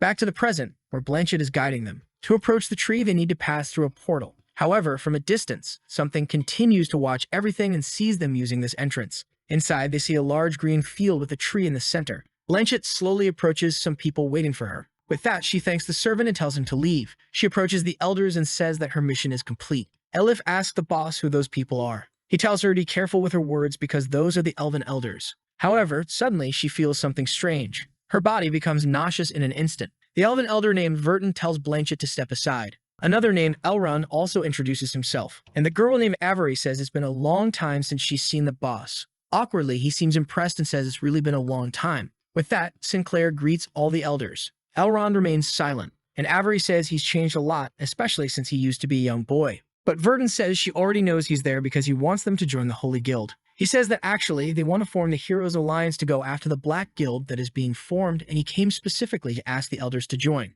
Avery laughs, saying she knows very well that the Holy Guild has weakened a lot. And Verton says everyone knows that the Sword Saint has been missing for 3 months. He says that's why he wanted the help of the elves to locate the saint. She is essential to the plans, and all the elves who know her are well aware of her power. This Elrond hasn't said a word so far. Avery says that this would require a lot of magical power. They want to know what they will receive in return. However, Elif says that now is not the time for anyone to be thinking about personal gains. But Verton says that elves only help those who are deserving, and a golden plant begins to emerge from the ground. She says that if they can defeat it, they can discuss this so-called alliance. The plant opens up with a golden light, and Elif asks the boss what he thinks of it. He replies for her not to worry and he can handle it. The plant then shoots a laser of light at the two of them, so bright that all the elves can't even see anything. But their father had already used the guardian card and created a shield in front of them. The boss says that they have indeed lost some of the power they once had, but he hopes they can understand that he is determined to destroy the Black Guild. With that, the golden plant falls to the ground. Avery laughs, saying that it seems the little boss has indeed grown stronger. Verton finds it strange that a card used sacred magic. Elif says that the attack felt more like they were trying to kill them than test them. She was about to say more, but the boss tells her to stay quiet.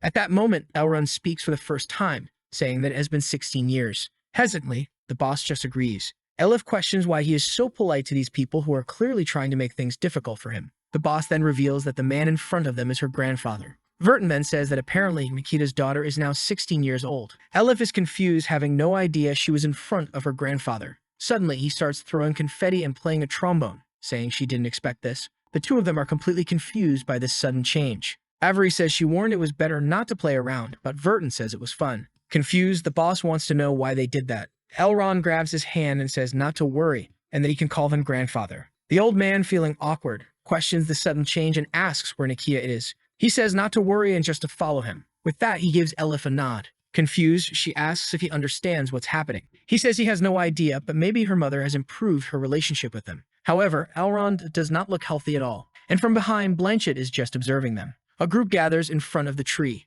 Elrond says that the tree seen from outside their home is a projection, and the one before them is the real one. Its birth can be traced back over 500 years. The first elder, Tevala, used her own body as a nutrient to create this tree. With the powers provided by it, the elves became stronger and began to gain influence. The problem is that all that influence began to wane as the tree started to wither. As a result, many elves began to flee and join people from outside this place. That is why they prohibit marriages between elite elves and outsiders, to prevent the natural talent provided by the tree from being lost. And that was the reason he opposed Makita's relationship with the boss. But now he's going to show the true home of the elves, something not even the Sword Saint knows about. The boss, confused, asks what he's talking about. Elrond raises his arm and activates a magical removal. Elif instantly feels the same nausea as before, and the illusion that the tree was well nourished begins to fade. The The true form of the divine tree with several elves trapped in it is revealed. Elif covers her mouth, unable to even look at it. The boss asks why it looks like Nikita is in the middle of it. Elrond says that she became a nutrient to keep the tribe alive, and in the middle, they can see the completely withered face of the man's wife. The boss starts screaming, calling out for Nikita. He grabs Elrond and asks how he had the nerve to bring her back just to turn her into a pile of nutrients, calling him a selfish demon and demanding that he bring her back. Elrond remains silent, with spit all over his face, and then tells Vertin and Avery that the time has come.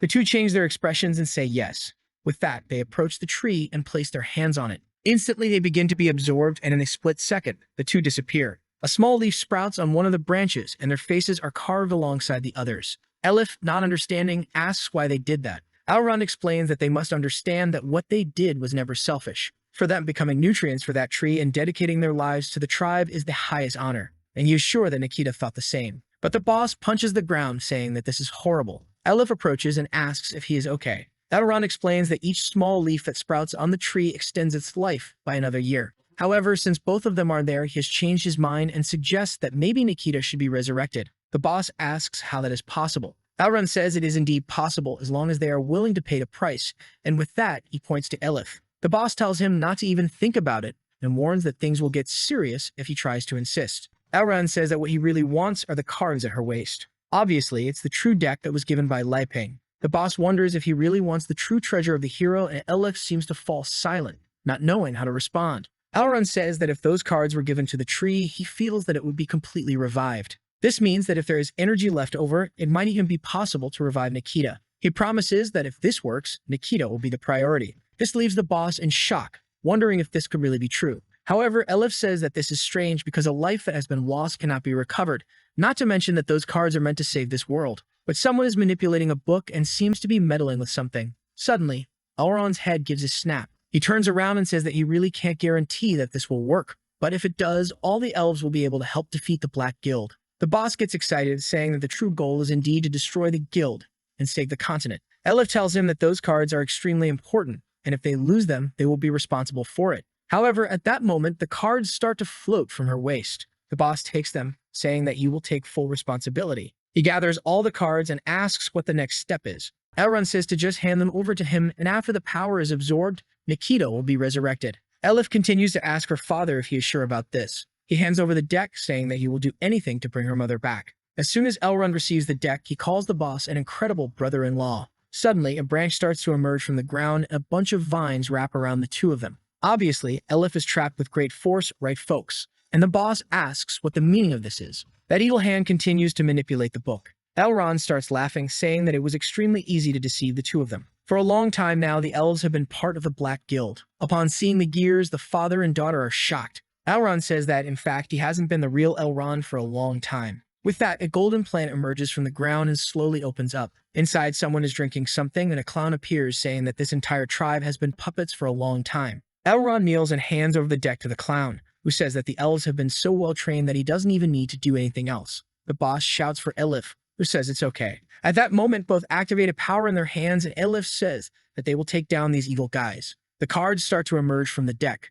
However, Elrond turns around and activates a spell, enveloping the two of them in a bunch of flowers. Elif realizes that all of her magical power is being drained. Her father tries to call out to her, but is also nearly losing consciousness. The clown congratulates and thanks Elrond. With that, the clown says he will give him a well-deserved rest. Elrond's body seems to disconnect, and the clown begins to pull the cards, saying that he feels they summon spirits. However, he soon realizes that it seems to consume life energy. As he starts to lose consciousness, the boss thinks that the clown doesn't know the true secret of the deck, so he will never be able to use it. But the clown starts to toy with him, saying that it looks like this will be easier than he thought. All he needs to do is control people to spend their life energy. A strange hurricane starts to form at the top of the forest. Everyone wonders if it's some kind of earthquake, but at the same time, they all feel that strange nausea and their life energy begins to be absorbed. The soul of every tribe member is sent towards the center of the tree, both human and animal. The boss tries to understand what is happening. With the deck in the sky, the clown continues absorbing everyone. The life energy of the entire tribe is distributed among all the cards, and the clown smiles,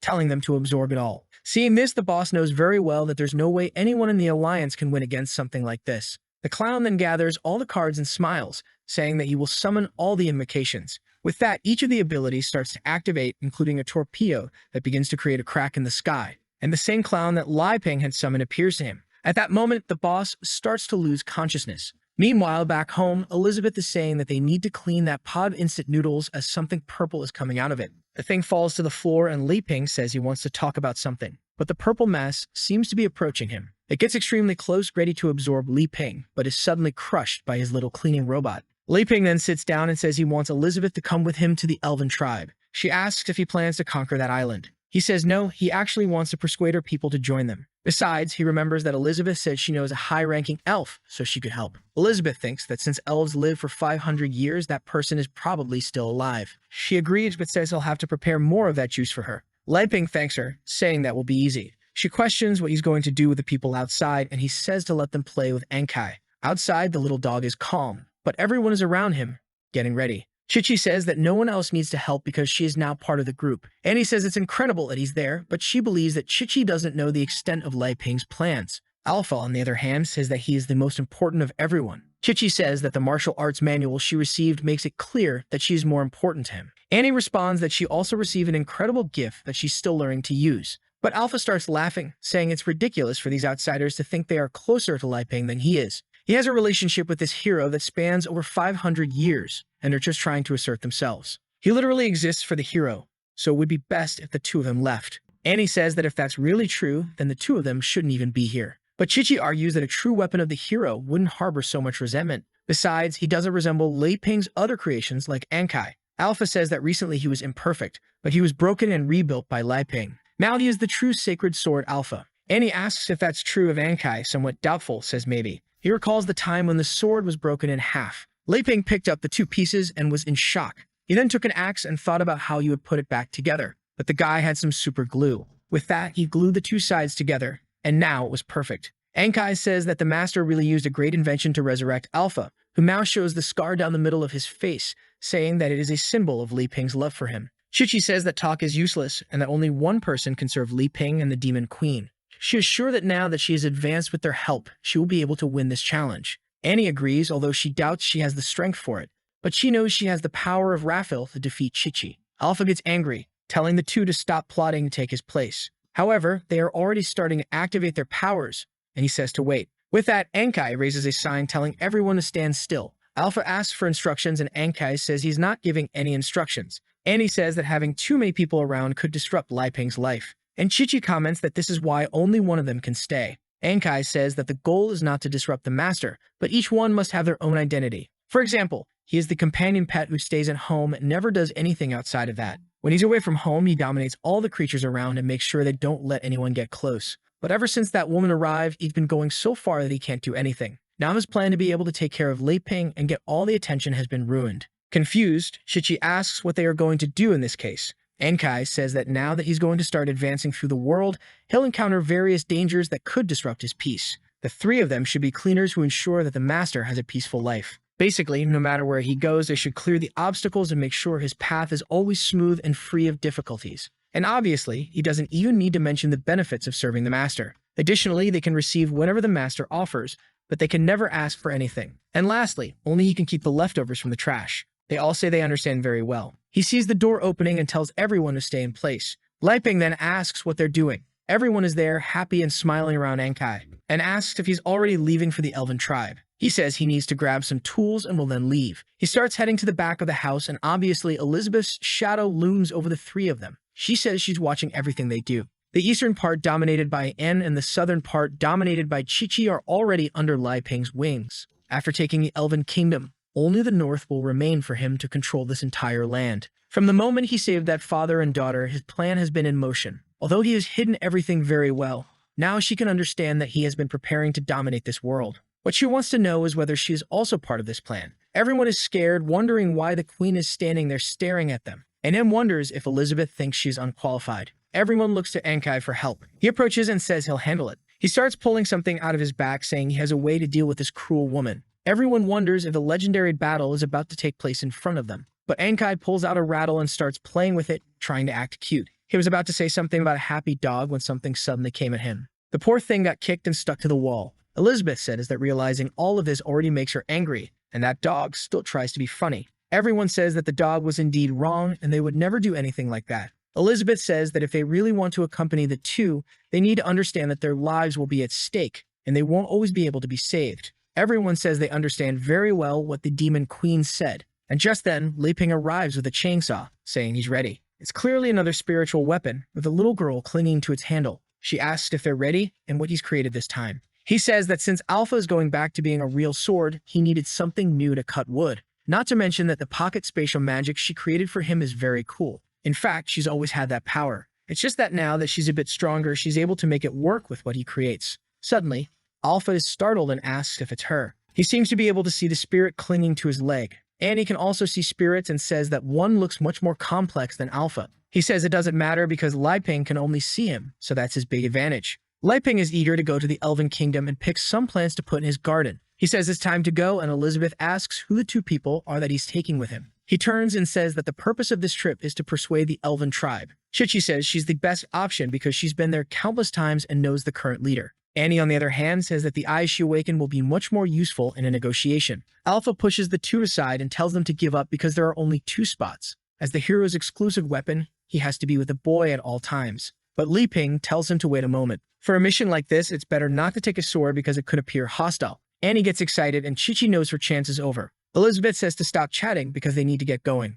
With that, they start to leave and Li Ping tells Alpha to take care of the place. But the poor guy is wondering why he feels this way again. Once again, he's been abandoned even after being reforged. Suddenly, he receives a message asking Alpha to respond. He's confused, wondering who's calling him. It's the sneaky little dog who wanted to get kicked on purpose as always because he likes to be punished. Suddenly, Alpha gets the idea to train with Ankai to become stronger than ever. Annie says it's time for them to go on a patrol in the region. I thought it was just Annie, but actually it's the 2 of them plus him and the queen. Li Ping seems interested in the tree, but Elizabeth has already noticed something strange. She finds it odd that such a giant tree doesn't have any sign of life. Li Ping points out, saying that something so large must be destined. Elizabeth activates a power, saying they need to change their clothes. Chichi is covered in oxygen. Li Ping turns to see what the new outfit is. Thank goodness she had already changed again. Elizabeth says they can't wear any clothes made by Li Ping, otherwise this trip won't make sense. Our boy, confused, says okay and tells them to go then. They advance through the forest, but as always, they're being watched by the plants in the region.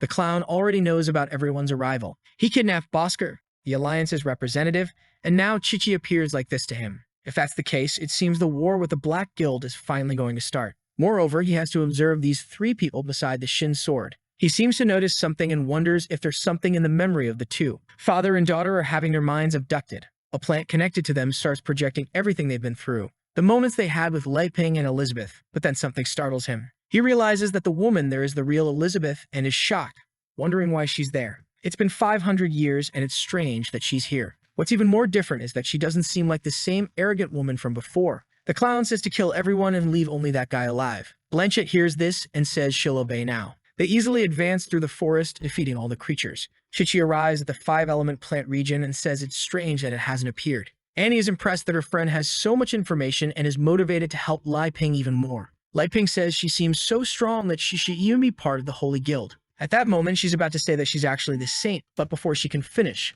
something approaches them. They were about to be hit by an arrow, but Chichi cut it in midair. Someone is watching a person fly in the sky. It's Annie with her eye who says there are people hiding, but there's no need to worry. However, Chichi already activates the first move from Li Ping's book. The aura emitted comes into contact with Blanchett, who is impressed that the girl broke her stealth so easily. But she releases a barrage of seeds, saying it doesn't matter. Annie summons her bear to protect everyone, but the seeds that fall to the ground start to create a bunch of vines. Chichi says this is normal, but the scale is much larger than usual. Suddenly, Li Ping asks if she remembers the adventure they had a few months ago. She says yes and asks why he's bringing it up. In front of him, there's a destruction course with flying debris and a bunch of cuts. He says that before he would have been extremely scared, but now he doesn't even need to pretend to be calm. That's because, in reality, he has Elizabeth by his side and is sure she'll save him. Especially now that he's brought Annie and Chichi, he really doesn't need to fear danger. Elizabeth asks if he's trying to show off, thinking that now that he's decided to dominate the world, he doesn't need to pretend to be weak anymore, and that's why he's feeling so confident.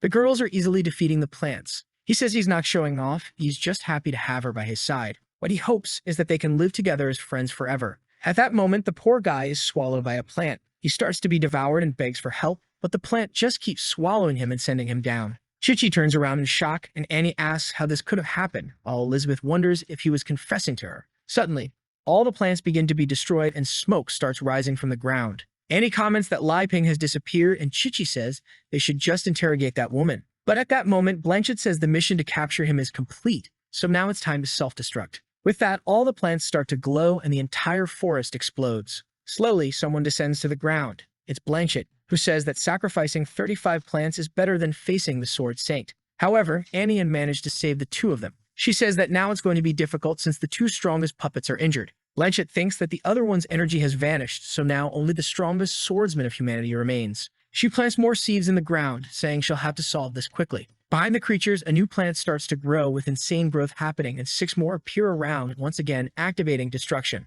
The forest is destroyed again, and this time Chichi activates the sword's shield. But something catches her attention. A gigantic plant was aiming at the two of them, and from a distance, the explosion could be seen. Blanchett said it really wasn't as simple as she thought, but now it's resolved. Then she trembles. Elizabeth was behind her and said that she would have to start explaining herself. Blanchett tried to turn around, wanting to know why the woman didn't die in the explosion, but Elizabeth said she didn't need to speak since she would look for herself. Blanchett felt that being caught by that hand was worse than death, and she quickly pulled something from her wrist, activating a self-destruction of arrows from within her. Her body fell, and Elizabeth said that was indeed the best choice, but she already knows that there might be some connection to the Black Guild here. She continues walking, but it seems like she's being watched. She says it's ridiculous that no one respects her anymore after just 500 years. On the ground, in another place, a little plant is sprouting. It emerges in the middle of the forest and spits out Lai Ping, completely covered in goo. The poor guy is confused, not knowing what happened until he looks up. The little plant is blushing and strangely bearded. Our boy tells this weirdo to get away from him, but the monster once again comes while he calls for Elizabeth's help. Strangely,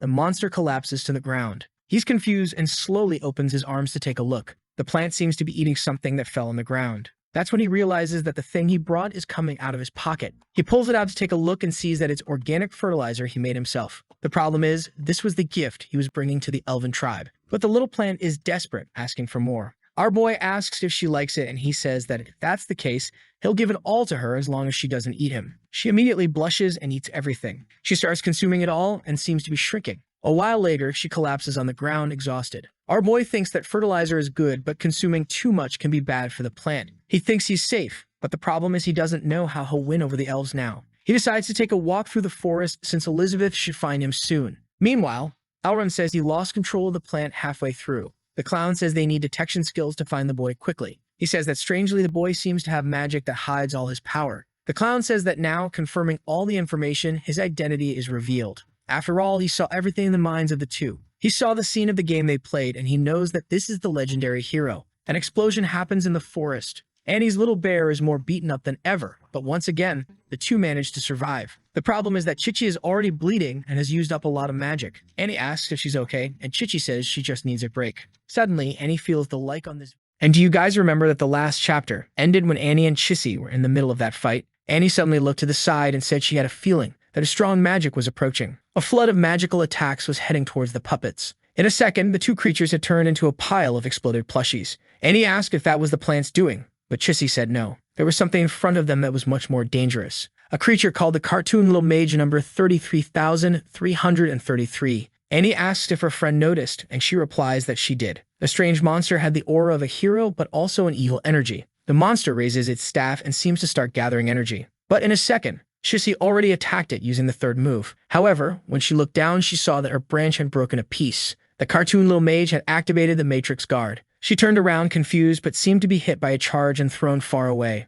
Luckily, Annie's Yagda plushie ended up saving her. The problem is that she had used the demon's red eye too much and feared losing control. Then the little mage cast a spell, and a cartoon skeleton appears on the field too. Chichi lands on the ground and thanks Annie, but tells her not to worry because she would handle it. The problem is that she's also coughing up a lot of blood. The excessive use of both her fencing and the hero's style is wearing her out. Seeing this, Annie immediately asks if the Sword Saint can still fight. Meanwhile, the cartoon mage starts summoning several spheres of various elements. They begin to merge, creating a purple orb. Annie knows that fusing elements is extremely difficult, so their chances of winning are very slim. The monster prepares for the attack, and she knows they could only win if the Sword Saint were at 100%. Suddenly, she clenches her fist and says she can't think like that. She can't live forever depending on the Saint and Leping to keep this place peaceful. She needed to go beyond and meet the expectations of both Elizabeth and Leping. But the mage finishes the spell and launches it toward them. It was an elemental bomb that hit the ground, throwing all the soil into the air. A cloud of smoke rises, and suddenly something surprises the monster. Annie had summoned the giant snake that was swallowing the entire spell. Man, she sends it down and even manages to absorb everything. Annie's horn awaken her bloodline and tells the monster to come at her. Shissy immediately senses that with this change, the girl had reached the level of a sovereign demon. No wonder she had been chosen by the hero and the queen. Annie puts her hand forward and the plushies advance. Then the front guard activates the matrix protection. Several cubes appear, but the snake easily dodges them. Annie knows that if one of those cubes appears inside the snake and traps it, it will be hard to win. However, thanks to the demon's red eyes, she could see where the cubes would be summoned. She then activates a wind attack to try to create a distraction. The bird casts a spell, sending a storm slash. But the knight only responds with a matrix shield. What is this, man? It was a massive sequence of attacks on the creature. Yet the little monster only responds with a boo, and I don't know if it's scared or just doesn't care. The big snake bit the cube, and it was close to being swallowed. Or actually, it was swallowed. Both are inside it, which is trying to digest them. Annie clenches her fist and says that no matter how strong someone is, if they're eaten by the snake, she wins. That's because, little by little, the magical energy is absorbed until eventually it becomes stronger than the person. The problem is that the pace wasn't enough and the snake is starting to wobble. Besides, the bloodline was almost stealing Annie's consciousness, and she was struggling to concentrate. Then the snake is completely torn apart. Here we go again with this time thing in 0.01 seconds. Annie was thrown backward. In the next millisecond, Shissy felt something and tried to look to the side. But there was already a giant golden barrage coming towards them. Man, the attack swept through the entire forest and opened a crater in its path. However, Shissy managed to summon his shield that seems completely destroyed. Sadly, I must announce that, unfortunately, her clothes were affected. Annie is lying on the ground. Meanwhile, Shissy realizes this is the third time she's been defeated recently. Amid the smoke, the two appear. But this time, the cartoon general is in front of them, saying he's going to take care of this. The scene then shifts back to Elizabeth in the middle of the forest. Man, I missed our demon queen. I had forgotten how strong she was. She seems to have reached the place where the magic is most concentrated and wonders where the culprit is. Suddenly, someone throws some playing cards and says the big fish has finally arrived. Another one laughs, and that's when Elizabeth passes through a barrier. She felt the barrier and knew that by its power it was someone of a demon king. Then she yells at the sky, asking if they're trying to trap her there and telling them to stop with cheap tricks. That's when a Matryoshka, one of those Russian nesting dolls, appears. Elizabeth stands still, and the doll suddenly surrounds her. I don't know if the monster is growing or shrinking. I think it's growing because it's already gigantic, taking up the entire forest. It seems to have multiplied countless times, and this was the sealing magic of the cartoon creatures. The person who threw the doll says that with each layer, she is slowed down. Since she's trapped within 1,024 layers, she's stuck forever. Elizabeth is really just standing there doing nothing, until she gives a little smirk. The person who summoned the doll wonders how it's possible that she hasn't been affected. Meanwhile, Elizabeth easily seems to be breaking through all the layers. The debris starts to fall, and she says she lived in a time barrier for over a year. Then the person becomes wary and begins summoning a scythe. But Elizabeth just tells them to stop with the tricks and get out of her way, until the scythe seems to pierce her stomach. She looks up and sees the cartoon reaper. The scythe was embedded, and the creature gives it a tug. Elizabeth's soul was being ripped out and pulled toward the creature. This creature's special ability is that when it lands a direct hit, it can ignore levels and directly extract the soul. It smiles, confident that it has won,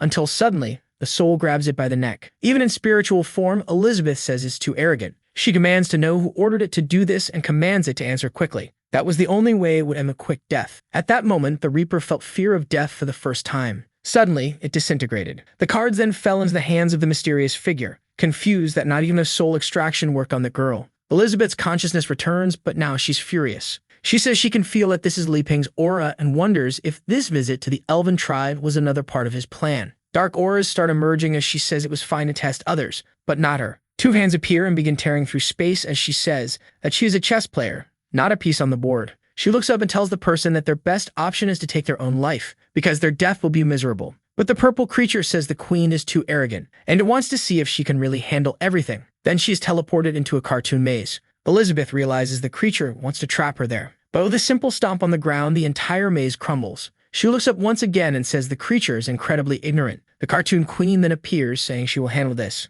while the king sits on his throne, saying he's eager to see the queen's victory. Suddenly, Elizabeth flies into the sky and sits on a hand of darkness. She looks down and says it's ridiculous for him to call himself a king in front of her, warning that he isn't worthy of that title. The king's expression changes, and he orders to kill her. Suddenly, the queen draws some cards that transform into swords in her hands. Fed up, Elizabeth launches an attack, telling her to shut up and die. The queen tries to activate wing protection, and look at that, she managed to cut through Elizabeth's attack. She even takes the chance to counterattack, but Elizabeth easily blocks it, though she's surprised that her fingernail cracked. Then the card queen appears again from above and launches another attack. I'm not sure what's happening. but it seems like things are being cut. The card queen keeps attacking when suddenly something from Elizabeth comes from behind. I think the card queen cut it again, but the spheres started healing. I'm confused by this fight, guys. Suddenly, the card queen says these are just simple magic bullet attacks. She begins cutting everything around her, but it seems like every time she does, they multiply and the number of strikes increases. Then she gathers all the daggers into a single claw,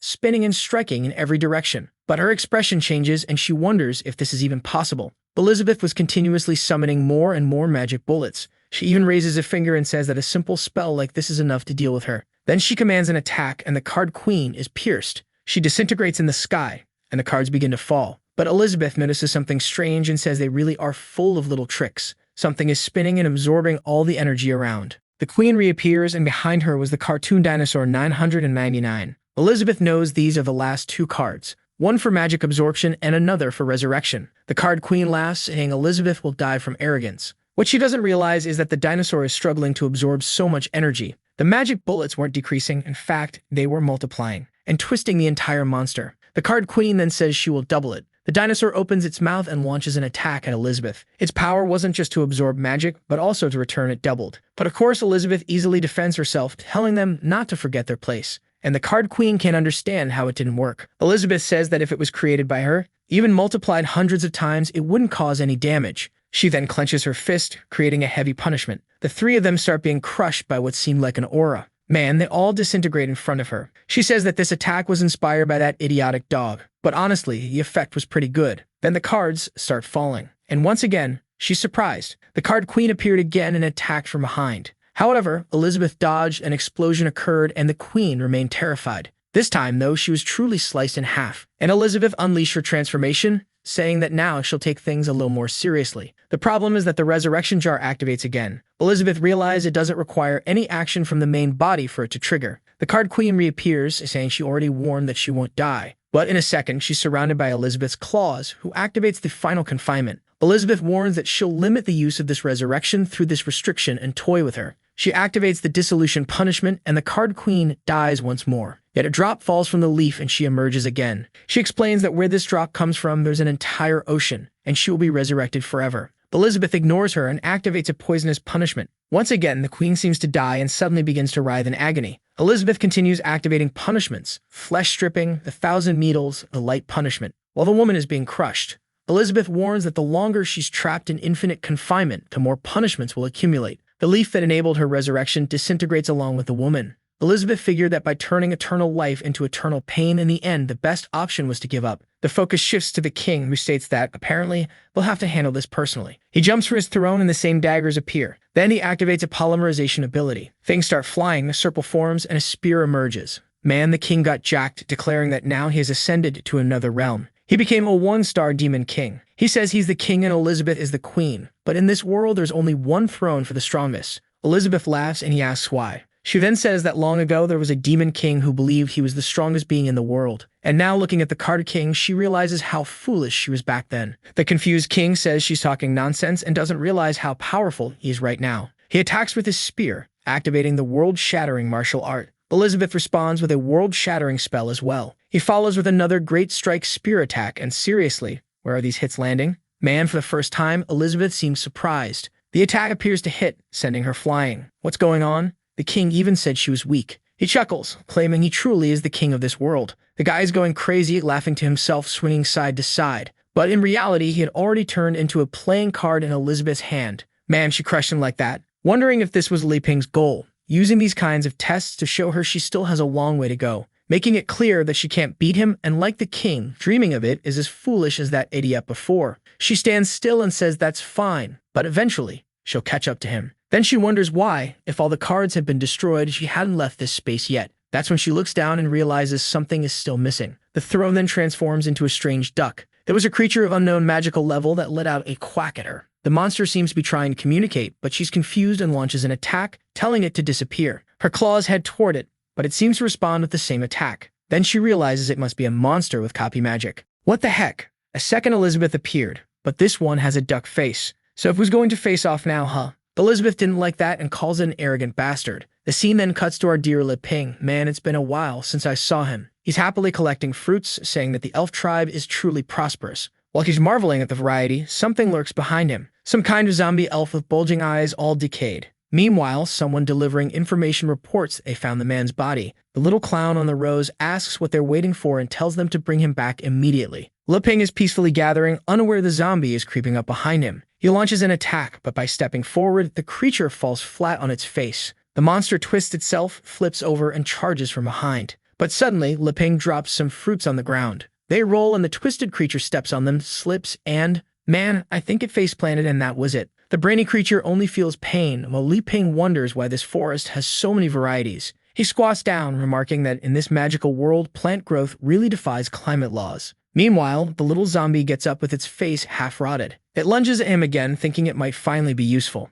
Liping grabs a cactus and turns around just as the zombie lunges and they lock eyes. Liping screams at the sight of a ghost while the creature clutches his painful hand. He runs off in a panic, yelling that this place is terrifying. The elf was already crying in pain, asking if he could activate the rest of the corpses, because this hero wasn't as easy as he seemed. The clown said it was fine, but to hurry up and bring that kid over. From the forest floor, a swarm of zombie elves began to rise. Liping was running in a panic, wondering why there were so many zombies in the middle of the elven forest. He desperately wanted to find Elizabeth and the others to escape this place. But then an earthquake began and he stopped, wondering what was happening. That's when he felt the tremor was coming from behind him. Looking back, he saw countless little green eyes staring at him in the distance. Confused, he noticed the zombies were already surrounding him. Looking around, he tried to stay calm, reminding himself that he was the hero and couldn't die there. But the problem was that he hadn't brought the alpha. Then the ground started splitting and he wondered if the zombies were going to grab his feet. The consumed elf ordered them to kill him, and the horde charged at Liping. But suddenly, a green laser cut through all of them. Our boy had been saved by the little plant from before. He asked if it was the same one and it blushed, celebrating. The elf seemed to have tried using plant magic but couldn't. Now he understood it was because the hero had tamed them. Liping's own Plants vs. Zombies was firing in all directions.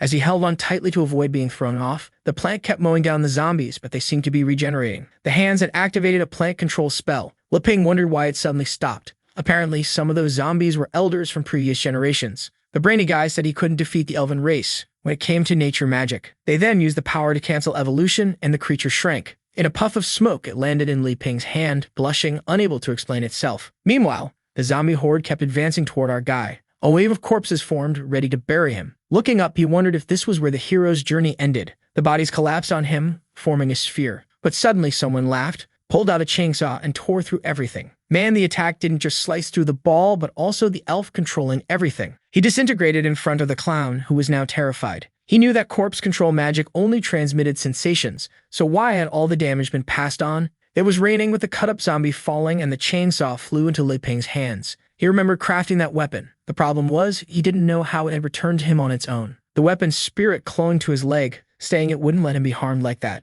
One of the zombies started crawling toward him, but more rose and one leaped from behind to attack. Our hero, all twisted, swung wildly, yelling for them to stay away. This time, it was the clown himself controlling them, and his finger got sliced. He realized Liping's chainsaw had a true damage effect and would harm him. Then one of the zombies fired an arrow, or rather, many did. They launched countless attacks while our boy simply raised his chainsaw. The outfit he had stitched had the effect of returning 100% of received damage. The zombies were all pierced by the arrows, and the clown's hand was harmed too. He couldn't understand how even reflected magic caused real damage. Truly, the legendary hero had mastered magic use. But here, the clown had territorial advantage and infinite magic to exploit. So eventually, he would find a way to win. In front of Liping, a clown head formed from corpses. He slashed wildly, telling it to stay away. His strikes created a massive shockwave that shredded the head and the forest. Or rather, even tore through planets in the galaxy. What the heck, man? The big clown was split in half and collapsed, realizing he was killed in a single move. Bodies rained down as Liping raised his chainsaw, saying these zombies were terrifying. But suddenly, they seemed to regain consciousness.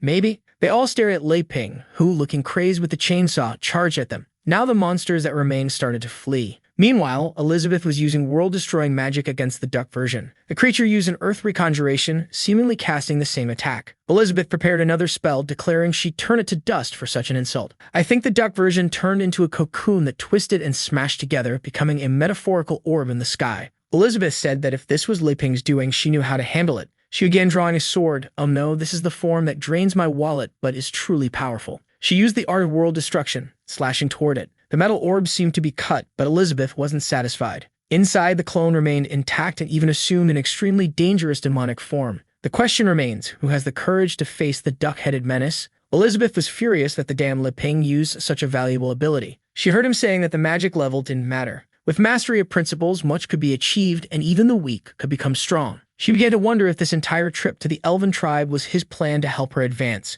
While the duck version seemed a bit confused, Elizabeth raised her fingers, declaring she used this trick to settle a fight. The duck activated perfect replica. Both stretched out their hands toward each other, activating the queen without a sword technique. Meanwhile, Leping was running through the forest, holding his chainsaw high and shouting for no one to come near him. But just by raising it, the chainsaw seemed to tear through dimensions, opening a portal to another place. The very place where Elizabeth was fighting. She noticed him fleeing through another dimension, and even the duck woman looked confused. Suddenly, everything started to twist, and Elizabeth realized she had gotten distracted. The two of them were still fighting as Leping kept running, until Elizabeth fell back into the dimension where Leping was. She saw him screaming and asked what he was doing. As soon as he saw Elizabeth, he tripped over a rock like an idiot and face-planted joyfully. The boy was buried. Unfortunately, Leping was defeated for the first time. While being crushed, the chainsaw's spirit begged him not to abandon her. She was angry, wondering how she could get his attention. The chainsaw spun in the sky, and since Leping wasn't getting up, it seemed like he wouldn't. She took on a spiritual form, slipped into his backpack, and promised not to abandon her father, but not before giving Elizabeth a cold stare. However, Elizabeth wasn't the demon queen for nothing. She noticed the spirit's anger and deliberately provoked her even more. Then Leping pushed Elizabeth aside and finally lifted his head to breathe. He admitted that was close, and if he hadn't found her, things would have gone badly. Elizabeth asked what he meant by that. Naturally, he came to a nonsensical conclusion. The demon queen's swordless art had been copied by that creature. In the end, she realized the copy was like a reflection, and in that space and time, something terrible could have happened. If their two hands had met, it might have led to her annihilation right there. Fearing she'd get hurt, Leping created that distraction to pull her out. He apologized, leaving Elizabeth stunned. He said it was his fault they were in such a risky situation, and that he wouldn't do something like that again. But in Leping's logic, he regretted bringing everyone unprepared. He hadn't expected things to be so dangerous. Yet Elizabeth didn't let him off the hook and pulled him closer. She told him to stop showing pity because she was ready for any test he had for her. It had been a while since he blushed. He awkwardly asked what kind of test she was talking about and if they weren't standing a little too close. Elizabeth thought about how he wasn't just training her to be his partner, but still cared about her dignity as a queen. So she replied that she knew exactly what he wanted and didn't need to pretend anymore. Man, the two were standing so close, staring into each other's eyes. But suddenly, they heard a sound beside them. It was Elizabeth and the duck woman, hands on their hips. They turned, and Leping asked what the heck was going on. He was instantly confused because there was an Elizabeth and a duck version. The real Elizabeth said that since he was already there, she had no intention of continuing this any longer. He should just remove whatever was in front of him. Of course, Leping had no idea what she was talking about, but she shoved him forward, telling him to handle it. Stumbling, he approached Duck Elizabeth and gave a crooked smile. She glared fiercely back at him. Suddenly, she began to disintegrate, activating perfect replica. Leping was startled as a giant Leping clone started forming. Elizabeth thought he was doing this to show that she wasn't as good as him, but she was curious to see how he would defeat something as strong as himself. Our boy anxiously bit his nails, asking if she saw that. The duck version seemed to be trying to form but couldn't. Elizabeth watched as it suddenly turned into purple smoke, fell to the ground, and disintegrated back into a pile of playing cards. The cards flew up and landed in Leping's hands. Seeing the back of the cards, he recognized them as the ones he gave to his uncle. So why were they here? He turned to Elizabeth and asked if she saw that. She interpreted it as him asking if she understood that in the face of true power,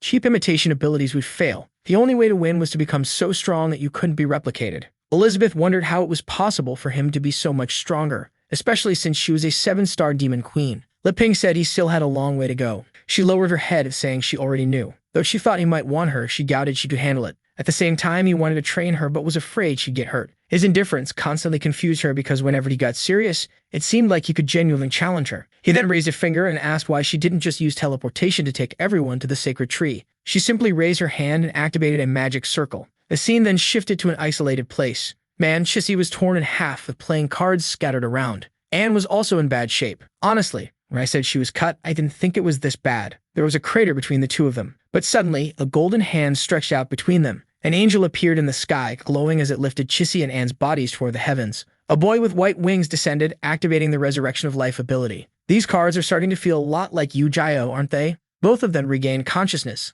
looking up in awe. A magic circle appeared between them, and the boy said that now that his master and his people were there, he could finally retire and complete his mission. The entire elven field seemed to return to normal, and the boy appeared before the sacred tree. Chissy and Anne lay on the ground while Elizabeth stood there, furious as always. Leping looked over at Chissy, confused. He asked Elizabeth what had happened, and she replied that she didn't have time to deal with them. First, they needed to figure out who was behind all this. Elizabeth's black hand attack grabbed the tree and ripped it from the ground without effort. Within the roots, something purple was connected. Liping had no idea what she was talking about, thinking to himself how terrifying that tree she pulled up was. The thing floated in the sky, and roots kept spilling out full of that purple stuff. Within the trunk, there was a visible imprint of an elf's form. Elizabeth remarked that in the past 500 years, a lot had changed within the elven tribe. Among the flowers, Liping spotted the uncle and his daughter. Liping called out for Bose and Elif. As he approached the tree, a root rose up, nearly hitting him. Elizabeth struck again, startling Liping, but he stayed still as the attack narrowly missed his head, heading straight for Elizabeth, who casually glanced at it, causing everything to shatter. A massive crater formed in the creature, revealing something fused within it.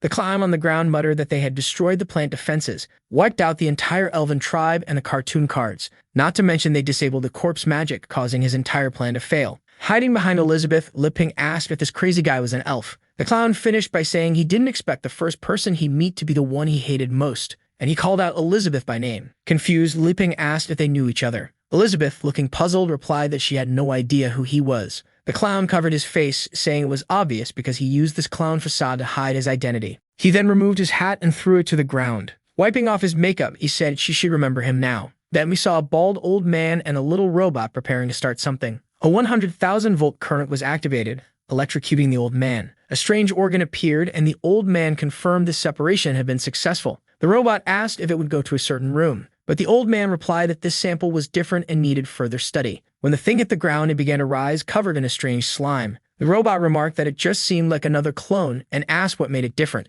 The old man explained that this time he gave part of his own nature to the creature. In a way, it was truly a piece of his existence. That's when the clown boy emerged, questioning whether he was the old man or if the old man was him. They stared at each other, and another figure appeared. This twisted clone asked if it was true that winning this fight would free him from this place. The robot simply ordered the battle to begin. Immediately, the creature stretched its neck, calling this the perfect opportunity. But the other clone dodged and activated corpse magic. Before he could do anything, he was crushed by the other clone. The robot commented that it was anticlimactic but expected from someone who had already won battles. The old man said survival of the fittest was most important, but it wasn't over yet. The hand that had crushed him started being surrounded by slime. The strange clone wondered why he couldn't move. It was as if the other had taken control of his cells. Then the hand was destroyed by a corpse magic attack that tore through the body. The old man remarked it was good to see he had completely mastered it. The hand returned to normal as the figure walked toward the old man. He knelt, and the old man said that since he had fully inherited corpse magic, he would now teach him how to control black tool technology. With that, he would finally become the perfect clone with the mission to invade the elven tribe. The robot suggested creating multiple perfect clones to invade other places, but the old man explained that was the problem with a perfect clone. If he kept splitting to create more, he'd eventually cease to be himself. He decided to make this first one because he had given it his humility, something he had long wanted to discard. By removing that part, he finally became perfect and believed himself worthy of the master. The clone knelt before Elizabeth's clone, who, thankfully, hadn't awakened yet, but he seemed full of rage toward her. The robot warned of a strange electric current within this body. Suddenly, he lunged to attack the clone, but the old man simply ordered him to know his place. The clone felt something, and in the next second, he was on the ground. The old man said he understood his humility and loveless nature, and the hatred he carried, but he still needed to understand the purpose of living on. I'm just as confused as the twisted clone, not fully understanding the old man's words. He simply said that he was a tool designed to help him achieve his goals. The clone continued dissolving, wondering if he was truly just a tool. Back in the present battle, the clown declared that after decades in hiding, he could finally emerge and reveal his true purpose. He was himself and would replace the original and kill Elizabeth, his two greatest desires. Liping asked if Elizabeth remembered this person, and she replied, unfortunately, she did not. No one really cared about the guy. But Liping figured this must be some kind of enemy Elizabeth made back when she ruled the entire world. The problem was, if she had attacked so many people, now that he was under her protection, he would also become a target for many. Elizabeth then commented that it seemed the elven tribe had become nothing more than this. She was curious to see what Liping would do now that the tribe had no one left qualified to help him. He replied that he wouldn't waste time thinking about trivial things. After all, the only useful thing he could do here was fix the soil. So he suggested maybe it would be better if she handled it. Angrily, she asked if he was expecting her to clean up the mess from the start. While they argued, the clown just listened in silence. Then the clown spoke up, demanding if she really didn't remember him, was Malfoy. Unbothered, Elizabeth asked if he was with the Black Guild now. That caught Liping's attention. Malfoy declared he was a new person now, no longer needing to prove himself to her. Even though his corpse magic had been cut down by the legendary hero, he still had the power granted by the elves and the black tools. He activated the sacred tree whip. Elizabeth calmly raised her hand and said that if he was truly Malfoy, then she had to take action. In a blink, he was already caught by her black hand. Lupin warned her to be careful not to hurt Bose and Elif. Elizabeth effortlessly teleported them to safety and told him not to worry. She wouldn't harm his pieces. Meanwhile, Malfoy realized he couldn't move a single inch. Elizabeth questioned why he was there and where Amelia was. She also mentioned hearing rumors about attempts to revive her. So what was happening? Malfoy rambled, explaining he was created from the destruction of love and humility of the original. But he believed that if he could deliver her broken body to that other man, it would cause a mental collapse.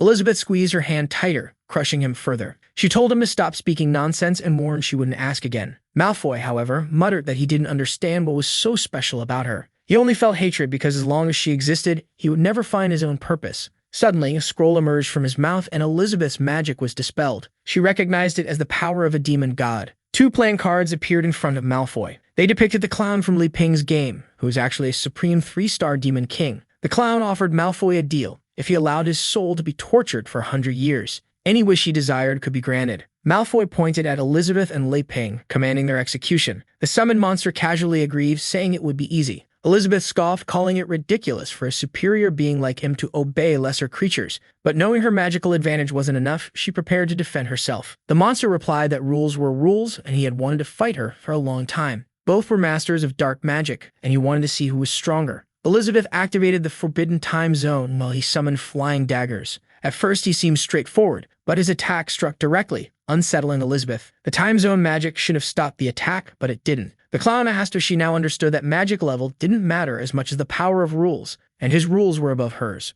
For the first time, Elizabeth looked genuinely concerned and called out to Li Ping. He turned around with a confident golden smile. The clown monster was startled upon seeing his creator, yet the daggers were still flying toward both of them. But the monster himself moved into the attack's path, shielding them. Wounded, he groaned, saying he was lucky to have blocked it in time. Elizabeth's magic faded as Malfoy watched in confusion. The monster slowly approached Malfoy, saying he had almost been deceived. Malfoy questioned why he feared Elizabeth so much, insisting the contract was signed. But the monster screamed, unleashing a laser declaring Malfoy's soul was worthless. Malfoy was vaporized. The monster turned to Elizabeth and Li Ping, apologizing, saying that dark mages were always so treacherous. Li Ping didn't understand why that guy turned to ash and asked Elizabeth who she had been talking to. She asked if he wanted to continue the fight, and he immediately declined. He admitted he hadn't seen his creator in a long time and didn't know they were now friends. He vanished, saying to let his creator know he wouldn't cause any more trouble, and waved goodbye. The 2 cards reverted into a joker. Li Ping again thought about how these were the cards he had given to Boss, so why did this happen? Elizabeth warned that he was underestimating the power of that deck. In the wrong hands, it could cause countless disasters. Li Ping questioned how something like that could happen. As far as he knew, those cards were safe with Boss. Elizabeth interpreted this as him suggesting the cards were merely tools and that the user was the key. The cards remained safe with Bose because he was a good-hearted man. Amid the torn tree lay the clown's corpse, split in half. Elizabeth was determined to understand what had happened over the past 500 years. She raised her hand and commanded them to rise. The corpses of Bose and Elif appeared, and she ordered them to explain what had happened. They seemed to be trying to speak, but no sound came out. Li Ping rummaged through his bag and remarked that they looked tortured and extremely dried out. They definitely needed a sip of water. He poured a little water for each of them, and in the next second, they both sprang back to life, calling his name. Our boy smiled, relieved they were healed. Truly, the power of magic was amazing. A bit of water was all it took for them to recover. But then both Bose and Elif collapsed again, saying they deserved death for causing trouble for him and the Demon Queen. Bose insisted that if anyone deserved punishment, it was him for overestimating his abilities. Li Ping told them to get up and asked what happened. Bose explained that the Elven tribe had been corrupted by the Black Guild. They had been deceived and their deck of cards was stolen. Elif added that her magic had been drained, and after that, she remembered nothing. Boz recalled that the clown seemed to have sacrificed much of his life force,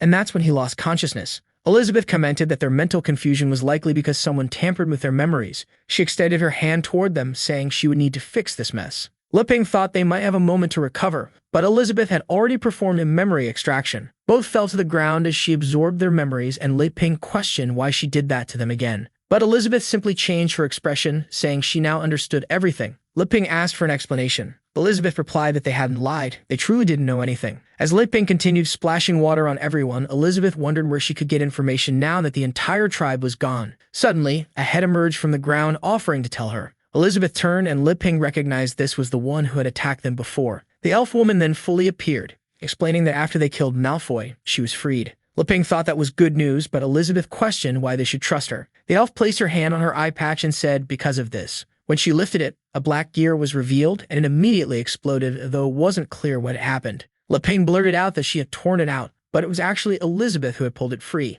Elizabeth recognized it as the infamous black gear containing the dark magic those people were using. The elf said that now that it was removed, she would trust them. But Elizabeth immediately performed a forced memory extraction, saying she didn't trust her yet. She grabbed Leping's hand and told him they would watch together this time. They saw the clown arriving at the tree and surrounding it with that purple substance. The elves consumed it and started turning reddish and strange. This elf tried to destroy the tree but was whipped across the face, likely when the clown installed the gear. Later, she seemed to be handing over 100 high-ranking elves to those people. By then, everyone in the forest was already under manipulation. Elizabeth witnessed everything that had transpired, including the moment this woman was killed. Near her appeared the cartoon archer, which seemed to be how she was saved. Back in a circle with everyone gathered, Elizabeth declared that this was unforgivable. But what was truly unforgivable was that the juice Leping had brought was hers, so he should stop sharing it. Everyone was happily drinking, amazed by how incredible it was. Their magical energy was rising, and they had never felt so invigorated. The elf then handed over some cards explaining she had kept them to try to save Bose and Elif, but everything worked out in the end.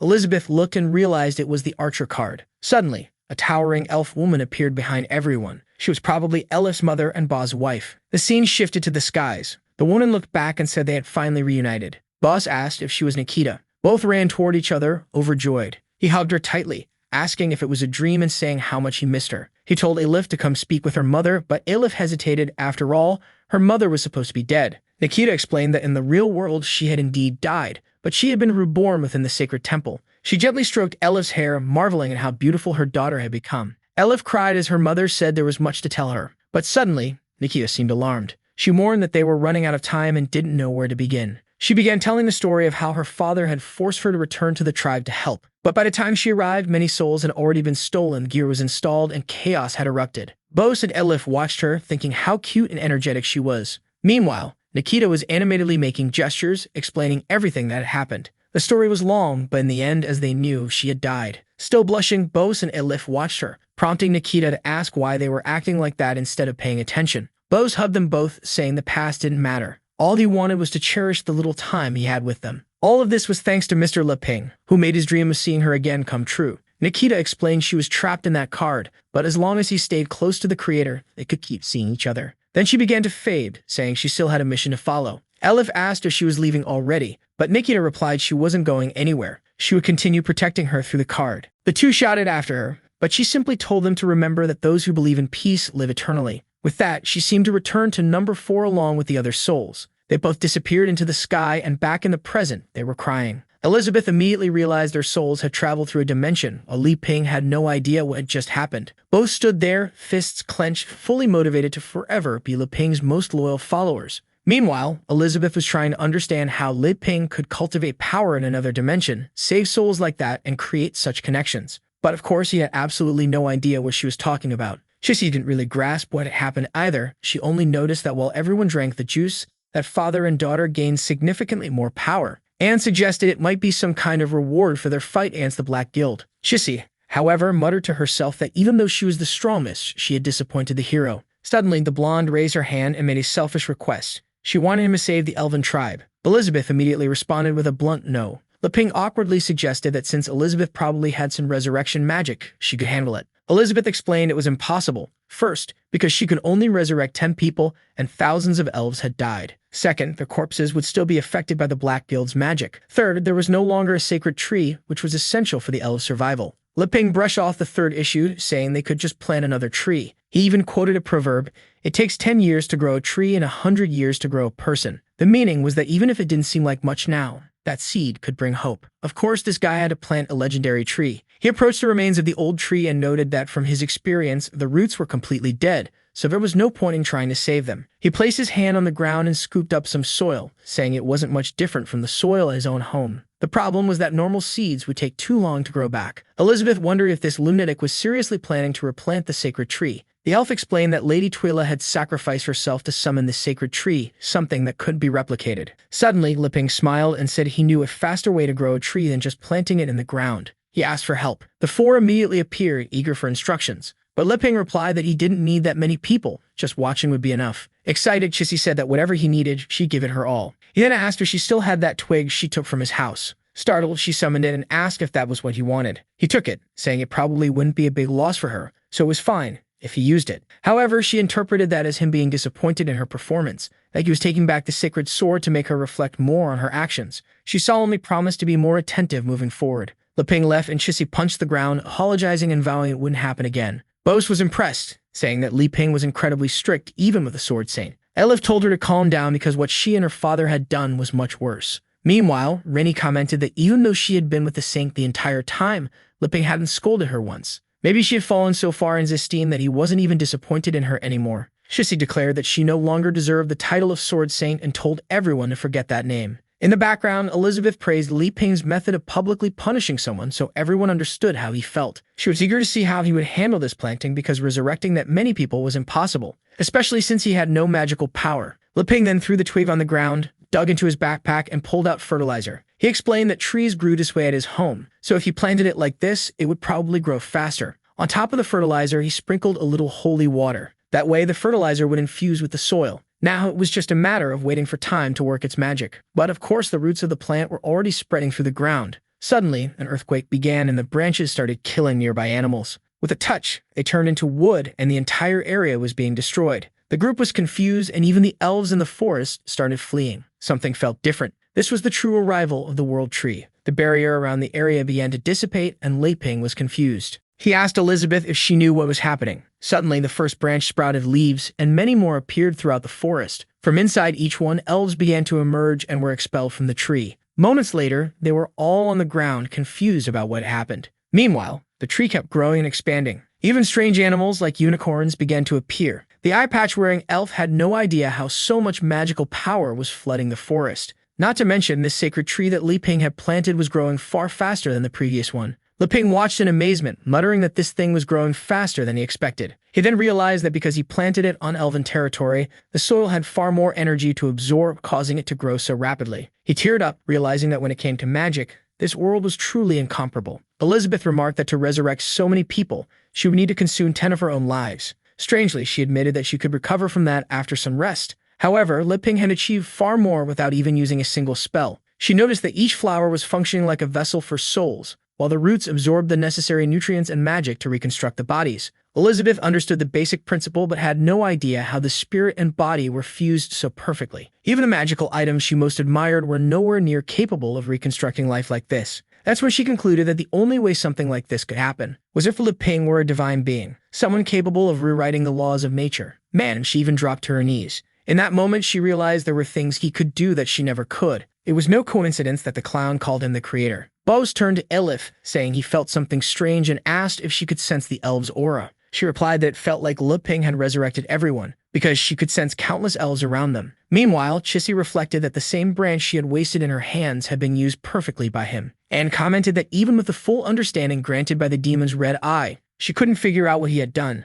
Leping, casually scratching his head, simply said he tried to help however he could. Approaching the two, he told them the rest was up to them. The blonde questioned what he meant by the rest, since there wasn't much else to do. Leping explained that some of the saplings hadn't matured properly yet, and he was leaving that in her hands. But she lowered her head, saying she couldn't handle something like that. Even though she was an elder, she had also been the one who hurt her own people. Suddenly, she smiled and pointed to the group in front of them. She said it was Elif's mother who had saved her, and as a descendant of the elders, Elif was the most suitable person to care for the sacred tree. Bose was confused, and Elif nervously asked if they were talking about her. Leping smiled and said it was a great idea. Since she was of mixed human and elf blood, it was the perfect chance to end the division. Elif hesitated, unsure of how she could manage such a responsibility. But Bose placed a hand on her shoulder and they both bowed, promising to help her as much as possible. He reminded her of what her mother had said, that as long as they were heroes, they had to give their best. Lenchit, the eye-patch-wearing elf, grabbed her hand, promising to continue working as a general and doing everything for the tribe. The three of them were determined to do their best to make the hero happy. Annie remarked that this was a redistribution of power, as now the Card Guild would take care of the Elven Forest. Chissy observed quietly and Leping called out to Elizabeth, saying it was time to go home. But he seemed to notice something strange and tapped Elizabeth's head, asking what was going on. Suddenly, someone approached and asked him to wait. It was Chissy, saying she had a favorite ask. He asked when it was and she said she wanted to know the true meaning of the Tai Chi sword. Since she started practicing the 10 moves he taught her, she had been struggling to control her power. She wanted to know what she was doing wrong and begged for his help. Leping thought for a moment and then said he would tell the truth. When it came to the secrets of that sword, he tended to forget everything. Confused, she asked if he just said he forgot. He confirmed and suggested she return to the Sword Saint Guild to learn. The three of them were shocked to hear that, thinking he was humiliating her. Trembling, Chissy asked if he was saying this because her swordsmanship was that bad. She had been the one who taught swordsmanship to the Saints of the Sword Guild, so what was he implying? Leping admitted he couldn't explain it well, but what fascinated him most about the Tai Chi technique was the formless sword. He remembered seeing the sword saint of the guild during a competition, using something similar that extended from his finger. He figured that if Chissy went back, she might find the answer she was looking for. The moment he pointed his finger at her, her soul literally left her body.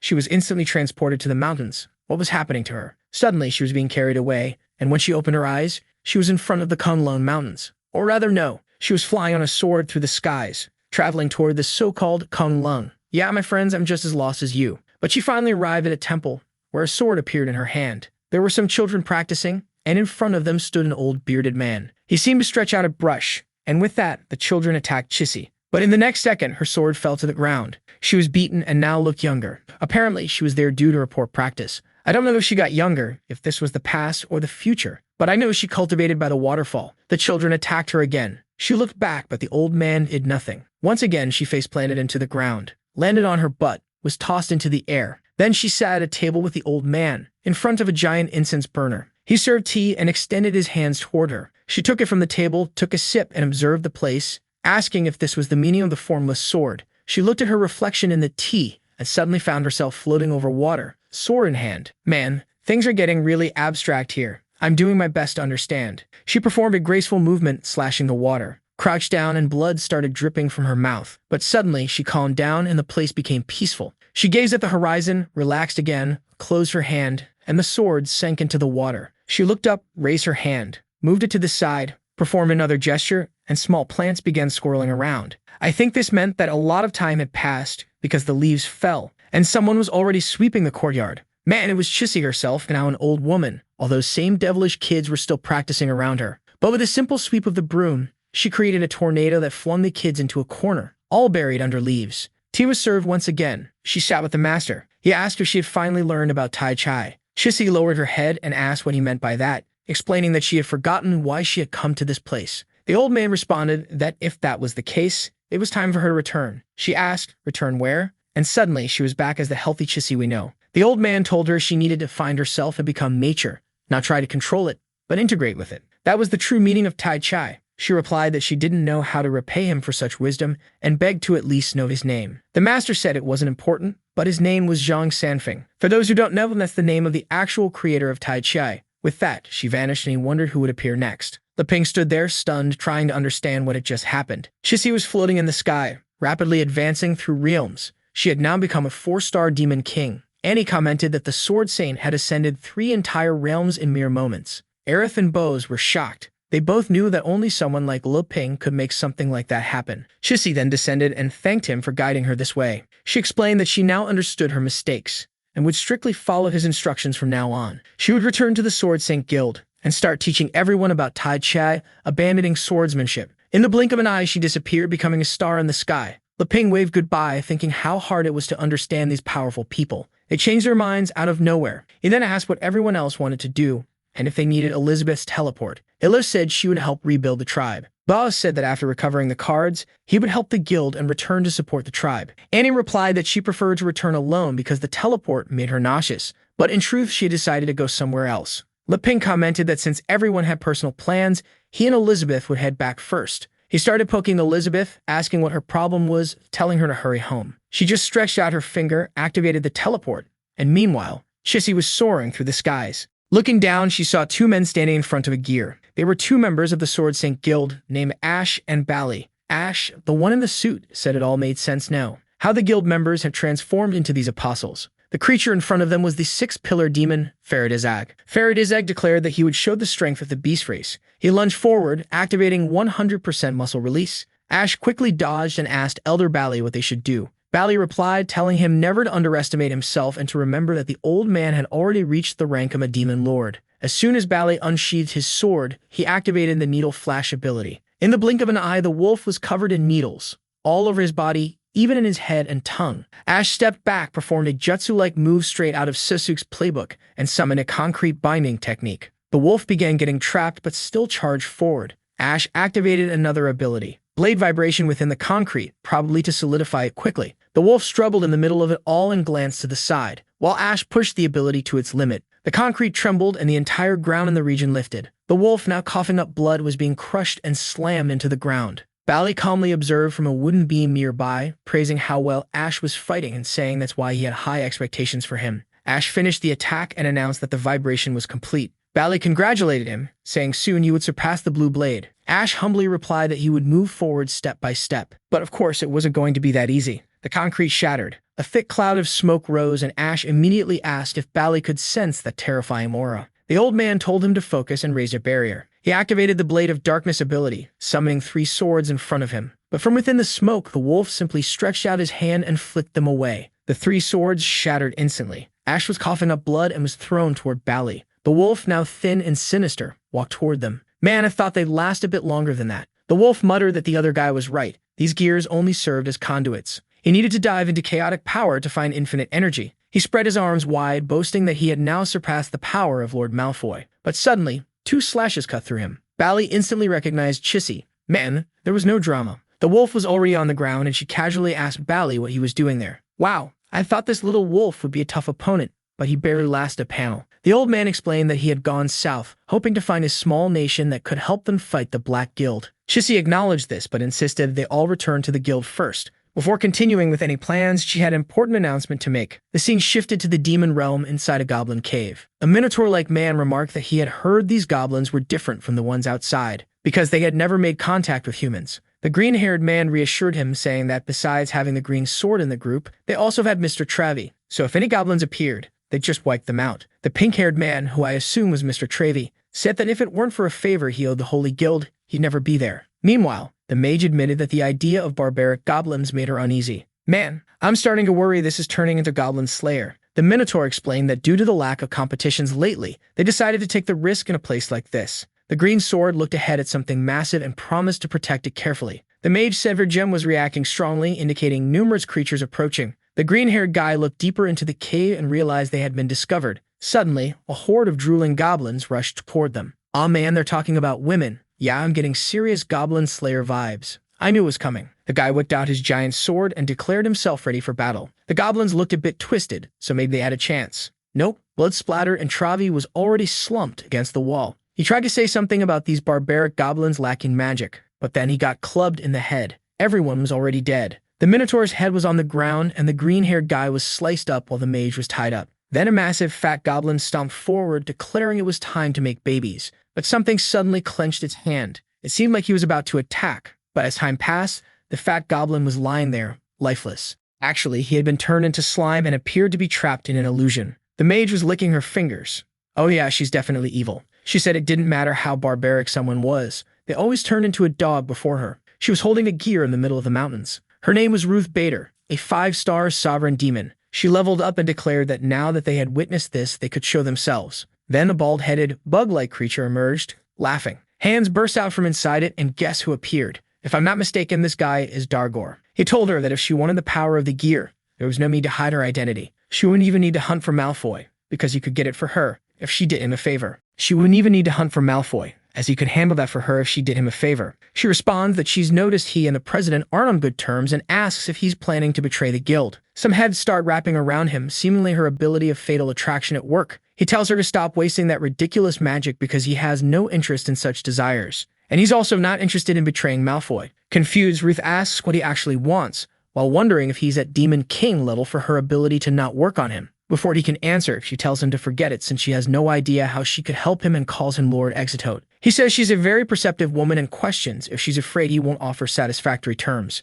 He then explains that the gear she desires so much is just a transitional tool. If she accepts his contract, she could gain 10 times more power. Suddenly, something called chaotic power emerges from his mouth. He explains that it's enough for her to skip the Demon Lord level entirely and jump straight to Demon King. She would become stronger with that than by absorbing 1,000 gears. The reason, he says, is that her charm ability is incredibly effective, which is why she was chosen. As she observes the chaotic power, she's dazzled by the idea of reaching Demon King level so quickly. She says that if that's the case, then the deal is done. Back at our dear Lei Ping's house, his little plant is on the ground recovering. He comments that the magical world is amazing and that plants can even understand humans, which is unusual for him. However, he tells the plant that he has to go back home and wishes it a long life. But as soon as he leaves, Lei Ping's other plants are already staring at it. Then he tells Elizabeth that he's back and asks if she wants some freshly sliced apples. She's still in her chibi form and says no. She mentions that apples aren't as good as these snacks. He says that's obvious, but that she shouldn't eat so much and tells her to relax while he makes a snack. She puts the snack aside and grabs a Coke. She takes a big gulp, while he wonders what happened to make her so depressed. As soon as she finishes drinking, she lets out a burp. She seems to get angry, throwing Coke everywhere. Liping starts wondering if she's that mad because his performance as a hero didn't please her. He truly has no magic and can't learn swordsmanship properly. She's probably upset because he was so foolish. Meanwhile, Elizabeth is thinking how ridiculous it is that he might be above the world's laws. If that were true, there'd be no reason for her to suffer and train. She concludes that none of this matters. In the end, she's just another step for him to become more famous. Or maybe not even that, since he doesn't seem interested in defeating her. Apparently, she underestimated herself once again. She falls onto the couch, thinking she used to rule the world. But now, even as a 7-star demon queen, life has no meaning anymore. Liping has no idea why she's so angry, sad, moody, anxious, lazy, and still eating so much. He then figures she must be on her period. But after living together for a year, he's never seen her go through this. Maybe human cycles are different from humans. So he calls her to eat since she usually comes flying when she's lazy, and she smacks her face on the table. He says he not only made curry, but also a stew. She asks what that's about, says she's not interested, and shovels the curry into her mouth. Then she turns around, telling him to eat that stuff and that she'll have more snacks later. But when he lifts the lid, he tells her it would be good to take a look first.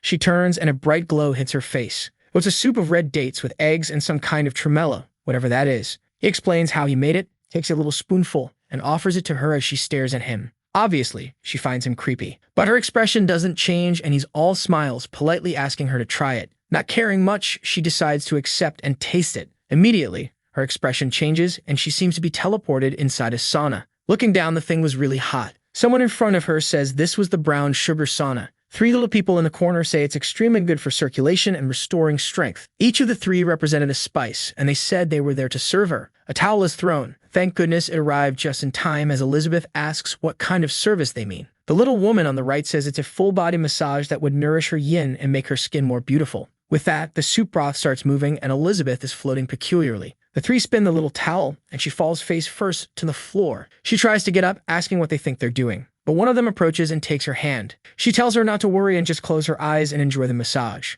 Elizabeth wanted to break free, but at the same time realized the feeling was very pleasant. Another one works on her back and says not to worry, that this would bring her calm and she didn't need to resist. It was an egg white massage that would make her skin extremely youthful. With that, the 2 continued helping until, after a while, the red-faced one said it was his turn. The little girl turned and said she still wasn't relaxed enough. But maybe it was fine since she got a solid foundation and could probably handle it. All 3 little people were women. Elizabeth was confused about this talk of resistance, especially since the woman was trembling and it didn't seem possible that she could do anything to her. Then the old lady said she wouldn't have to stretch her muscles. In a split second, she turned into a buffed-up version like Chris Bumstead. Elizabeth was startled, but before she could react, her calf was grabbed. The old lady said she couldn't be gentle. Elizabeth wanted to get away, but the other woman said this massage was perfect for opening her meridians and improving blood circulation. And so the chiropractic session or myofascial release began. Elizabeth was suffering, or at least it seemed so. The one with tightly curled hair, Miss Tremella, was a 9-star saint. The one known for perfect skin beauty was an 11-star saint, and the red-headed one was a 17-star saint. Elizabeth was there as always in her transcendence. At that moment, back at home, she leveled up, reaching the 8th realm. Liping stood there holding a spindle and asked if she was feeling warmer. He noticed her face was a bit flush and thought maybe it had worked. The queen slowly began to open her eyes. He asked if she managed to handle it or if it was too different this time. Obviously, to her, this was just him showing he could change the rules whenever he wanted, so she had no way to win. The gap between them was so vast that there was nothing she could do, and she might as well accept defeat. Elizabeth was sweating, not even knowing what to say. Suddenly, she reverted to her chubby form and said that this rule-changing thing was real, so there was nothing she could do. She collapsed onto the table and said it didn't matter what she ate since everything would stay the same. Not understanding why she didn't seem to improve, Li Ping said he would let her rest for a while and wouldn't bother her anymore. Then he said he was going out to train with Alpha and asked if she was okay with that. Slumped on the couch, she just told him to do whatever he wanted. But when Li Ping got outside, he noticed Alpha wasn't at his usual spot on the tree trunk. He knew the boy had often hung out with Wang Kai and wondered if the 2 had gone for a walk. Elsewhere on the property, they were together. Alpha was complaining about a strange noise he was hearing getting louder and louder. Wang Kai asked if he was trying to be lazy since he himself wasn't hearing anything. Alpha insisted he was, saying he had a buzzing in his ear for days and couldn't even sleep properly. Suddenly, Wang Kai stood up and told him to get ready because something suspicious was approaching from 3 kilometers away. Nearby, someone was fleeing from some fat goblins. Here comes that cursed mage again with her little plan. She claims she never expected to find such valuable information. Now she knew the exact location of the legendary hero and the demon Queen Elizabeth. This information had been passed on by Tagore. She was certain he must be much stronger than Malfoy. After all, he had easily helped her level up. Now she had the perfect chance, as her charm ability allowed her to defeat enemies even if she was weaker. Even though the demon Queen Elizabeth might be nearby, the hero was a man, so she had a way to win. What she didn't expect was a torpedo crashing into her back. A bit confused, she turned around and saw the two goblins had been obliterated. The problem was that they both had dark gears, so they shouldn't have been defeated so easily. Suddenly, she found herself trembling after another explosion. Wan Kai had aimed all of his weapons and immediately asked what her purpose was there. Ruth was shaking, unable to speak properly. She knew that if she said the wrong thing, she would die. But Waffle, being a fool, told Wan Kai to stop scaring the poor girl who was just running away from some monsters. He quickly introduced himself as the right-hand man of the legendary hero and the true wielder of the sacred sword.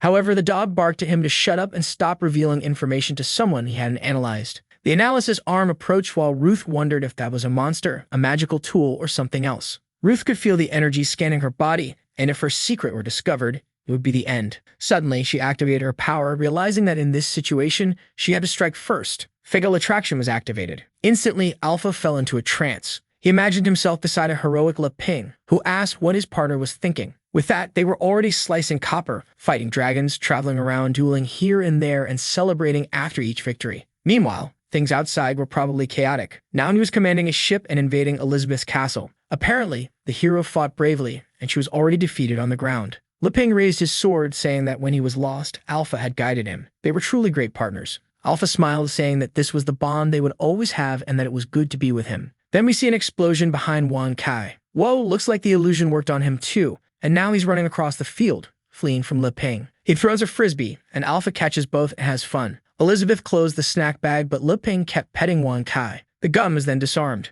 Ruth said that as long as the desire existed, it was impossible to resist her charm, no matter how strong the person was. But at that moment, Wang Kei's system started beeping about virus detection. Some files were updated and a vulnerability patch was installed. Immediately, the weapon pointed back at Ruth, leaving her confused, not understanding why her charm wasn't working. Wan Kai then ordered her to explain who she was and why she invaded his system to make him happy. He realized she wasn't a threat at the moment, but since he didn't know her intentions, he decided it was better to eliminate her. Ruth was trembling, unable to understand how things had escalated so quickly, until someone arrived calling for Wan Kai or Alpha. Everyone froze and the little dog immediately had hearts in his eyes. He disarmed everything and started hopping toward our boy. Le Ping said he heard a loud noise coming from that direction. At that moment, Ruth realized it was the legendary hero. At least this was a normal man, which would be much easier to deal with. The perfect story of a hero saving a princess always worked, so she would play along with that fantasy. She collapsed on the ground far away while Li Ping asked Alpha what he was laughing about. The fool was laughing in confusion, and Li Ping kept calling him. He gave him a slap, wanting to know if he was okay. Instantly, Alpha snapped out of it, confused about where he was. Le Ping said he was scared because Alpha was acting like a lunatic and asked if he had been sleeping well. With that, they started leaving, abandoning Ruth, with Le Ping advising Alpha to get better sleep and chop some wood. When Ruth noticed they weren't going to help her, she stood up playfully and asked if anyone could help. Le Ping turned and asked who she was. Meanwhile, at home, Elizabeth was eating chips and gaining weight. Then Alpha arrived with someone falling on his head, and our boy was carrying the woman in his arms. Elizabeth got furious and he asked Ruth if she was hurting anywhere. She replied no, just a bit dizzy and needing to rest. He gently placed her on the couch while Elizabeth was ready to kill this woman. Le Ping told Ruth to rest a bit while he prepared some tea. Elizabeth was radiating a dangerous aura from the couch. Alpha and Anka were trembling with fear, saying they hadn't done anything. But Elizabeth already launched a flying kick into the dog's face, and Alpha was ready to draw his sword. The poor thing was thrown far away. The screen was glitching, indicating she had misunderstood something. But she grabbed Alpha by the head. He asked why he kept bringing people home, and if he didn't take her words seriously. From inside, Ruth realized that this was the legendary Queen Elizabeth. She didn't fully understand why, but she was sure she had stirred up trouble between Elizabeth and that weapon. All she needed now was to capture the hero Le Ping and use him to kill Elizabeth. She activated Fatal Attraction, which immediately targeted Le Ping. However, nothing seemed to happen, and he approached her while she was scared, not understanding why the effect failed. He calmly came closer and told her there was a cup of tea for her. She used Fatal Attraction again, certain it was impossible to resist as long as the target was a man. Le Ping's eyes were spinning, or rather, he noticed her eyes spinning, and asked if she wasn't feeling well. The girl was struggling to keep her power active. He handed her the tea and told her not to be so nervous and to relax a little. Once she recovered fully, they would send her back to the city. As she took the cup, Ruth felt it had enormous magical power. She decided to drink it to see its effect, took a big sip, and was overwhelmed. At that moment, she advanced to a 2-star demon king. Liping asked how she was feeling, but the cup fell to the floor. She clutched her stomach, wondering what he had given her to drink. Suddenly, purple veins began appearing on her stomach. Her neck itched as she scratched herself. Liping was confused, wondering if she was allergic to wheat. Elizabeth, however, explained that this woman was like Chissy and had been infected by a contract from the Dark Sea. Liping then asked Elizabeth to save her like she did with Chissy that time. But Elizabeth refused, saying there was no way she'd do that. She had already figured out that Liping gave her that tea on purpose to force Elizabeth to cancel the contract, and she wasn't about to work for free. Agonizing, Ruth said he must be trying to witness the greatness of the creator. Something started crawling up her throat and she spat it onto the floor. A purple slime appeared and Liping said it was the same strange magic from the insects. The creature said it had infiltrated extremely secretly, so how had it been discovered? It threatened that one day it would destroy Elizabeth with chaotic power, only to be cleaned off by the little robot. Liping said he was scared but relieved it was just a bit of dirt. Elizabeth immediately demanded that Ruth explain her purpose for being there. Ruth told them not to misunderstand and claimed she was forced into this. After all, she realized that the contract with Azathoth had been broken and their combined power exceeded expectations. But Elizabeth simply told her not to think she could lie like that. Suddenly, Ruth found herself in the world of skeletons. Confused, Ruth said she was also in the Demon King's realm. So why did she feel like an ant in front of Elizabeth? Liping seemed to start pushing through the illusion and mentioned that Elizabeth had been a bit angry lately. He asked Ruth not to be upset but to explain more about this Black Guild situation. Immediately, Ruth agreed to explain everything. Man, this guy really puts in too much effort for a game.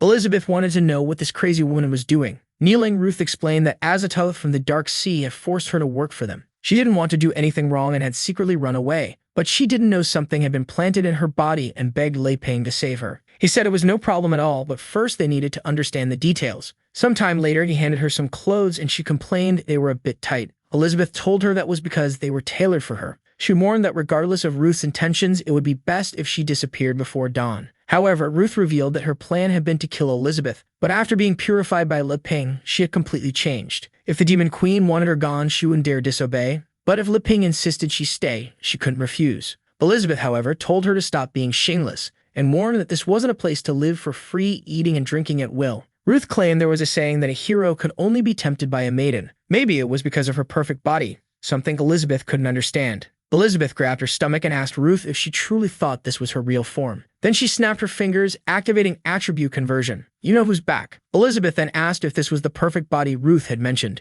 She slowly approached Ruth, who began backing away. Elizabeth got up close and demanded to know where all that confidence had gone, warning her to look carefully because she was nothing in front of this demon queen. Elizabeth threw a mountain over her, but this woman enjoyed a fight. Ruth reacted quickly and unbelievably overpowered Elizabeth. She laughed in the queen's face, who couldn't believe it. Then Liping showed up, asking what was going on. Suddenly, Ruth turned, grabbed Elizabeth's arm, and got slapped in the face. She dramatically claimed that if she had done anything wrong, she was willing to make it right. Elizabeth didn't seem moved at all. Liping asked why she did that. Still crying, Ruth told him not to blame Elizabeth and that the punishment was fair. Liping told her not to cry, saying it must have been a misunderstanding. He turned to Elizabeth and asked if that wasn't true. Ruth was sure Elizabeth would try to justify herself. All she needed to do was take the blame and Liping would protect her. But Elizabeth bluntly replied that there was no justification. She just wanted to hit Ruth, and she didn't see any problem with that. Embarrassed, Ruth asked Liping for help. He crossed his arms and called out to Elizabeth, who asked what it was. He gave a thumbs up and said if she hit Ruth, she must have had a good reason.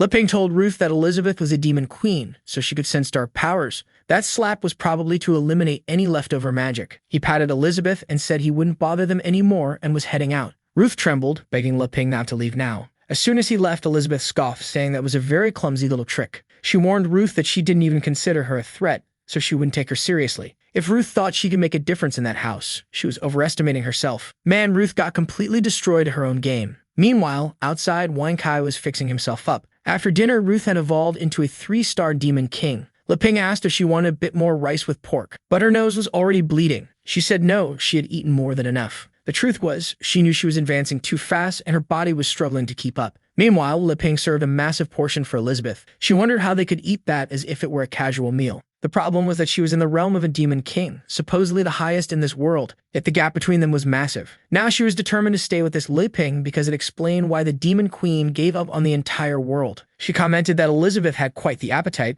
but maybe Liping wouldn't like her as much if she ate that much. However, Liping said he was happier than ever when he saw her enjoying his cooking. Ruth rested her head on the table, saying she also wished she could be someone who got to eat meals made just for her every day. At that moment, Elizabeth slammed the table, saying she was losing her appetite, because she was wondering if the only thing she was good for was being this guy's food tester. She sat on the couch and Ruth asked if she didn't like Le Ping's cooking anymore. Elizabeth looked at Le Ping and said there's a saying that when people get what they want, they stop appreciating it. But she still thought it was the best food she ever had. Elizabeth, however, didn't seem to care about all this drama and continued munching on her chips. Meanwhile, our hero was just thinking that Elizabeth's mood had been swinging a lot during her period. But seeing her this sad somehow made him feel strange. The scene then shifted to the bathroom, where Ruth was enjoying the bath. Man, this place even had Li Ping's liquid soap. Just by applying it to her body, she advanced to a 4-star demon king. She told herself how amazing it was that simple things like drinking water, eating, and bathing were incredible in this place. She used to follow the strong because she thought it was the best way to evolve in this world. But she never dreamed of owning everything. Now with Li Ping nearby, she was sure she could achieve something like that.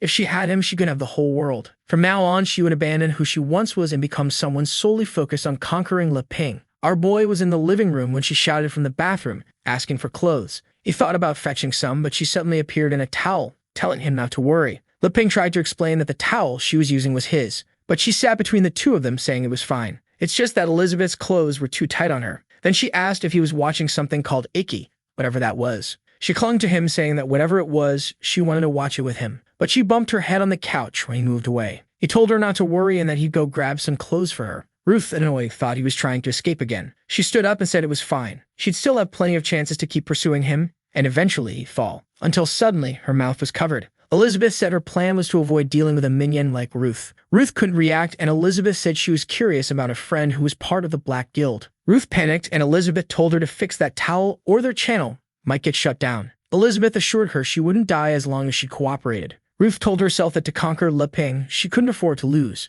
She activated Fatal Attraction, saying she'd show the power of a 4-star demon king. But suddenly, she was in prisoner clothes in a room full of torture devices. Girl, you better run from there. Oh no. Someone was approaching, and even I was getting scared of what would appear next. The door slowly creaked open, and Ruth was terrified. She asked what was going on because this person should have fallen into her illusion. Elizabeth was surprisingly calm, considering her standards, holding a whip. She said Ruth had indeed fallen into the trap on purpose. But at the same time, Elizabeth had brought her here for this. Ruth questioned if Elizabeth wasn't afraid of what Li Ping would do when he returned and saw her like this. But the queen explained that she had made some adjustments to this primitive illusion. 1 hour here equaled 10 seconds outside. Once the time ended, she'd return and nothing would have happened. Ruth laughed and asked if Elizabeth was doing this to make her give up on Li Ping. But she could be sure that would never happen. She had already realized that with just small favors from him, she was advancing. So her future was limitless. But she immediately took the first lash. Elizabeth said she was going too far, and all she wanted to know was where Amelia was. Another round of strikes hit her thighs, face, and neck. Elizabeth said it had been a while since she last heard from Amelia, and clearly the Black Guild wasn't destroyed. So she wanted to know if Amelia had been captured.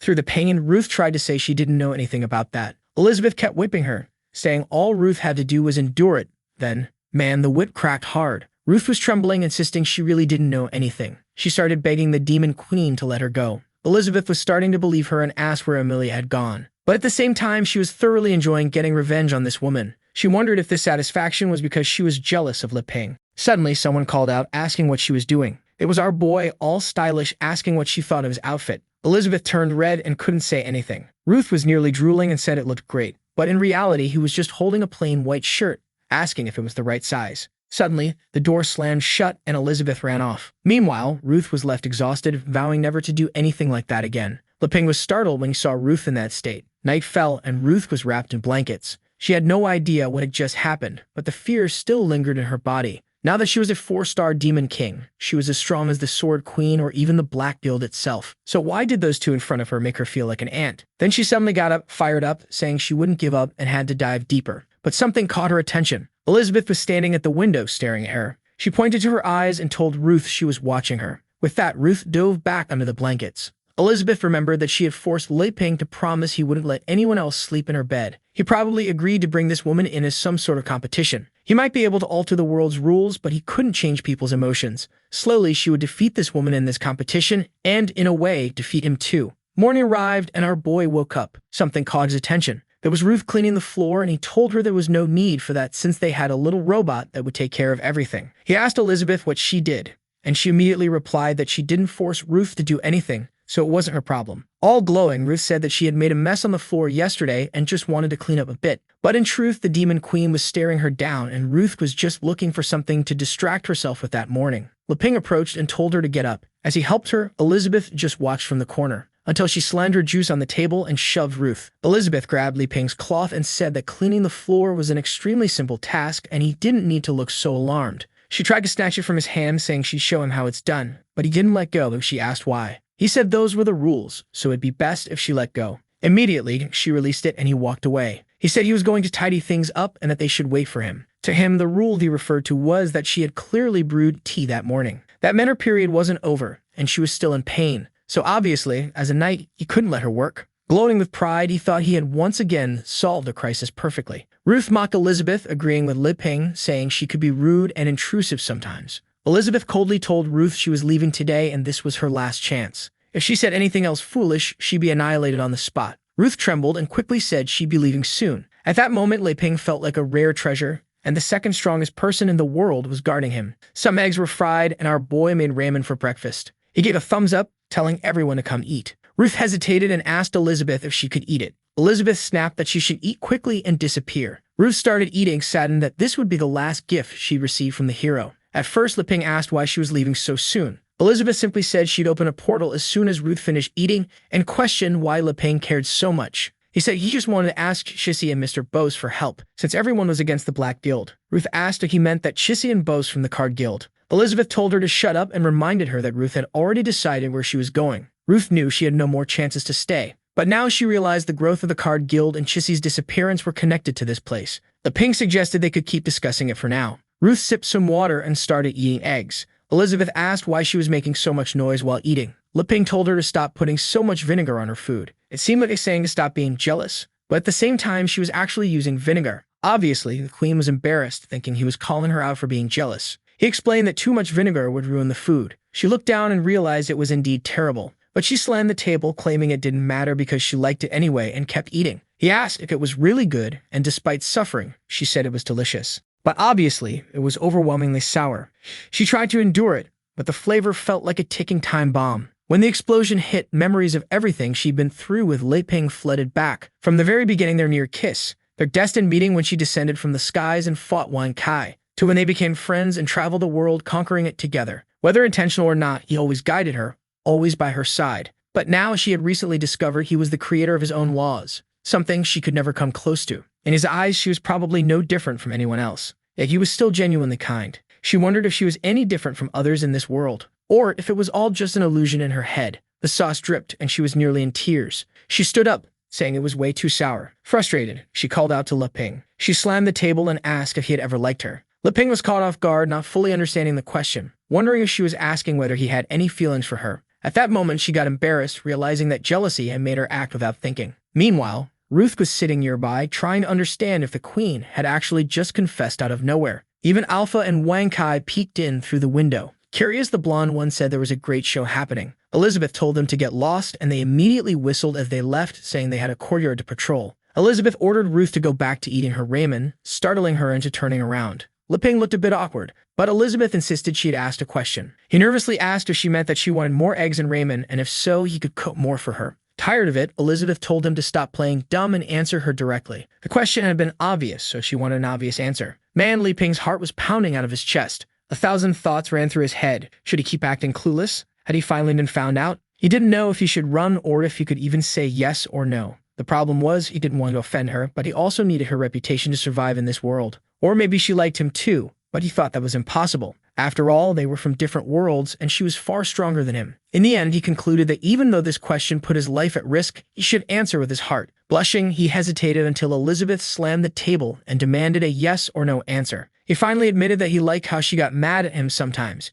how eager she seemed to eat what he cooked, how they explored the world together, and how she protected him when things got tough. He tried to say more but kept thinking that in the end, he was more of a servant than a friend. Meanwhile, she was the most powerful being in this world, the Demon Queen. Elizabeth grew anxious and urged him to answer already. Then he decided he needed to cheer her up, so it was time to bring out the perfect dish. He told her he had made pudding and went to get it, but as he stood up, he said he was really happy about the year they spent together. If she hadn't shown up, he might still be living alone in the world he created. He brought back the pudding and told her that once she finished eating it, she would naturally understand his answer. Excited, Elizabeth claimed she understood the meaning behind it. He couldn't say it directly because it would go against his role as the creator of the laws. That's why his way of answering was giving her the perfect pudding. And if she accepted it, it was like saying yes to his love. She reached out to take it, but then he pulled it back and told her to forget it. Confused, she asked why, and he said there were rules. Poor Elizabeth was already imagining their wedding, wondering why he still wouldn't express his feelings. With his hand in his pocket, he said it was simple, and he didn't understand how she couldn't see it. He leaned closer and placed his hand on the wall. He explained that whether he liked her or not was determined by the rules.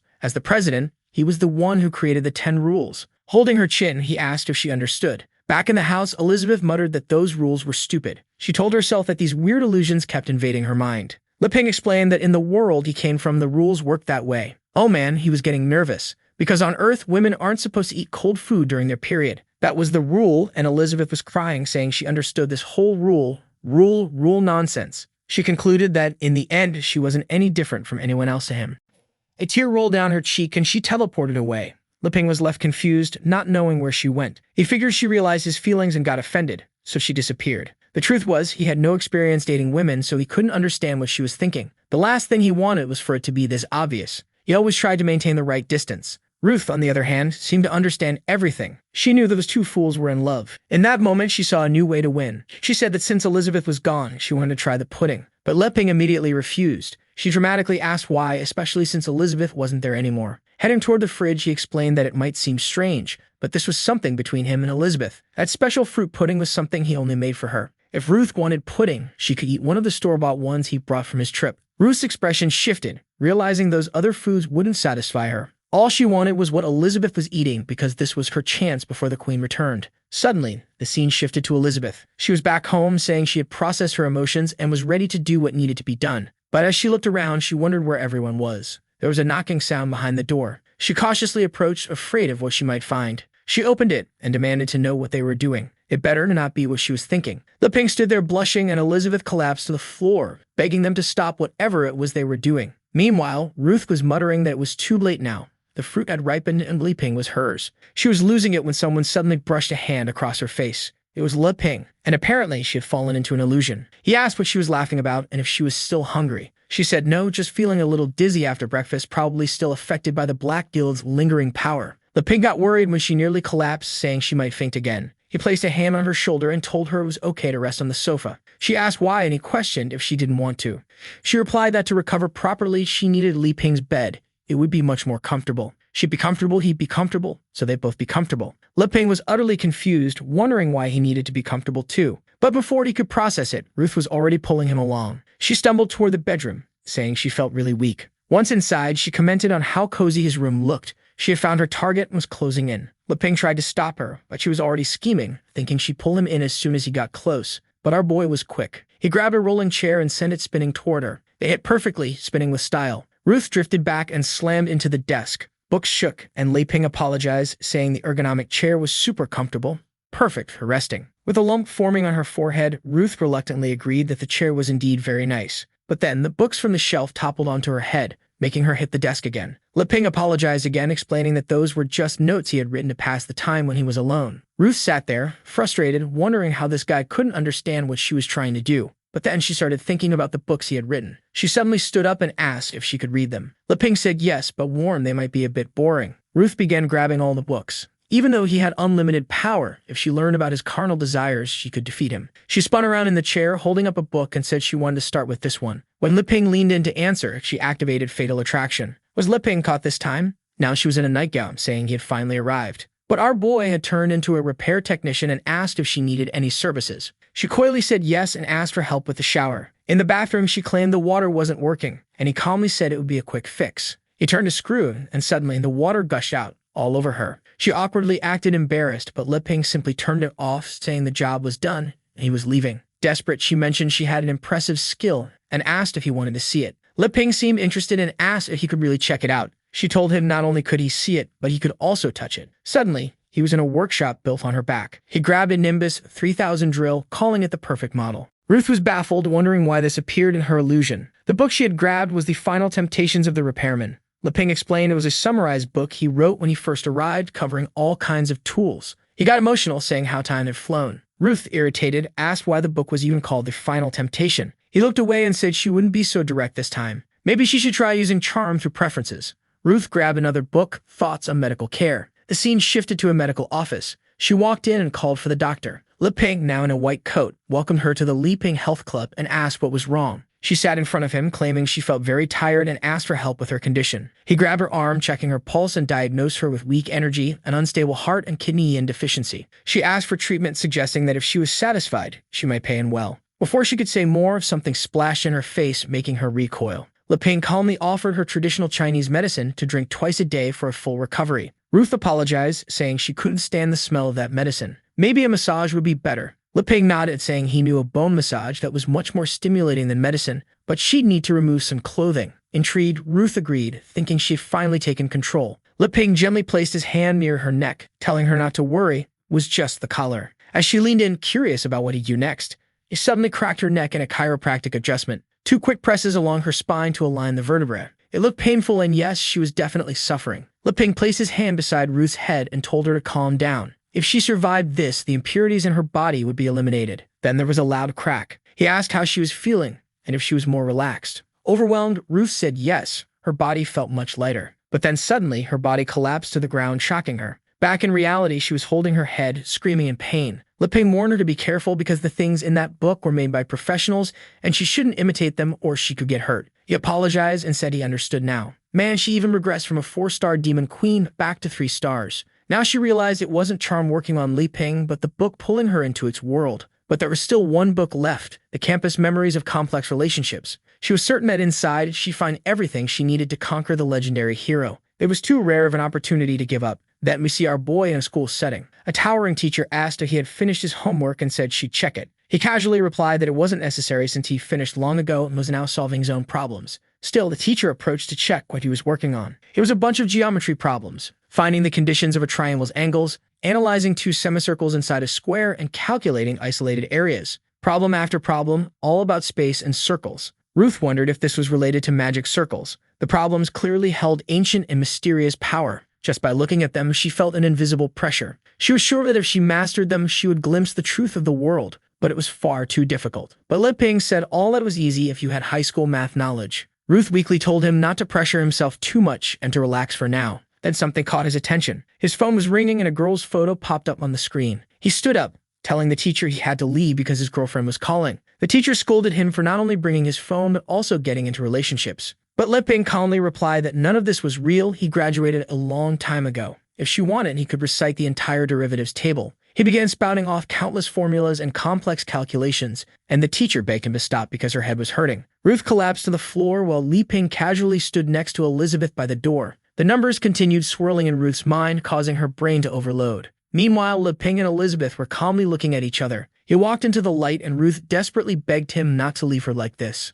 Suddenly, she heard a sound and the illusion shattered. The book snapped shut, and she was back home with Li Ping handing her something. He said the book was a bit embarrassing and told her to forget about it. Originally, it was supposed to be a collection of geometry problems, but in the end, it turned into a pure high school romance story. Ruth began reflecting on this idea of pure love, starting to understand why her heart ached so much when she saw it. In a memory, she called for her captain, who promised to take care of her forever. They embraced, but everything changed as she now lay broken. She asked why if he promised to care for her. He was abandoning her as the guild leader. Man, she wasn't even betrayed. She was outright abandoned by another man. He coldly told her that if she didn't please the old man, she wouldn't qualify for the next dungeon formations and wouldn't earn money. Apparently, she stabbed him in the chest, draining all of his energy. After that, she awakened her charm power and began wandering the continent, seducing people and consuming their life force. The more depraved she became, the stronger she grew, and that's how she joined the Black Guild. But in truth, everything she did was an attempt to forget the true love she hadn't known in a long time. After that, she tapped the object Li Ping had handed her, and it began to emit a soft sound. Our boy called for her, and she was now floating. Man, she literally turned into a saint. Li Ping was confused, not understanding why she transformed. She thanked him, saying he had awakened her, and now she had a mission to spread true love across the world. She wanted to fight against evil forces, but with a single note from the music, she vanished. Li Ping was left bewildered, wondering how people in this world even thought. The scene then shifted to a random place in the demon realm. A mutant rat was chewing on gears until a cat appeared, crushed it, and devoured it. But then it looked down and saw a swarm of flies, and the rat had fused with its own hand. I'm not sure what was happening, but energy pulsed through a tunnel. leading to another place where a giant egg rested. Inside the purple egg was a golden egg. In front of it stood a drained clone of Malfoy. Apparently, that egg belonged to Amelia. Malfoy muttered how envious he was that she managed to get so close to the queen. He had observed all the memories they shared, and he was impressed that her majesty hadn't changed at all. She was as stunning and captivating as ever. Just then, the little robot beside Malfoy called out to its master. They reported that Samoy and Ruth had been missing for a while. They had probably betrayed him, so what was he going to do?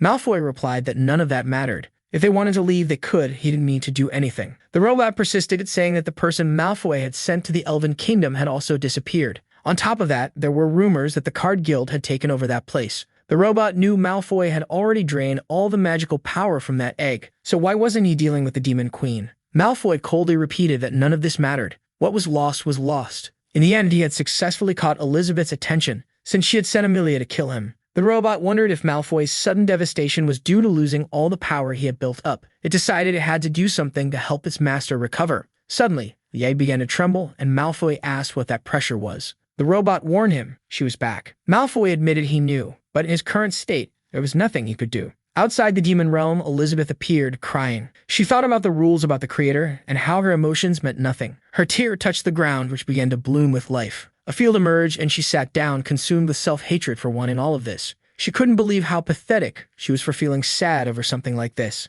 She decided it didn't matter. She could live without them. But for them, losing someone as irreplaceable as her would be much worse. At that moment, she felt something. She knew Amelia was in this realm, so why hadn't the task been completed? In an instant, she shot into the sky as creatures screamed below. Effortlessly, she flew past them, extracting dark gears from their bodies. She tossed them into the sky and destroyed them with a flick of her hand. She muttered how disgusting this stuff was, spreading everywhere. Even though she only wanted to observe, she decided to wipe it all out. Then she shook her head, saying no, she wasn't connected to him anymore. She needed to focus on her own responsibilities. Elizabeth noticed a dark hole and questioned why Amelia was hiding there. If Amelia had accepted this disgusting power in pursuit of strength, then Elizabeth had truly overestimated her. Once more, Elizabeth shouted for Amelia, but the egg remained still. She knew Amelia could never disobey her due to their contract. There was only one explanation left, but Elizabeth found it impossible. Since Amelia was a golden dragon in the realm of a demon king, it was unthinkable that anyone could defeat her. Elizabeth then moved her hand, and dark energy seeped into the ground. A hand emerged, pulling the egg from the depths. She examined it carefully. With a squeeze, the shell cracked, and the egg floated toward her. Elizabeth cast a spell and touched it. The egg began to shatter, revealing Amelia. But as Amelia fully appeared, Elizabeth noticed something on her chest. Seeing that mark, Elizabeth admitted she had underestimated the Black Guild. Amelia's life and magic had been completely drained, leaving behind only an empty shell. Elizabeth kissed Amelia's forehead and activated a 1,000-year life spell. The resurrection completed, and Amelia opened her eyes. Elizabeth immediately demanded an explanation, but Amelia asked, "Who are you?" At the same time, Amelia seemed to wonder who she herself was. Elizabeth instantly realized someone had stolen Amelia's soul and memories. She swore she would find that cursed Malfoy and utterly destroy him. Her aura began expanding across the entire planet, activating the Demon Queen's gaze, and, in the middle of a battle, felt someone watching her. The Sword Saints Guild sensed they were being monitored. The same happened in the Elven Kingdom and even with Tagore. Tagore muttered that it was time to return to the Dark Sea. Meanwhile, Alpha and Ankai strolled calmly, already accustomed to this presence. Our boy, however, was feeling sad and on the verge of tears, thinking about how distant they had become. Looking at his system screen, he wondered if this was a provocation and whether he should attack. It's unclear whether it was him or someone else thinking this. Elizabeth saw all these scenes. She felt relieved seeing how upset he was about being distant from her. Now she had finally caught him off guard, but she snapped back to reality, reminding herself it wasn't the time for those thoughts. She gently cupped Amelia's face and hugged her, promising she would recover her memories. The scene then shifted elsewhere. A map displayed the Black Guild, the Sea of Emptiness, and a poisoned swamp. There was also an infernal volcano, the next location. In the Demon King's training grounds, Elizabeth's purple egg was there. The robot questioned why they had teleported there. Malfoy pressed a button on his throne, explaining that he had set up a barrier to counter Elizabeth's magic. This way they wouldn't be found. The robot, confused, asked if finding Elizabeth wasn't his ultimate goal. Malfoy confirmed it was, but that was exactly why he needed to be in peak condition before confronting her. The robot tried to stay calm and ask if there was anything it could do for its master. Malfoy calmly replied that for now there was nothing the robot could do. This was a test of patience, and whoever could endure the longest would win. He began quoting numerous sayings, all basically emphasizing that patience leads to victory. For him, someone who had been waiting for so long, continuing to wait was easy. Once again, he watched Amelia's memories. He commented that beyond everything else, he could comfortably watch all these memories, which was something quite enjoyable for him. The robot grew frustrated. It knew it was easy for the old man to say that, but Malfoy should understand that all the other guilds were growing stronger while they were steadily losing influence. Meanwhile, back with Li Ping, he casually remarked that it had been a while since she left. As he chopped onions, his eyes teared up. He thought about making onion soup because it always cheered her up. He tossed the chopped onions into the pot,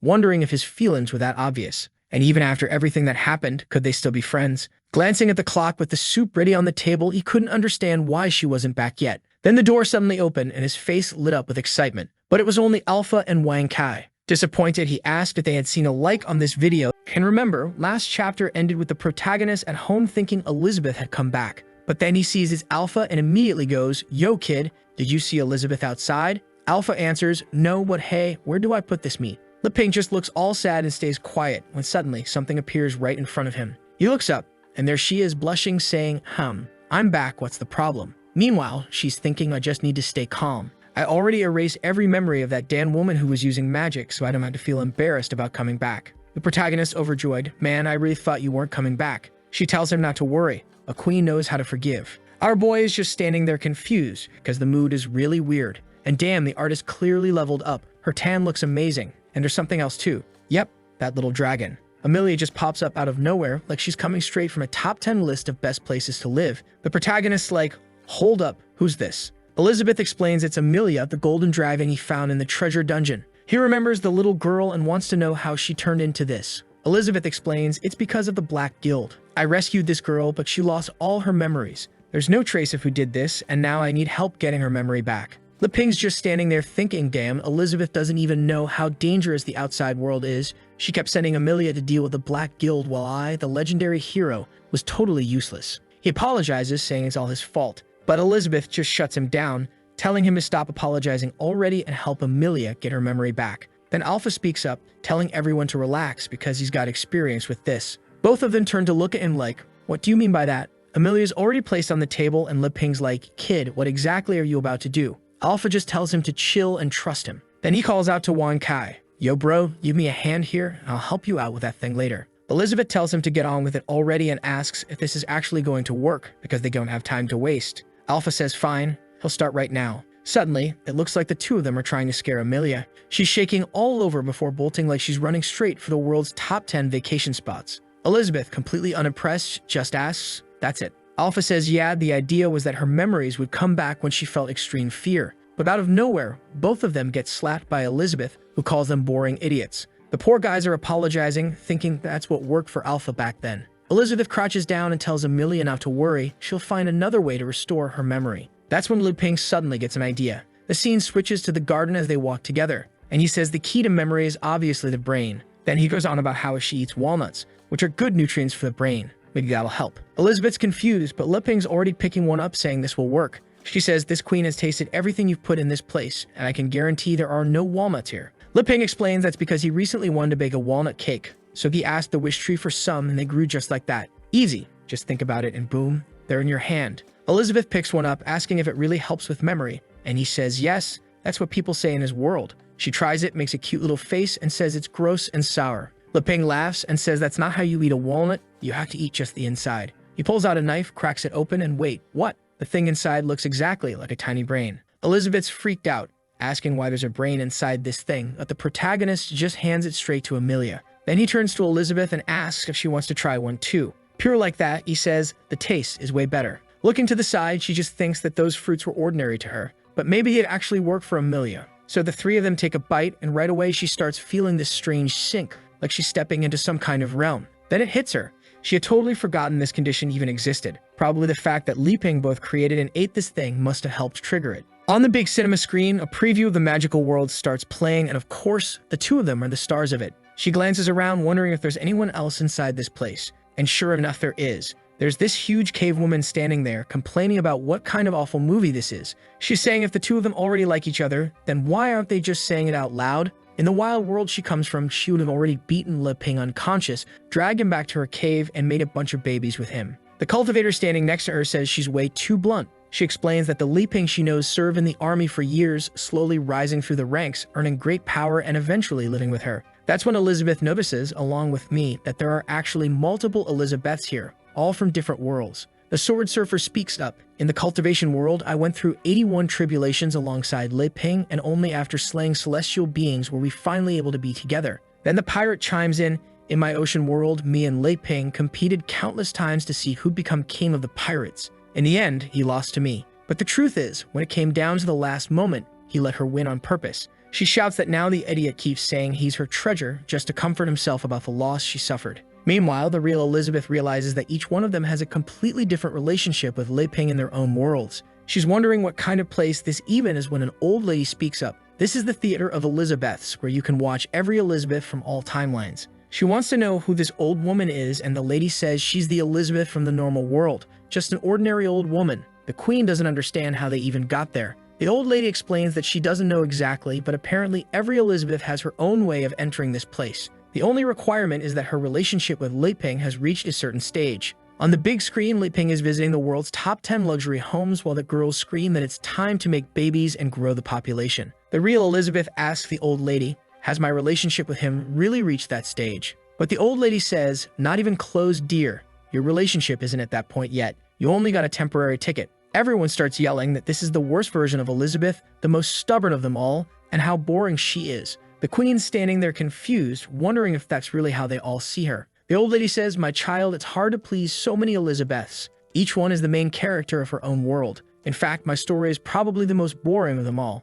But when it played on the screen, everyone got emotional. Those were beautiful memories. The queen asks her what that story was. She explains that it was just an ordinary story. She and Lei Ping met, got married, had kids, and grew old together. The queen blushes at the thought of going through all that herself. The old lady continues, saying that even without magic or technology, that world was a deeply happy one. She remembers being at the market, throwing tomatoes in Lei Ping's face, then him splashing water back at her, laughing, the two of them bickering as always, sharing a kiss, getting married, and suddenly, boom, they were living together. Look, dear, he pooped his pants, peed on me. What a disaster. They sent Lei Ping off to school and watched the sunset together. The old lady says that relatives grow older, children grow up too, and in the end, the only one who'll be by her side until the very end is Lei Ping, and all of it passes in the blink of an eye. Then suddenly, there's a special broadcast of Lei Ping's monologue, where he says that he loves Elizabeth, and all he really wanted was for her to become his girlfriend. All he wanted was for her to just come back home already. At that moment, Elizabeth realizes that apparently he had liked her all along.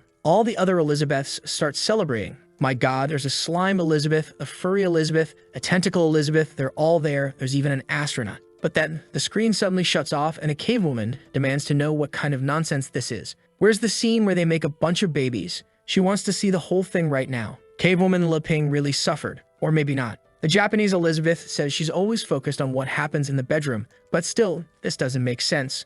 Though she admits she really wanted to see that too, with this couple finally get together. That's when the old lady says Elizabeth's temporary ticket had just expired, and she reminds her that in every world, Lei Ping and Elizabeth share an unbreakable bond. All she needs to do is follow her heart. Elizabeth turns to ask something, but suddenly she's back in the forest. Amelia is there holding her head, and Lei Ping says, oh, Elizabeth, take a look at Amelia here. Maybe she's allergic to walnuts. Right away, the queen activates a strong healing spell, but Amelia just screams even louder. Lei Ping doesn't understand what's happening, and the queen tells him he overestimated Amelia. Lei Ping has no idea what they should do, and Elizabeth says there's nothing they can do except wait for her to get through this herself. Elizabeth is thinking that this sudden synchronization probably dumped a flood of memories into Amelia's mind all at once, and now her brain doesn't know where to put them. She's probably in pain from trying to process it all. Amelia glances at Lei Ping's approaching hand and suddenly remembers something about being controlled. Fear strikes her, and she begs for them to shut it all off. Then, out of nowhere, the old man wants to know what happened. It looked like the files had been stolen, but that should have been impossible. Suddenly, Amelia runs off crying in total panic, and man, she takes a serious hit along the way, completely knocked out. Not many could withstand a blow that hard. Elizabeth thinks once again that Lei Ping went against his own principles to help her because of Amelia. The protagonist apologizes for scaring her, but Elizabeth says it's fine. All she's going to do is send Amelia into the contract space so she can rest there for a while. Elizabeth looks at him and he's just standing there, not knowing what to do, and neither of them says anything. Up above, Wine Kai and Alpha are watching. Lei Ping starts talking about the sky, about the weather, and Elizabeth just nods along.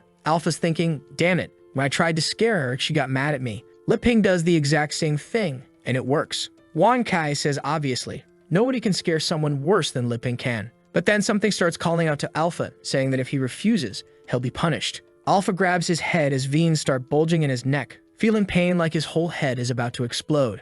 Kai quickly pulls out a noise-blocking headset and puts it on him. Alpha starts to calm down, wondering what just happened to him. He hadn't been hearing anything before, but there's not much else he can do now, so he just decides to take the kid to the forge and check him over later. Meanwhile, in the garden, Elizabeth turns around and says that since there's nothing else to talk about, she's leaving. She starts walking away little by little, wondering why that damn Liping isn't running after her. In the other worlds, he always seems so much more proactive. The protagonist stands there with different versions of himself arguing, some telling him to go chase after her, others asking if he's not afraid she'll leave and never come back, others calling him a coward. That's when he decides that even if she rejects him, he doesn't want to regret it for the rest of his life. Elizabeth, meanwhile, is wondering if she's really going to have to make the first move. But then she remembers what the old lady said, to just follow her heart, and she activates a forced teleport. Liping, however, calls out for her to wait, asking her if she doesn't want to know whether he likes her. She turns around looking a bit surprised while he says that without even realizing it, after living for a whole year, he knows very well how far apart they are, but inside, he's thinking. He admits that the so-called legendary hero who can't use a sword or magic was never good enough for her.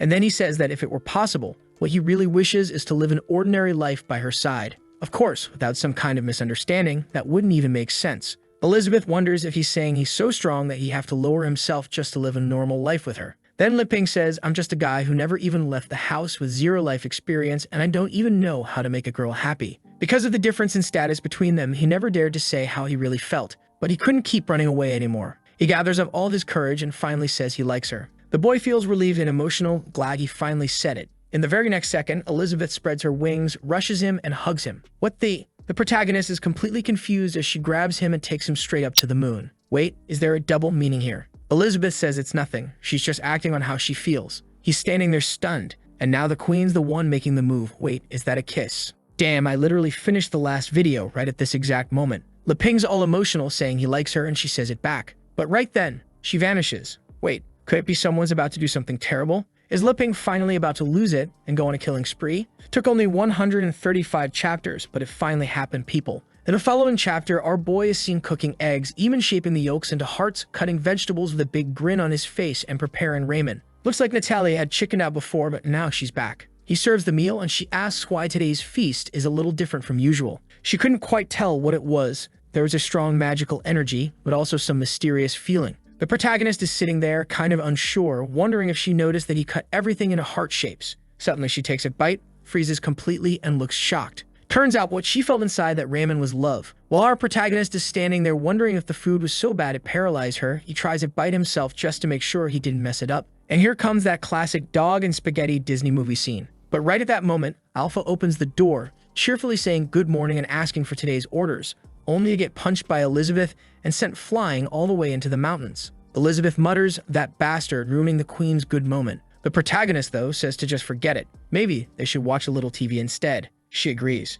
They sit there watching apparently a police drama first, then a cooking show, while their hands slowly start moving closer together. Actually, he tries to reach for her hand first, but she pulls away, and now he's wondering why. He thought that yesterday they had already made their relationship official. But then he remembers, Elizabeth is the demon queen. Maybe she was just playing with him. Looking at her so calm and relaxed, he starts to think maybe he imagined too much. Maybe none of it even happened for real. Then suddenly, she takes his hand and asks if something's wrong. All flustered, he blushes and says no. Then she leans into him, pulling him closer to the top 10 places spot. They keep watching TV, and that's when she asks what people who like each other do in his world. He says they eat together, go out on dates, and watch shows together. Elizabeth points out that they've already been doing all that for a long time. He gets embarrassed and admits she's right. Then she says now she wants to know something that only couples do, something just for them to do right now. The protagonist says that holding hands like this is the first step. But she says if that's only the first step, that's not enough. She wants to take it further. So the protagonist goes for it and says that in that case, just like what happened yesterday,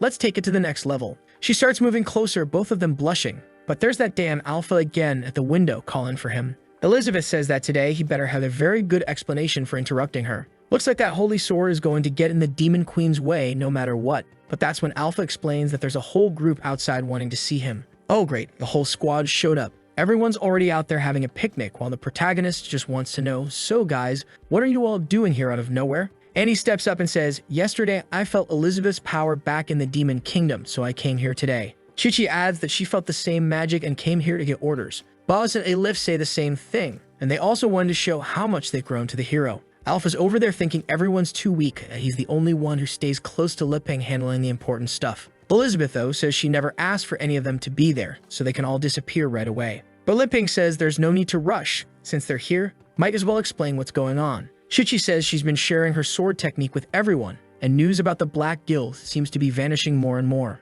Annie says the same thing. For some unknown reason, the members seem to have completely disappeared without a trace. Liping celebrates not only had Shichi gotten stronger, but it looks like the Black Guild had calmed down. Halef explains that the elves are putting new policies in place, plus they're starting to establish connections with the outside world and build an intelligence network to prevent the Black Guild from rising again. That's when Liping says, now that everyone's had their turn to report, it's my turn to announce something important. Boss thinks, oh man, he's going to give us the next mission now that we've leveled up. Ilif says everything's fine, that the elf tribe still has the upper hand and can handle whatever comes their way. Annie assumes they're about to compete against each other to see who becomes the main servant. Shichi thinks there's probably an even more powerful enemy out there, and that must be why the Black Guild has disappeared. But then the protagonist reveals that he's now together with Elizabeth. Everyone freezes, not really understanding, and they want to know what else he's trying to say. The protagonist, a bit confused, says, yeah, you didn't get it? Me and her, we're kind of a couple. The girls glance at each other, wondering if he's just saying that so they'll stop interfering with his life.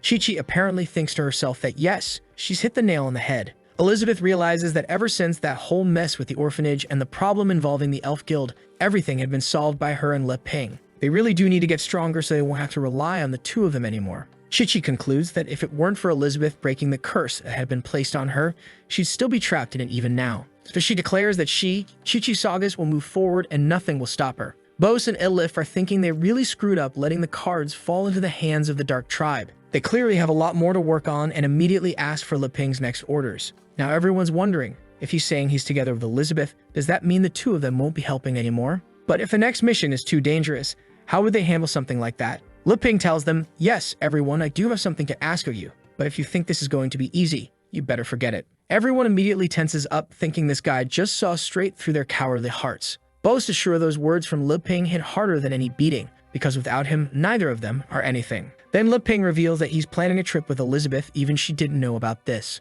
Shichi asks where the two of them are planning to go. He then reveals that he's going to the kingdom of Aristotle. He needs to persuade those people to abandon the Black Guild and join the rest of the world. Only then will his work as a hero be complete, and he'll finally be able to live his life in peace. The queen thinks about the map and realizes that the only region he hasn't visited yet is the north. But why is he going so far away just for this so-called tranquil village? That's when it hits her. She's always been foolish, always thinking that Liping was just wandering around to show off his power and humiliate her. But from the very start, his plan had been to reach this point where everything would be settled so the two of them could live a quiet future together. She immediately says that's fine. If this is the last place they have to conquer, then she'll go there and wipe that whole nation off the map. Liping tells her not to do something so reckless. The plan is to restore order to the world, not destroy everything. Elizabeth softens up, saying fine then, she'll just follow his lead. But then Annie speaks up and says she has a request. She wants to come along on this trip to the kingdom of Aristotle. With the demon eyes she possesses, she's sure she can help. Shichi jumps in right away, saying she wants to come too,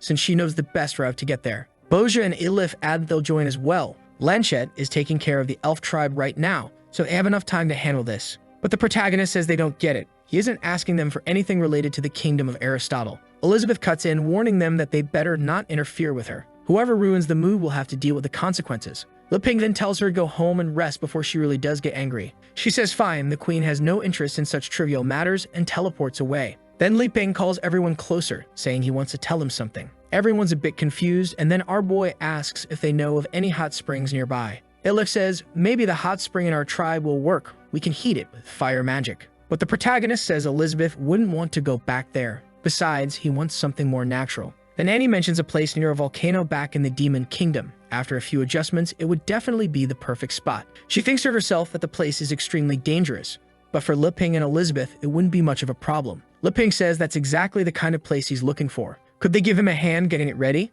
It'll be a perfect surprise for Elizabeth. Since everyone there has magic, it should be easy enough, right? Chichi shivers but says no, it won't be a problem at all, though she wonders if that volcanic zone isn't the closest place to the Demon King's domain. Bosha is already convinced that when Liping talked about clearing the area, what he really meant was that they should wipe out everything there. He tells Chichi that they'll give it everything they've got, and she thanks him. They're really going to need all the help they can get. Liping then says that the hot spring plan is set, and now they have 1 month to finish the preparations. Chichi tells him not to worry, they'll start working on it right away. Liping leaves and everyone seems relieved. Bosha comments that they have 1 month to take care of this before Liping and Elizabeth get involved. Chichi warns that the creatures living there might be interdimensional demons from the Sea of Darkness. She's going to try gathering intel so they can act effectively. Annie says that every time she thinks about the demon kingdom, she feels some strange force pulling her toward it. Elif, though, is relieved they at least have a month to get ready. During that time, she needs to break through to Demon King rank. Alpha shows up about to say something, but suddenly everyone is teleported away. Someone grabs Li Ping's arm, the bedroom door slams shut.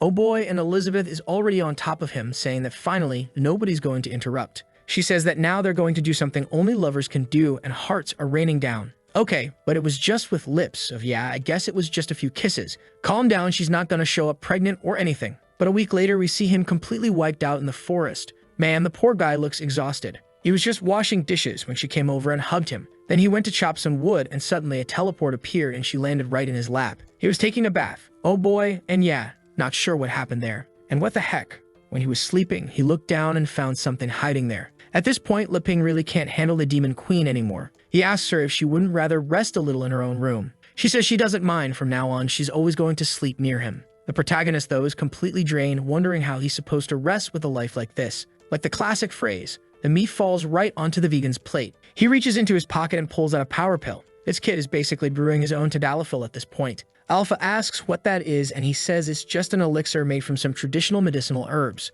Right away, he feels renewed, saying the man is back. Elizabeth is there as usual, towering and happy. She had just reached the holy human kingdom of a star, all thanks to how close she's been getting to him. She seems to be advancing faster than ever, and her plan is in motion. Just a few more steps, climb a few more ranks, and then begin producing the most powerful child ever. The two of them are laughing, full of energy, while Alpha thinks they're becoming more and more alike. Even Wang Kai came along this time, celebrating that he was finally taken on an adventure. Then Chichi shows up, greeting them, and our boy notices they've entered dwarf territory. Further ahead, they walk through the city and reach a forge where a few guys are making shields. The guys are deep in production. The protagonist comments that these guys really do live up to their reputation as great blacksmiths. Alpha's they're going, there's nothing they can forge that can compare to me. Elizabeth, on the other hand, wants to know why they're even in the dwarf kingdom. Chichi, with that cut stomach of hers, girls at like 3% body fat, says it's because these dwarves are the only ones who have a direct trade route with the people of Aristotle. A red-nosed dwarf says he only accepted the visit because it looks like this guy named Li Ping might be able to help them produce rank as weapons again. But he warns them that if they don't have the celestial-colored ore, it's impossible, and they shouldn't bother disturbing his father. The protagonist has no idea what ore he's talking about, so the dwarf explains that it's a type of ore that fell on this continent 2,000 years ago. The impact was so massive that it altered the whole area and even formed the sacred mountain that now serves as the dwarf's protection. Right now, his father is deep inside the mountain with his sacred hammer, searching for a solution. And what's this? The old man is literally fist-fighting a sword. He lets out a deep sigh and says, Experiment 10,997. Result, rank A. Even after using tungsten steel, it's still not enough. He grabs his monocle, sets it to 100 times magnification, and sees tiny imperfections on the blade. Right away, he starts breaking it apart, saying it's garbage. On this planet, there's just no more decent material left. He refuses to let something like this get made and ruin the entire legacy of the dwarves. Just then, his son comes in, saying he brought some friends, but the old man immediately tells him to get lost and stop distracting him from finding a solution. The son begs him to be patient, saying he brought Chichi Saugus, a saint of the sword. But the father snaps back, telling him to shut up and stop being insolent. He doesn't care who he brought. Chichi sits down gracefully and says, Your Majesty, even our years of cooperation with the guilds, we might be able to discover a new way to create rank as weapons. The father stomps the ground, leaps in front of her, and damn, this guy is huge, declaring, I am the great forge master, Heimerdinger. Wait, League of Legends. He says, if I can't find the solution to this problem, then who could possibly manage it? The son is in shock, while Chichi keeps her composure, saying she knows someone who can definitely succeed. The man throws his arms up, asking if they really want to experience the fury of his fists. But then someone in slippers steps forward, and right away his expression changes. Elizabeth, towering from this angle as always, says it's been a long time since they last saw each other. He charges forward to throw a punch, but at the last second, he drops face first to the ground. Everyone is confused for a moment, but it's obvious. This guy is already sweating bullets and trembling, stammering, saying that this humble servant was ignorant and failed to realize that Her Majesty was here blessing them with her presence. But she says that she was gone for only 500 years, and now someone like him dares call himself king. Li Ping is stunned, so even the king of the dwarves serves her. Heimerdinger says he accepts any punishment and deserves to die 1,000 times. Later, Sitting at the table, he explains that the world is becoming more chaotic by the day, and to prepare their people, he, as the leader of the tribe, had no choice but to shoulder all responsibility and rebuild the kingdom back to its peak. His son then asks, "Hey, Chi-Chi, why didn't you tell me you were bringing the legendary king and queen?" She apologizes, saying that unfortunately their identities must be kept secret. Elizabeth just tells him to reveal everything to them. Heimerdinger says he'll explain right now. There's no big secret. Malfoy is the one behind the Black Guild. He created it, and he's the one trying to throw the world into chaos. He's been capturing people of many different races for more experiments. Meanwhile, Jin has been searching for the queen for a very long time. Apparently, during that time, he met a woman who was into some dark romance, married her, and became some scary horned demon. Mulgar, the king of the orcs, met a tragic end. They said his bloodline was beginning to weaken, and they took revenge by killing him. Whoa, sounds like the orc tribe's got some seriously tough girls. Dangerous. As for the elf queen, all he knows is that she sacrificed herself for the forest.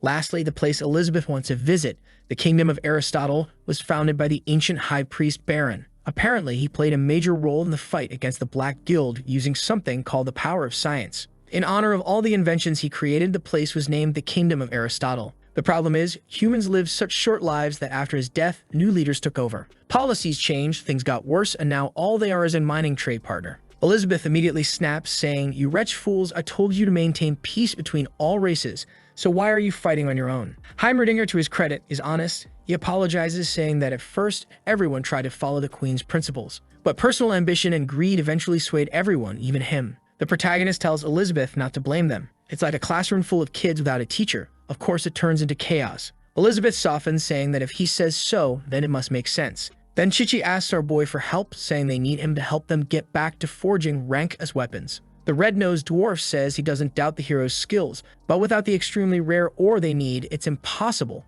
There's nothing they can do. Heimerdinger says his son Brian is right. He's been in seclusion here for years and years, trying everything possible in the forge, but nothing surpasses rank A. Even he can't forge something lower than rank as quality anymore. Liping comments, "Wow, if this celestial-colored stone is that necessary, then yeah, this is really a tough situation." He's impressed. He never imagined the dwarves even used meteorites to forge their weapons. Heimer explains that this stone was actually discovered many generations ago. Back then, the dwarves didn't have an empire or anything like that. They were just wandering blacksmiths. But guided purely by their natural talent, they stumbled upon a cave. Inside, there was a material with countless colors that reflected a brilliant light. To their surprise, it wasn't even about using the material. It was enough to just touch it with a hammer, and apparently it instantly turned into a golden pickaxe. Naturally, the tribe started crafting every kind of item they could to advance. The material was perfect, and all the masters of that time came to rely on it. But as ages passed, the stones slowly got smaller. Unfortunately, when the queen took the throne and the war against the demons began, they had no choice but to forge countless weapons. He trembles as he says that sadly, all the legacy they had built through the celestial stone is disappearing.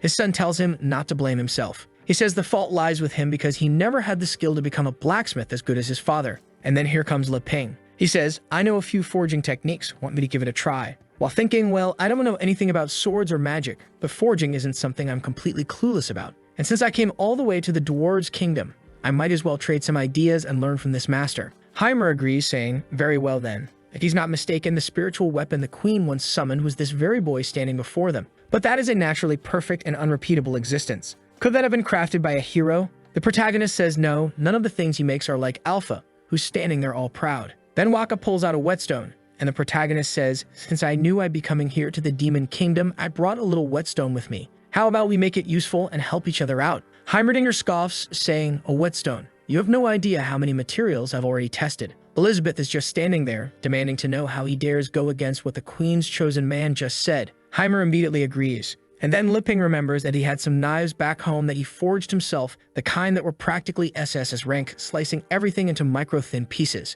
Elizabeth orders him to start preparations right away, and he says fine, he'll do it. Molten magma is poured out, and the protagonist asks, "So this is the material you use for forging?" Heimer explains that it's a mixture of many compounds, liquids, and countless materials, something refined through centuries of experience. Brian grabs one of the tools, spins it with a bit of flair, and says that since he's the worst one there, he might as well embarrass himself first. Even though his skill is laughable compared to his father, he's still considered a forging prodigy. He dips the cup into the magma, flings it upward, takes a gulp of beer, spits it out to temper the blade. The whole thing turns into a flashy Alaforge technique. Suddenly, something appears in the sky. Holy hell, he actually forged it. Ryan says he'll leave the crucial step to his father, who steps in and takes a bite of the blade to sharpen it. The protagonist claps, saying that this is the coolest forging process he's ever seen. Heimer examines the blade, noticing that it has a special effect. Its wielder grows stronger when drunk while using it. Leping is impressed. Looks like Heimer has an analysis ability as well. Ryan asks how the blade turned out, and his father says no.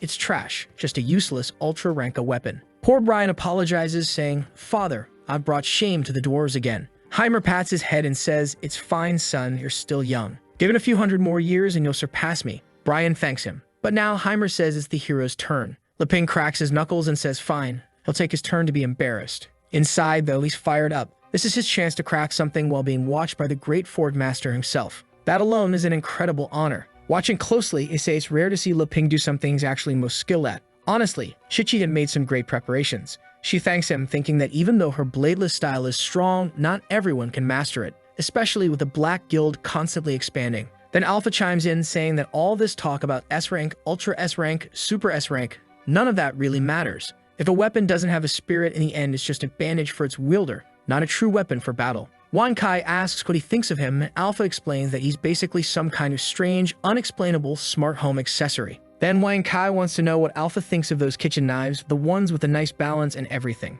Alpha replies that those knives are practically godly artifacts. Meanwhile, Leping is starting to pour the magma into the mold. Heimerdinger watches and says, "This guy's just going to make a little knife." The protagonist pulls it out of the magma, quenches it in water with a grin, and says that now it just needs a bit of polishing and it'll be ready. Ryan looks at the process and says his forging techniques aren't anything special. When it comes to variety of skills, we actually have more than he does. But his father asks if he notices what might make Leping special. The son replies that yes, rather than chasing absolute perfection or endlessly exhausting himself, Leping seemed to actually enjoy the process. Leping steps closer and tells them to listen carefully. They need to hear the voice of the things they forge. He runs his finger along the dagger, which suddenly emits a golden glow, and he declares it finished. Brian starts shaking and tells his father to look. His father says it's so bright he can't even open his eyes. In Heimerdinger's 700 years of forging, he had never seen anything like this. It was as if a divine being had descended and was touching the dagger. Alpha says, "I told you, Wan Kai. Weapons forged by Leping are strong enough to draw the attention of gods from another world. Anything he creates pulls in some kind of divine consciousness."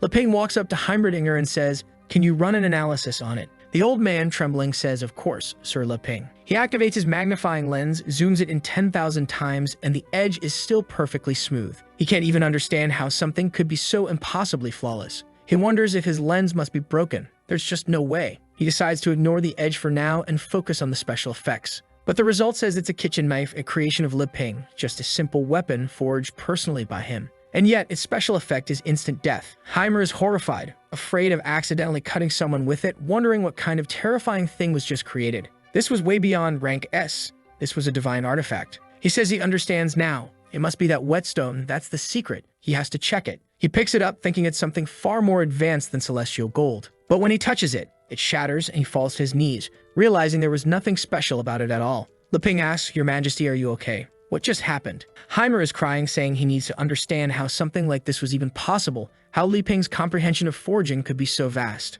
Leping, completely confused, asks, "Your Majesty, are you messing with me?" Thinking to himself, this king's being sarcastic. I just used the simplest forging methods possible, and nothing I do compares to dwarven techniques. Then he says, "Well, I've never thought too deeply about forging. If I have to explain it, I just say that I have the belief." The protagonist understands right away. The old man is acting like this because he knows Elizabeth doesn't want him to humiliate the kid. And then suddenly, Leping just says one word, heart. Heimer doesn't get it at first, but our boy starts glowing with an aura, and suddenly Heimer says, "Now I understand." Elizabeth laughs.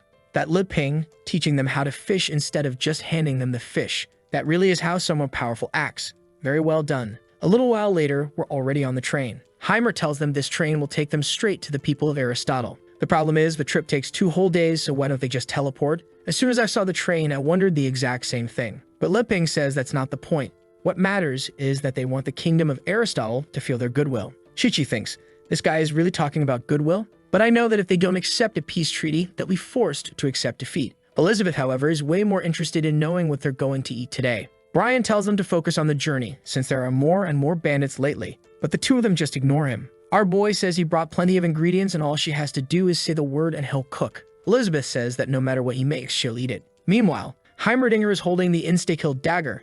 asking if Leping is really going to give them something so precious. The protagonist just says it's no big deal, no need to be so formal about it. But Heimer says that with this blade, their kingdom would rise to new heights. He drops to his knees and orders his son to do the same. The two of them bow so low they're basically kissing the ground, saying that it was truly a blessing from the gods that they visited their nation. But then someone shouts that the train is leaving. It's Alpha and Wang Kai telling him it's time to go. Our boy waves goodbye. I thought those guys were coming along, but nope. Elizabeth spreads her wings and they leave, leaving Chichi and the blacksmiths behind. And just like that, it's just our boy and his romance. Good lord, what a massive thing this is turning into. Elizabeth is suddenly all soft and sweet, and now I'm starting to get worried. When she's this nice, I can't help but feel like something's about to happen to her. She's looking at him, wanting to know what he's thinking. And suddenly he says there's something on his mind. Out of nowhere, he pushes her down and asks what kind of fusion she thinks his technology would create when combined with her magic. Obviously, he's probably talking about some kind of weapon and not necessarily kids, but Elizabeth's already blushing bright red. Leping says, I heard that over in the kingdom of Aristotle, magic and technology are closely intertwined. Elizabeth's ignoring everything he's saying, just replying that if he really wants it, it's not impossible. Then he clarifies that he was talking about the kingdom of Aristotle, but now he finally gets his chance. She realizes that this whole time it wasn't really about her, until he takes her hand and says that of course it is about her. Because without her on this journey, everything would lose its meaning. And when all of this is over, he wants to formally ask her something. She asks what when suddenly a meteor slams into the train and both of them get thrown around, asking what's happening. Elizabeth glances to the side and sees a group of fat guys riding floating bikes.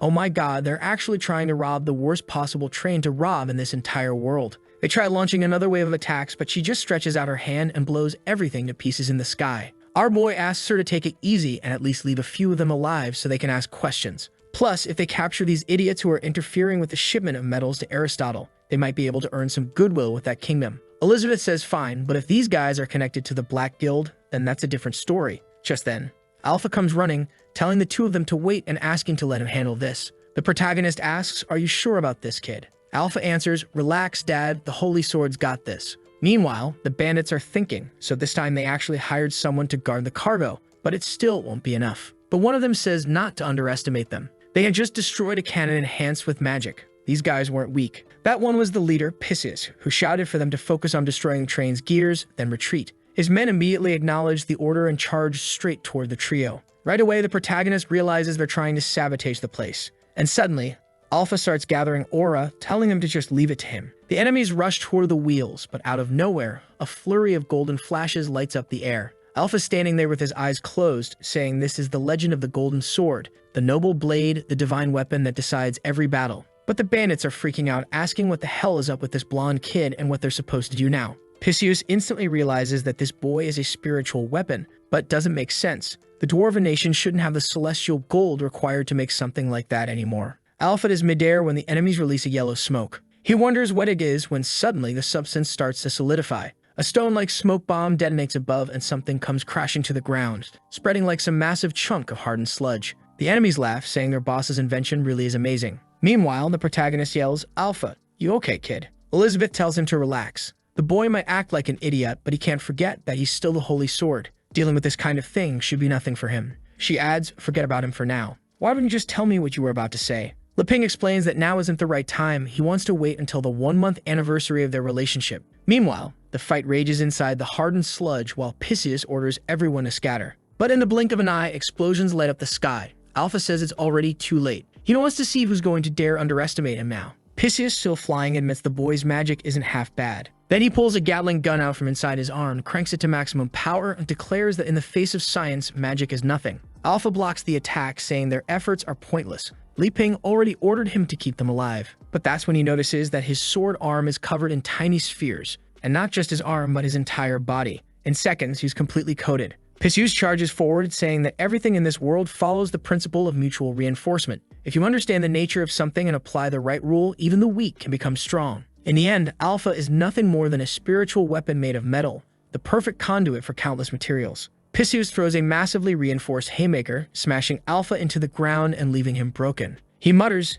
damn it, it's been 2 months since the train last came through here, and now they send one full of powerful people? What's going on? But those questions didn't matter. All they needed to do was destroy the source of these materials and get out. He spots the train coming, activates his arm one more time, and fires a pneumatic shot at full power. But in an instant, his entire arm corrodes, because there was a spatial magic field exactly where he fired. Then Elizabeth appears saying the game's over and he'd better tell him right now what his connection to the Black Guild is. Before he can answer, she spins her finger and his entire body twists unnaturally. Lip Pink steps in saying, "Easy there. We don't even know what internal conflicts they're dealing with yet." Elizabeth replies that it seems he's figured out too that this is an internal problem. Suddenly, the hulking body breaks apart, and inside, there's a small blonde girl. She pulls herself free, smashing against the orb, yelling at them to let her go, threatening to curse those lapdogs of the royal capital. She's pissy as a genius inventor from the kingdom. The protagonist is shocked. Not only was that a humanoid puppet, but there was a girl inside controlling it.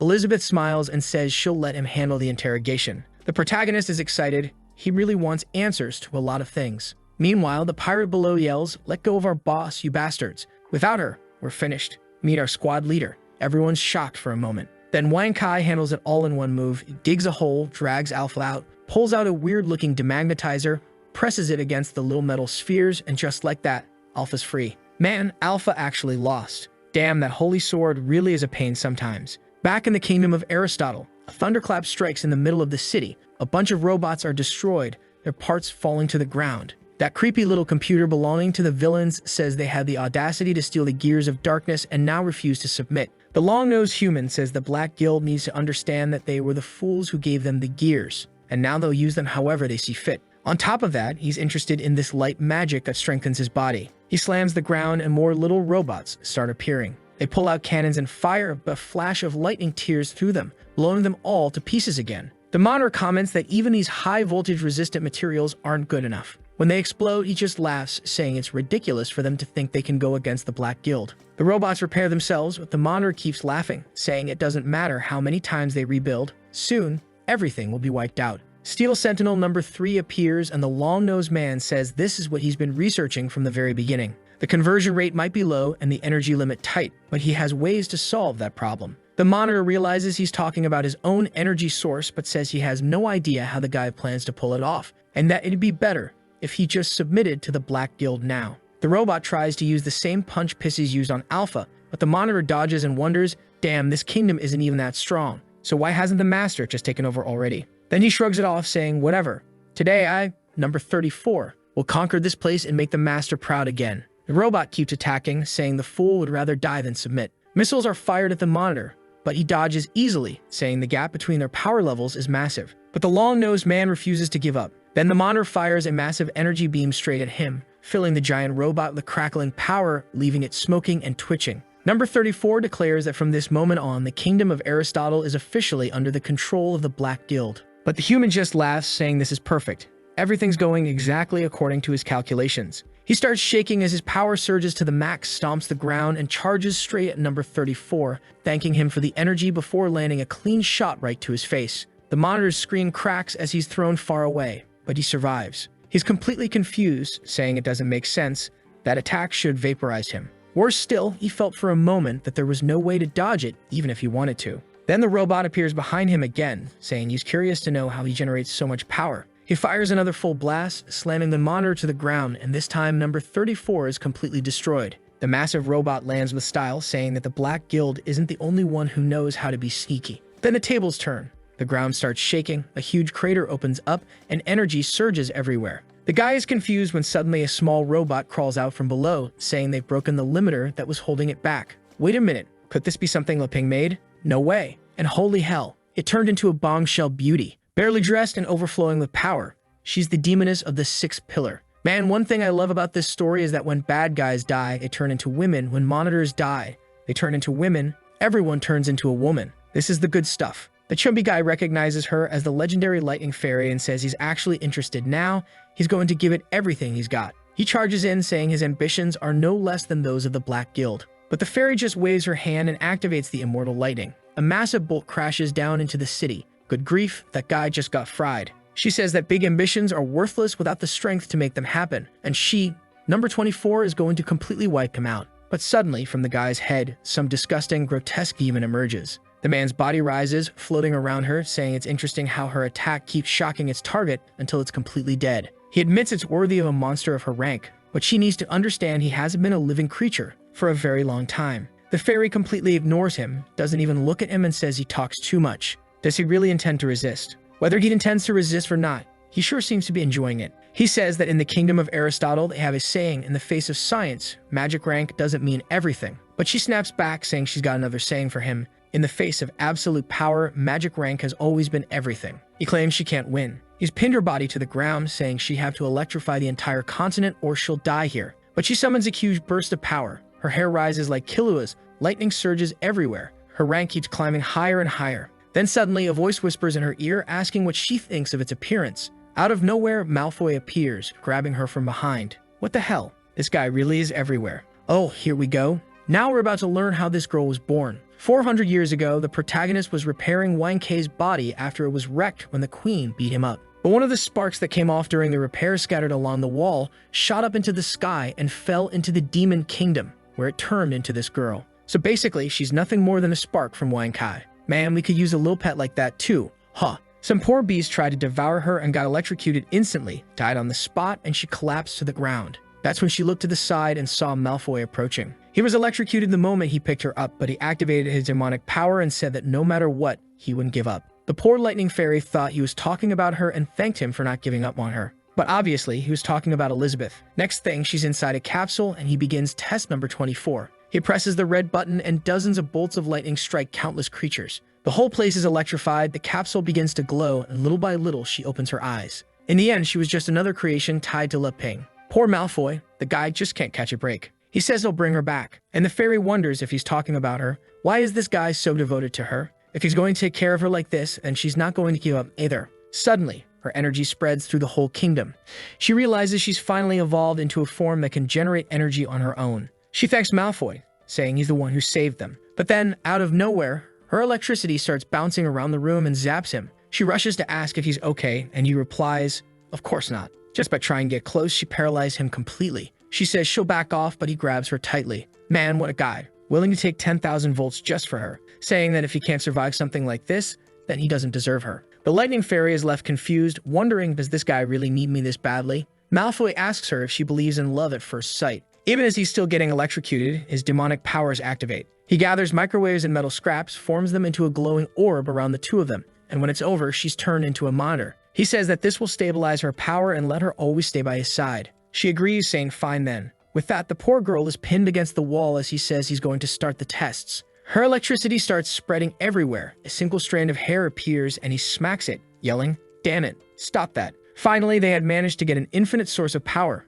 So what was the problem? Number 24 asks what happened, while he demands to know why it hurt the queen's hair. That broke the very laws of the magical world. But that's when he realizes if he was hurting the queen's hair, even though she was immune to magic, it meant something else. Maybe if he used that power the right way, he could actually invade her body. He grins, saying there's another way to bring her back. Man, I thought up until now that Malfoy was just being misunderstood, but he hugs number 24 and tells her not to worry, that he'll always be with her. But mentally, he's thinking about the queen stepping on him. This guy is the biggest simp in all of fiction, seriously suffering through all this just to get crushed under the queen's heel. Damn, what a curse. What won't a woman make a man go through? Back in the present, the demons are standing around saying, heh, as expected of chaotic energy, even mental invasions are possible against the lightning fairy. The loudmouth says, all right, that's enough. Let's just take her already. But his partner replies, there's no need to rush the delivery. Now that they have her energy, they can create all kinds of things and don't need her anymore. They run off saying the Black Guild is as good as done, and soon they'll control the world.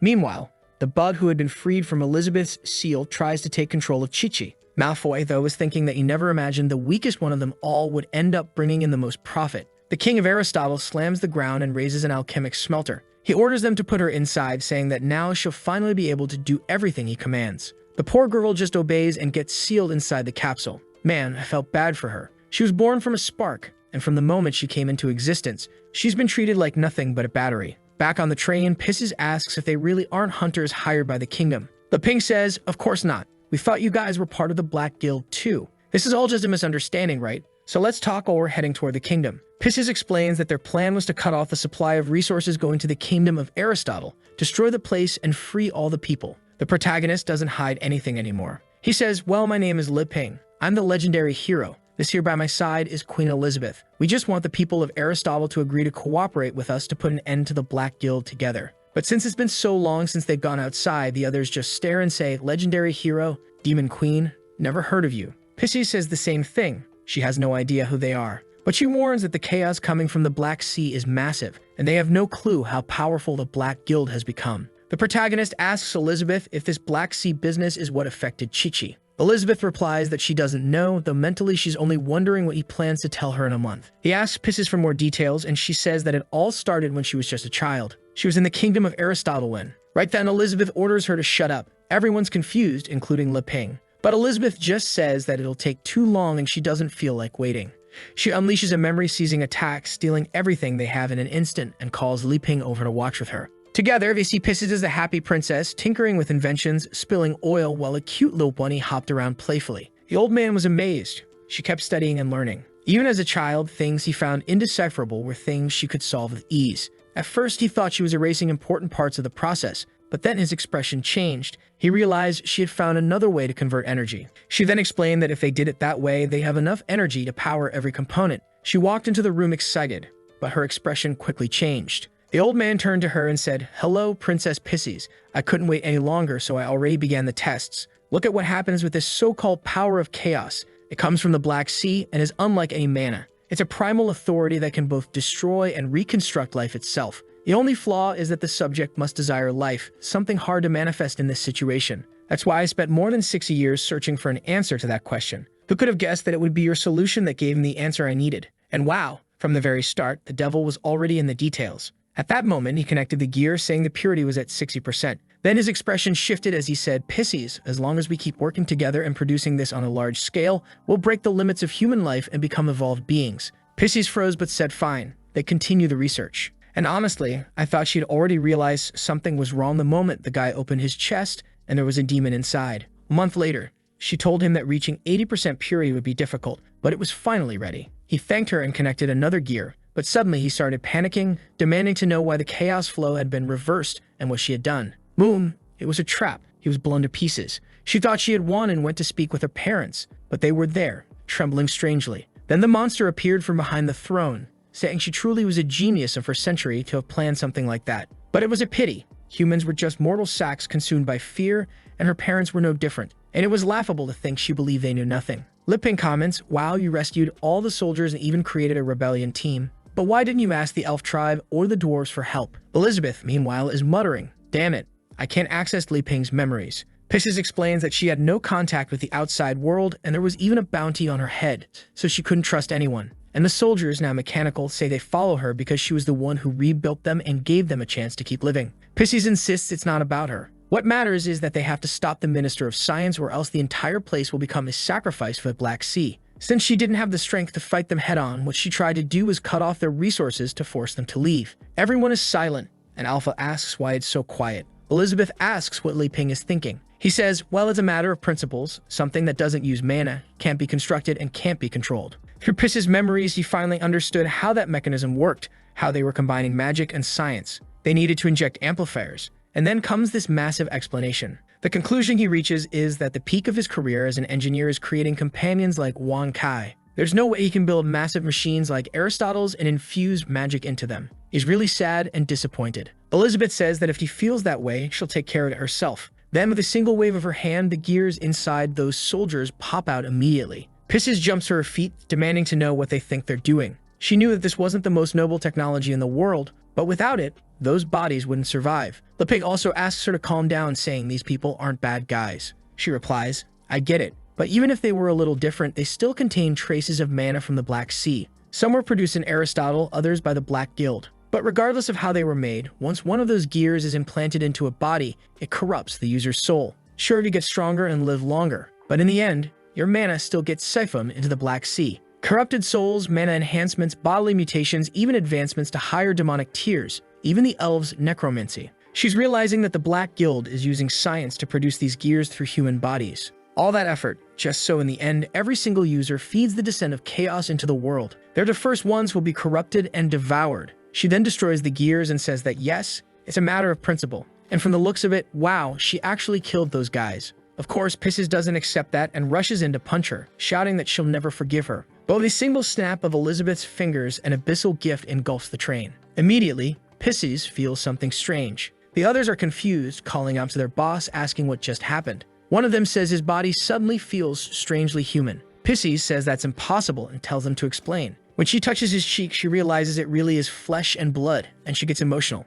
She turns to Elizabeth and apologizes for what she said earlier. Liping just says that's how the queen is. She always gets what she wants. But then Elizabeth suddenly pulls out some tea and tells everyone to calm down, that it wasn't a big deal. And here comes Liping saying that if they're feeling better, they can take the medicine he brought. The guys say they're fine, it just feels like they woke up from a deep sleep. That's when Elizabeth sees the protagonist put his hand on Piss's shoulder, telling her she can count on him. They'll expose all of that Minister of Science's plans and put an end to everything he's doing. That makes Elizabeth wonder why Liping can always connect so easily with ordinary people. When she ruled the world, she was used to looking down on everyone as inferior. The gap between them was too great. Just as humans can't be friends with ants, she felt there was no way to truly get close to those people. Now that she had reached the level of the Saint's ascension, even resurrection had become trivial. The distance between her and mortals only kept growing. And to her, these mortals were nothing more than particles in motion. Did any of it matter to her? Of course not. It was all insignificant. But then someone approaches and the queen glances to the side. It's Liping, glowing like a holy saint, saying that all beings have the same value.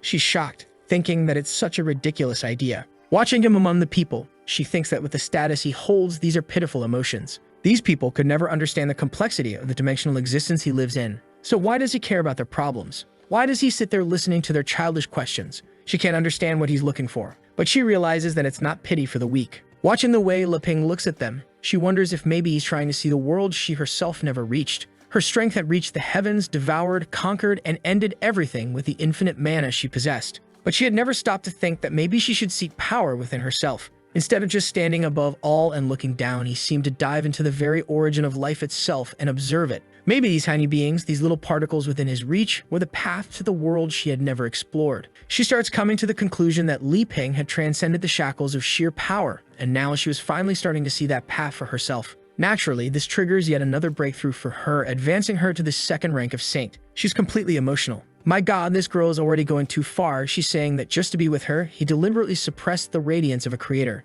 That he shaped the very truth of the universe into a bouquet just to hand it to her, because that's what he saw as romance. Yeah, this girl isn't entirely right in the head, but she asks if there's anything she can do to help. The protagonist is shocked that Elizabeth is actually offering to help. Then she sits down beside him and says of course, she wants to learn more about him. The protagonist thinks she's being a little sarcastic and is actually mad that he offered to help the princess. Pisses thanks them both while thinking this is crazy. She has no idea what this whole legendary hero and demon queen thing even is, but their strength is absolutely unreal. She asks what the plan is to take down this whole conspiracy. They promise they'll do their best, while also thinking it'd be best to finish this quickly before Elizabeth really gets angry. Pisces explains that the original plan was to cut off the supplies, but with the two of them there, everything has changed. Now they can just go on the offensive. First, they'll disguise themselves as ore delivery workers and sneak into the kingdom, which will be easy now that they have human bodies and can pass the mechanical inspections at the gates. Once inside, they'll lay low for a while, hiding out in different areas. When night falls, they'll start moving through the city, avoiding the soldiers' patrols. Eventually, they'll access the tunnel hidden down in the sewers of street number 3. She has studied the entire filtration system from top to bottom and knew the perfect route to get straight to the capital. 5 kilometers later, they'd find a sealed chamber, and once they broke through it, they'd reach Aristotle's magic reactor. The downside was that there was no way to do this without triggering alarms. Once that happened, they'd have 10 minutes to plant bombs and blow the whole thing to pieces. Whoever was on the demolition team had to be ready to die. This would create enough chaos to distract the Minister of Science, and that's when she'd start her plan to hack the brain of the entire system, because the capital itself was nothing but a giant mechanical body. She knew exactly how to short-circuit everything, triggering a chain reaction that would collapse it all like a line of dominoes. Without the reactor, the Minister of Science wouldn't be able to build those giant armors anymore, and without those, his plan to end the world would fall apart. But she warns them, anyone joining this mission cannot be afraid of dying. This was a revolution that demanded sacrifice. Her comrades nearby say they're only alive because of her, so of course helping her see this through is the purpose of their lives. Elizabeth says that sharing one's remaining lifespan with others is a logical thing to do. She has no objections to the plan. Liping, however, hesitates. Pisces asks what the problem is, isn't offering up her life and risking everything enough. But Liping says, no, Miss Pisces, this plan of yours is stupid. You need to get rid of that idea right now. The poor girl just accepts it and lets a tear fall. I thought he was going to fight her on it a bit more, but then he says, wait, there's a better way to deal with this. I used to think just like you, and that's what made me start this hero's journey. I even made a pact with Elizabeth to unite everyone and protect this world. But in the end, all that happened was that we wasted time and people died for nothing. Liping thinks to himself that these people are ready to throw away their lives for peace. It's time for him to finally end the promise he made. And then he says, Elizabeth, I want you to go now and protect the kingdom of Aristotle. I can't wait even one more second. Elizabeth says she'll go because she's thinking he means he can't wait for that thing they're supposed to do in a month. She says the job will be finished extremely quickly. With that, the perfect world that belonged only to the two of them would finally be born. Meanwhile, back in the kingdom, countless gears are being forged and fried. The Minister of Science says everything is going even better than he imagined. The gears just keep coming, piling up higher and higher. In just a single day, more than 5,000 gears have been produced. That meant the conversion of humans would speed up completely, and their research would advance to the next stage. And everything was moving even faster now that the fairy had transformed and activated her infinite discharge. The demon stands there grinning, thinking that finally these so-called heroes, a demon queen, and that cursed Malfoy would all pay for the arrogance they had shown. But then suddenly, he starts trembling. In a single second, the queen is towering in front of him. Oh man, I totally forgot she had that insanely strong armored form, and she stomps him. Was he crushed? Editor, rewind that stomp angle, because that was way too fast. Didn't even get a chance to appreciate it. Wait, no, hold on. It's not over yet. Next chapter, he's still there shaking, and the minister asks what's wrong. He says he can feel that she's coming, and he knows they can't fight her head on right now. He walks over to the Sea of Gears and says he's taking them to the Black Sea right now. The minister looks confused. What? He said he'd take them tomorrow.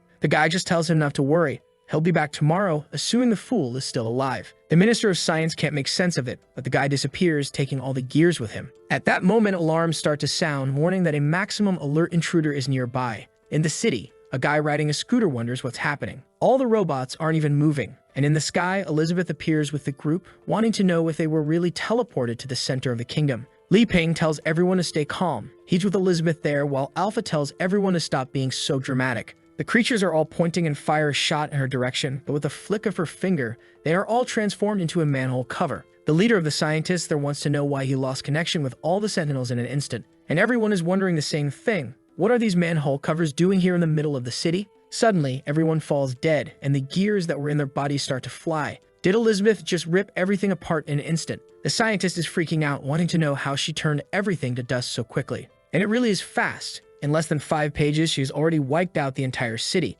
Then the guy says that there won't be any kindness. He has to eliminate this threat before all of Aristoteles falls. He starts stealing all the energy from the lightning fairy who was trembling. The entire city and castle begin to move, and a gigantic robot rises. At that moment, Pieces says he's crazy for activating that without even a power converter. That should be impossible, and she can't believe he saw the formula. Then the true war mecha rises. Up top, the guy is extracting all the energy from the girl. While observing Elizabeth, Pieces, and the others, he wants to know if those bastards were from the Holy Guild. He finds it unbelievable that all the gears disappeared in a second. The protagonist is excited, saying, wow, the guy summoned the badass robot. And Elizabeth says she let that guy summon it because she knew he would like to see it, so now she can start. However, Alpha tells her not to worry. He will handle this without them having to do anything. He's eager to erase the embarrassment he faced earlier. He goes full throttle, flies out, collides with the robot, and ends up all limp, crashing to the ground in an explosion. Man, I've never seen such a useless item. Only the ones the protagonist produces are decent. If it were that little knife, it would have killed that robot by now. But then Elizabeth says that guy was weird. He had a vibe like he was part of her family. The old man celebrates, saying, now with the light fairy, I have unreachable levels of energy. My war mecha is as strong as a demon in the 4th stage. He stretches out his hand to deliver another attack, saying it's the end for everyone, and the gigantic fist heads toward the group. Everyone is scared while Li Ping remains calm. Elizabeth, with a simple hand movement, destroys the entire bracer of the monster along with his body. The only thing left is the old man and the energy core in the air. Elizabeth grabs it in the same second, already finishing off the head. What's this? Did she really just pull the head off? Oh, did she see there was a core inside? And she asks Pieces if this is the guy from the Science Kingdom. Trembling, she says yes. And the chubby guy says that the wretched girl really found powerful allies. They can't believe she took him down so easily. While Elizabeth just says quickly if she has anything to ask this guy because she wants to end this. Pieces, however, says she has nothing to say to trash like him, just finish him off. The guy laughs as he is blown up, saying she thinks this is over. However, those who support him will soon arrive, and when they do, BM. Blown up with that, the electric beauty is falling there, waking up, while the protagonist thinks that when Elizabeth gets involved, it's easy to resolve things. At that moment, the girl seems to see the projections of the master and remembers that he is the legendary hero. Elizabeth is saying that in front of her supremacy, problems are non-existent. The protagonist is a bit confused, but just thinks that if his girlfriend said so, then it must be right. Ah, already calling her his girlfriend, huh? Meanwhile, the light fairy wants to know why those two are there. Wasn't she fighting against the kingdom of Aristoteles just a second ago? How did she end up in this place? Oh, the girl's arrogance speaks louder. and she feels that if she kills the legendary hero at this moment and captures the demon queen as an offering, that guy will surely be happy. Oh, poor girl, she came all hot, bubbly, and electric to hit Li Ping. But the Queen of the Hour says she now knows where the familiar feeling came from. Man, she goes to attack, but when the electricity is about to touch his hair, something asks how she has the courage to challenge him. In an instant, the girl disappears. Li Ping asks what that was, and Elizabeth says it was nothing, thinking that everything that happened was his doing from start to finish. However, since it's his way of showing affection, all she can do is accept it. Pieces is there, a bit confused too, but in the end, everything had ended. At that moment, the queen stretches, saying it's time to go home. Oh man, she already grabbed the girl's arm and said he has to compliment her. Our boy is there saying yes, she's amazing, a perfect deity. While Pieces is confused, she knows she should be happy. She survived, got her revenge, so why does she feel empty? The obvious becomes clear. The problem she wanted to fight against was resolved in the blink of an eye. The king of Aristophanes said that the value of life lies in the ability to awaken and reflect. However, maybe he never considered that even after such awakening, there were beings that for the mortals were no more than a speck of sand. And for her, that was much more terrifying than death. Man, that was the fastest chapter I've ever narrated, my god. It was from the moment the shot girl finished until now. What's this? Pieces, however, decides to return to reality. She still had a country to rebuild and many people depending on her. And in an instant, she has a crown, a scepter, and everyone is calling for her. The people throw their arms up, shouting the name of Queen Pieces. She is there not understanding while someone says that the little princess has grown a lot. Crazy, her parents are there, the ones who never have their eyes drawn frighteningly. They approach her and say that today is the day of the great coronation. She is there crying, confused, saying she doesn't understand. Why are they there? Everything happened so fast.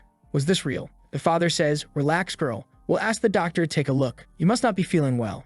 Meanwhile, up in the sky, Li Ping is waving goodbye, saying he didn't think Elizabeth would go that far. She says she's a perfectionist and even gave him a bonus. It seems that apparently she went back in time after this war to the time when her parents were really alive. The protagonist noticed the whole world was like a toy in her hands. He then takes a deep breath, saying he doesn't even know why he has a legendary hero like him. Elizabeth thinks, my god, I didn't leave any problems for the hero to solve. And now, everything is too peaceful. The world is going to be boring for him. She then tells him to relax because she will destroy everything. But at that moment, he says, no, let's just go home, my woman. And explains that now he understands he is no longer into this hero business. He has her, and all he wants is to go home and live a normal, peaceful life. The crazy girl is all confused, wondering if he wanted to teach her the purpose of a hero's existence. In that, she clings to him, snaps her fingers, and the two disappear. Strangely, Pieces, who is down below, knows that her memories have been altered, but she remembers that it was Queen Elizabeth who used magic to rewrite all reality there in the castle of Aristotle. And now she is determined to study magic instead of engineering and one day catch up to her.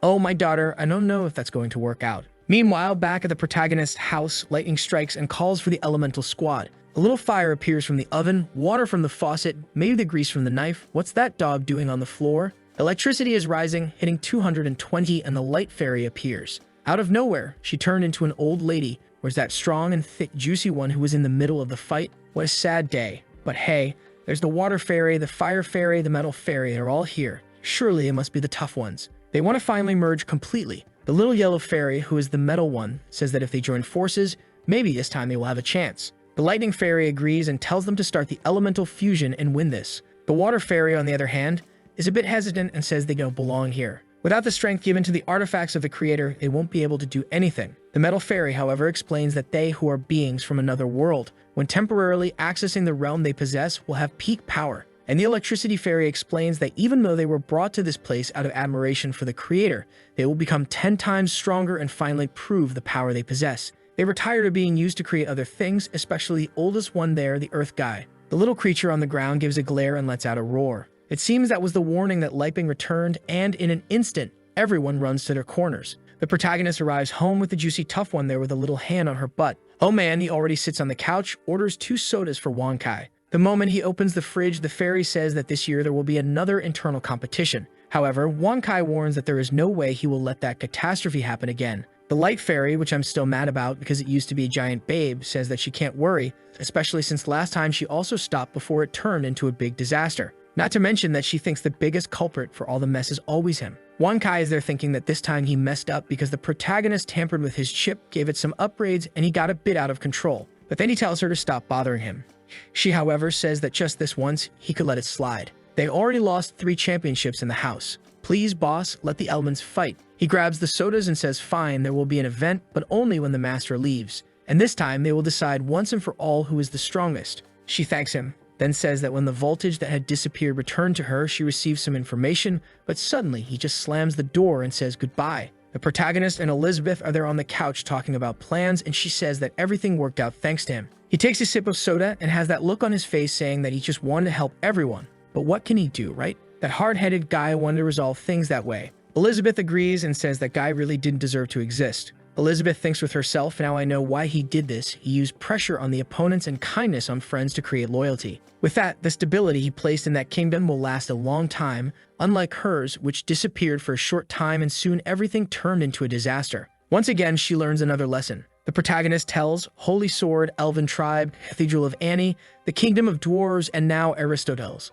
All powers were controlled. The only variable that existed was the Demon Kingdom. Even though the Black Guild had disappeared, he has the feeling that something is wrong. Elizabeth tells him not to worry. As always, she's already been there, turned the whole place upside down, and nothing was wrong. However, Lippin continues insisting, wanting to know if Amelia has woken up and if they don't have to ask her something. He glances at the girl's house, right? Man, the hero is mad at himself because every time he is alone now, he's having thoughts. Just like you guys, I would never imagine myself living in that plumpy house happy as truck. He imagines that maybe it's normal that they aren't married, yet she is gigantic. The boy takes a 10-0 from his own head, while Elizabeth says that Amelia is still stabilizing in the dimension. Only when she is 100% will the memories return. However, she wants to know why he is all stiff, and he says nothing, all awkward. The girl gives a little laugh with her plump lips and teleports to his side, wanting to know what he is hiding. Is he planning to confess to her in a month? Whoa, man, what's this queen? This fight I don't know if Liping wins. He got a double fireball attack on the poor guy. She even came with a wind strike to the ear saying, thinking about getting closer. Man, the hero took off for flight and immediately stands up all crooked, saying that the time has come. The time to make dinner, of course. He leaves all crooked saying he's going to cook. The queen, however, just thinks that there's no reason to rush. The longer it takes, the better the wine gets. When she delivers the love, it will be intoxicating. Man, she put the strongest muscle of the human body out there, saying he just needs to wait a little longer. With that, 3 days pass, they are in the kitchen. 10 days pass, they are soaking up the sun. 18 days pass, they are using the electric saw to cut down trees. Meanwhile, back in the Elf Kingdom, the boss is killing everyone. All the guys from the Holy Sword Guild were advancing against Octopotus, the Lava King. Lunasaurgos, the blonde, wants to know why they were sent there by the commander. It doesn't make sense. Man, Anasorgos, Shissy gave her surname to everyone, apparently. She says that out of nowhere, she gave up her position as guild master and left to learn some Tai Chai. And now she sends this message telling them to prepare hot springs, and that's confusing. The Blue Sword responds that the orders came from that person. All they have to do is follow. However, the two find it strange. Why would the legendary Chissy be obeying someone? Even the Black Eagle Guild disappeared in front of her. Suddenly, some cards arrive and someone tells her to be careful with what she says. And Elif says that if she speaks ill of that person one more time, she better not blame her for the lesson she will teach in Chichi's place. Anna is itching for a beating, challenging, saying that girl just gained a little power and now thinks she's tough. Luna comments that she isn't even from a faction and she's talking about teaching lessons. Oh man, Elif just drew a card. The crazy thing is that the sword entered the front and defended. Is a fight going to happen? I don't think so, because there's a gigantic octopotus behind them. Everyone seems to have forgotten that there's no kingdom. I mean, no queen or hero. However, Anna's telling Blue Sword, get out of the way.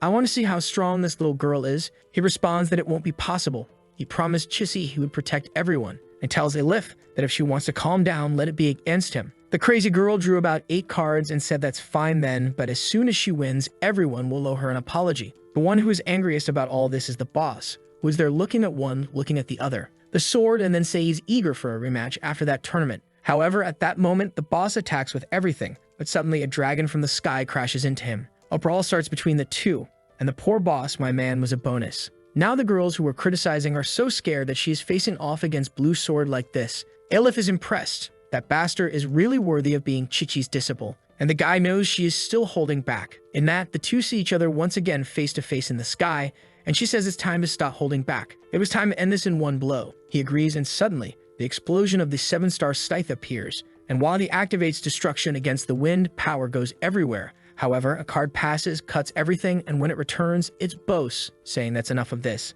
They are not there to start a war. He tells Elif to calm down because that's not how she should be acting. Blue Sword is scared. One move from Boz ended the fun for both of them. While Elif tells her father that they can't let this go, they insulted that person. For the pride of the Elven tribe, she couldn't let that guy go unpunished. However, Anne appears in the sky saying that person once protected her in the midst of a crisis and humbled himself. She is sure he believes that those who do not understand do not deserve to be punished. Ilif knows her not as Annie, but as the Witch of the Heavens, and she pulls out Raphael's puppet, saying that this would help everyone's aura calm down. Luna still wants to know, what are they looking for a hot spring for? Boss explains that not even Chichi knows completely. Everyone is following the instructions blindly. Anna says she understands, but who is this person? Why is no one talking? While Luna feels that they are a joke, they are nothing more than a punchline. Blue Sword tells everyone to calm down and just says that an order received is an order they have to follow. They have 10 more days to find a perfect hot spring in this volcanic region. The problem is that, so far, they haven't found a drop of water. The boss explains that it's not about literally finding a hot spring, it's a test to gain the favor of that person,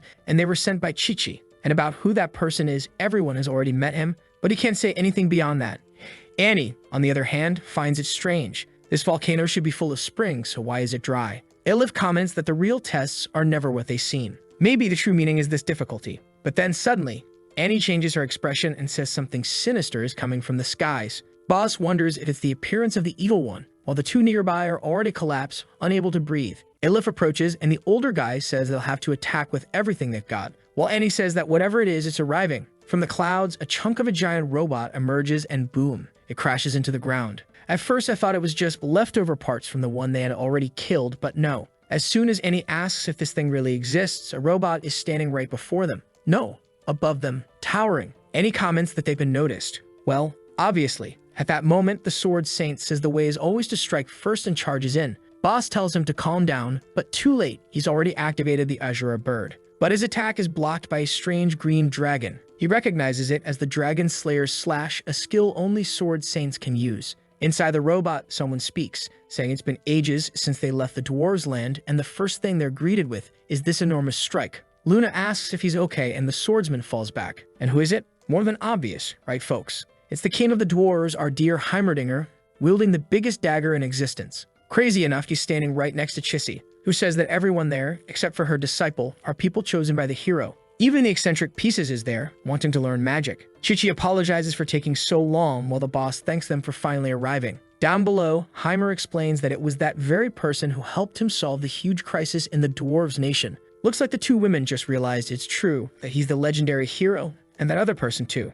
Pieces points out that her new mech was actually inspired by his robot dog. Elifai, however, says they shouldn't be revealing the identity of poor Elizabeth and Leiping like this. But Heimer explains that he himself served Elizabeth, so there was no reason to hide it anymore. Then someone tells them to get their focus back. They're here to find a hot spring, which supposedly, 500 years ago, existed in abundance. Bose explains that they've already searched everywhere and haven't seen a single drop. Pieces, on the other hand, wonders why they're struggling so much. They think she has some brilliant idea, but she just suggests that since everyone here can use magic, why not just summon a ton of water? Problem solved. Luna and Anna laugh, saying they thought she had a real plan. She's a little confused, so Anne explains that elemental magic doesn't work like that. Maybe with shadow magic they could fix the problem. And then comes the big reveal. Annie says that 400 years ago, the elemental spirits of the continent vanished, and no one knows where they went. Pieces is confused, she has no idea when elemental spirit even is. Annie explains they are the fairies' blessings. Without them, no one can use magic above the intermediate level.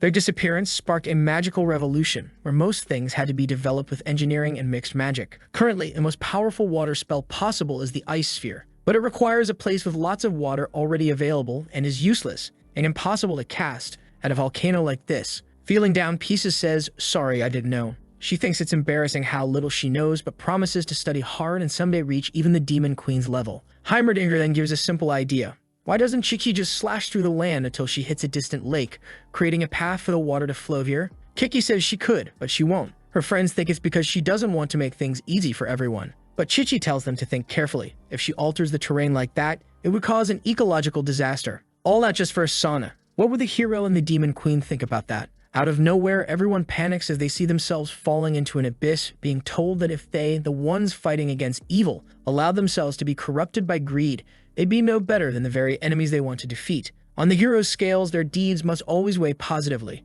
If that balance shifts, then it's them who'll be executed. Annie agrees, saying that Chichi's words are true. She thinks that back then, she was saved because her heart was pure, not because she praised them or had any potential. Good thing Chichi didn't let her go through with such a stupid plan. Heimerdinger says he understands they really wouldn't be any different from the Black Guild. Pieces then says they could dig a tunnel from the ocean, come from underground, and create a perfect hot spring around volcanoes. Luna laughs and says here comes the silly girl with a dumb plan. If it's that easy, why doesn't she do it herself? Pieces says fine, leave it to her. She'll use her new mecha Re to dig a tunnel straight to the sea, and at most 7 days it'll be done. Boss says that's perfect and says he'll start preparing some plants. Heimer agrees and says he'll prepare furniture to make everything beautiful. Excited, Pieces says this is going to work and already asks for help gathering more volcanic stones. Annie will have the bears handle transportation and Chichi, obviously, will cut down everything necessary. The boss is proud that everyone shares the same goal. Heimerdinger agrees, saying the last time he saw such unity was 500 years ago.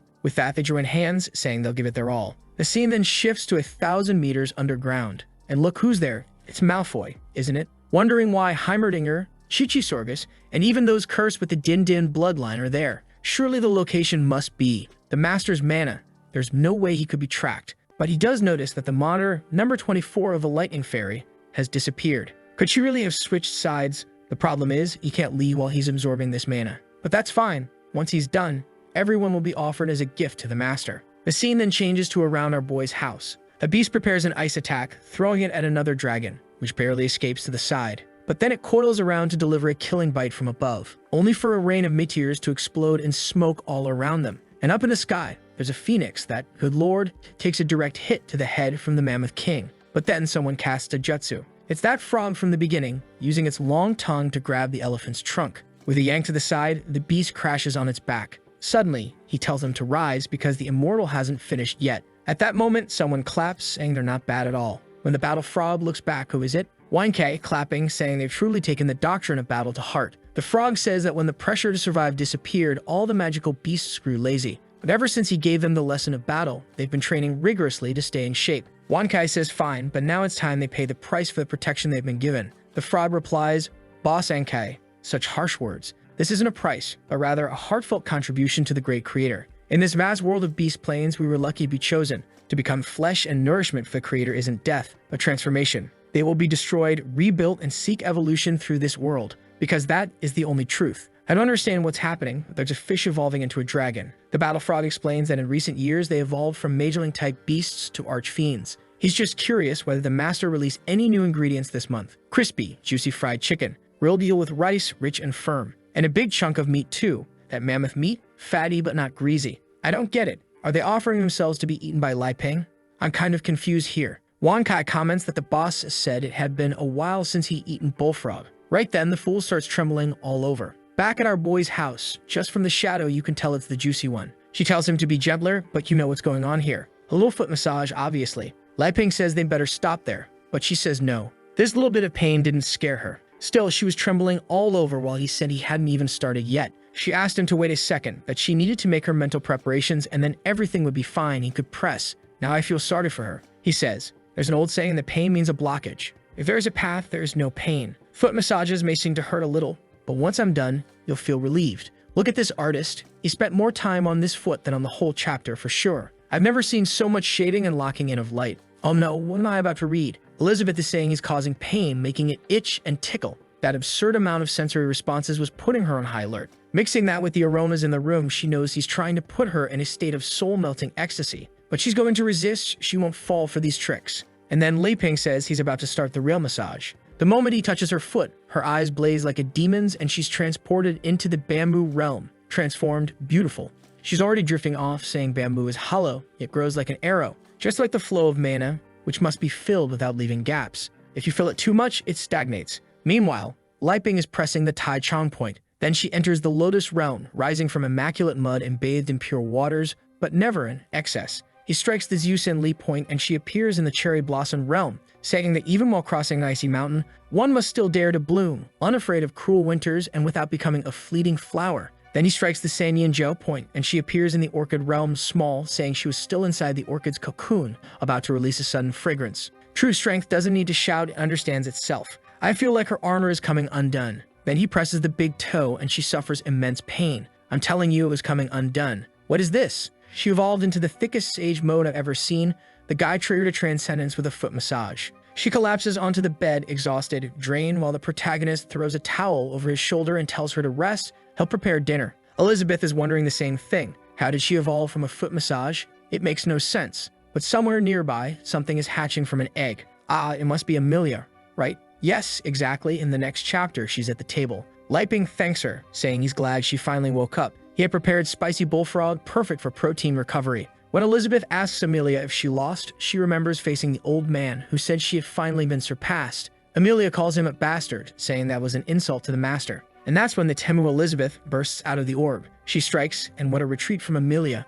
I didn't know she was that strong, really hitting those squats in the gym. She wants to know how the old man managed that. He answers that it's very simple. It was pure love through countless endless experiments. Not for a second did he believe the master had died, and that's why he's been waiting with all his love all this time. Amelia tells him to stop with that nonsense, that she'll end him now. Two of the servants try to attack her, but she transforms her claw and knocks them both away, exploding them on the ground. Number 24 immediately asks if she should break her seal to deal with this. Malfoy, however, says that won't be possible. She was essential to this experiment. He orders 24 to call the rest of the people and get everyone out of there. Amelia, on the other hand, thinks he's overconfident, believing he can capture her, just because he's hiding behind the master's magic. That changes nothing. But then an attack comes from the ground and grabs her arms. Because it was Elizabeth's magic, she wasn't able to detect it properly. Worse yet, this absolute prison was a perfect copy, and she couldn't understand how this old man was even able to replicate that. The fake Elizabeth is dripping onto the old man's head, and he says, Amelia, you know her magic better than anyone, so you must know this isn't fake.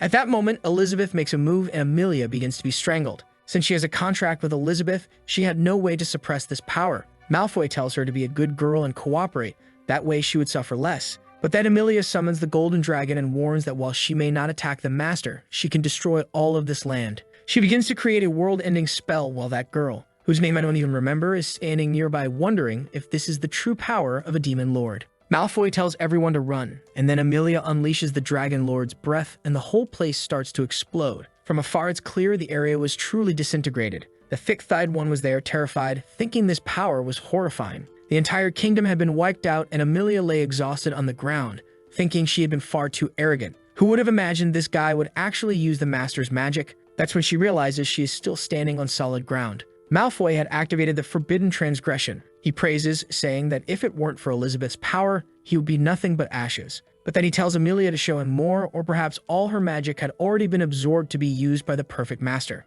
At that point, Amelia only thinks that this time she failed, and boom, she collapses to the ground. Still, she managed a defensive form, creating an egg around herself. Malfoy thinks it doesn't matter, the important thing is he will still extract her magic. Back in the present, she says that's how she was completely defeated. She apologizes and says she has no right to live. Elizabeth should give her death. Elizabeth, however, only asks if she's done crying. Enough of that. Meanwhile, the protagonist is asking about the bullfrog. Poor bullfrog, seems it's not so immortal anymore, huh? Ended up in the pot. Elizabeth is asking for some fried rice and Liping says he'll cook it. They're chatting casually while Amelia just observes all this friendship and begins to feel jealous. Suddenly, Elizabeth shoves a bullfrog leg into her mouth and says that's the reward. In an instant, she finds herself in another realm on a path of stars. She wonders why the master put her in this place, probably as punishment. This was truly how the master disciplined her disciples. Now all she can do is walk through this place forever, thinking and reflecting on the failure she is, until one day she eventually dies. She walks a little further and falls to her knees crying, saying she'll never see the master again.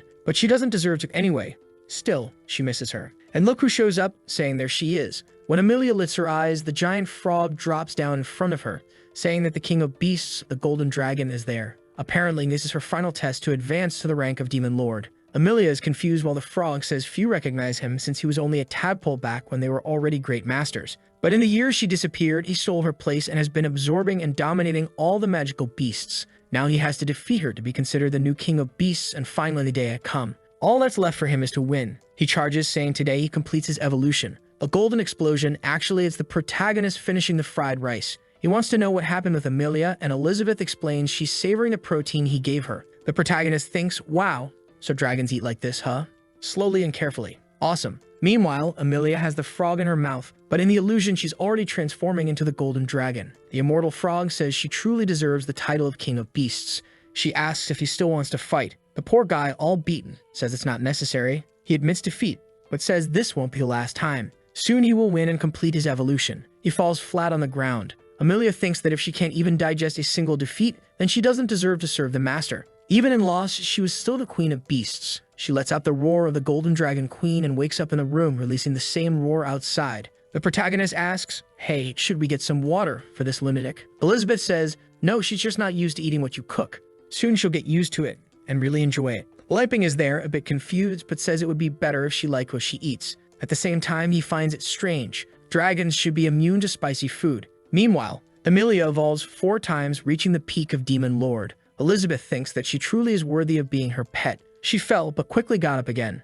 Emilia looks all cute and hugs her while the girl tells her to stop being dramatic. Our boy says that protein really works well, while Emilia is mad at him but has no choice but to accept it. The strength of this being called hero was incomprehensible. Now she understood that protein means taste defeat to reach the peak, and this fight was only a way to serve as encouragement, but also a threat. She almost lost her position, but she won't slip again. She says, Liping can have whatever food he wants, send it to me and I'll crush it. Our boy says, all right then, just don't eat it all. You have to leave some for Elizabeth. Meanwhile, Alpha is outside turning back, the most useless guy in this whole story. It's morning and our boy is under a warm blanket, but something is crawling underneath. Emilia appears between the two, transforms back and pushes him away, tossing Liping aside and saying today she's the one who will warm this bed. The protagonist, all twisted, says, all right then. He goes to prepare breakfast. Elizabeth watches him leave and thinks, so you're going to keep stalling little hero, thinking to wait until the end of the month to take the next step? No way. She says she'll settle things before he has the chance. Our boy, on the other hand, is cooking an egg, tossing in ramen.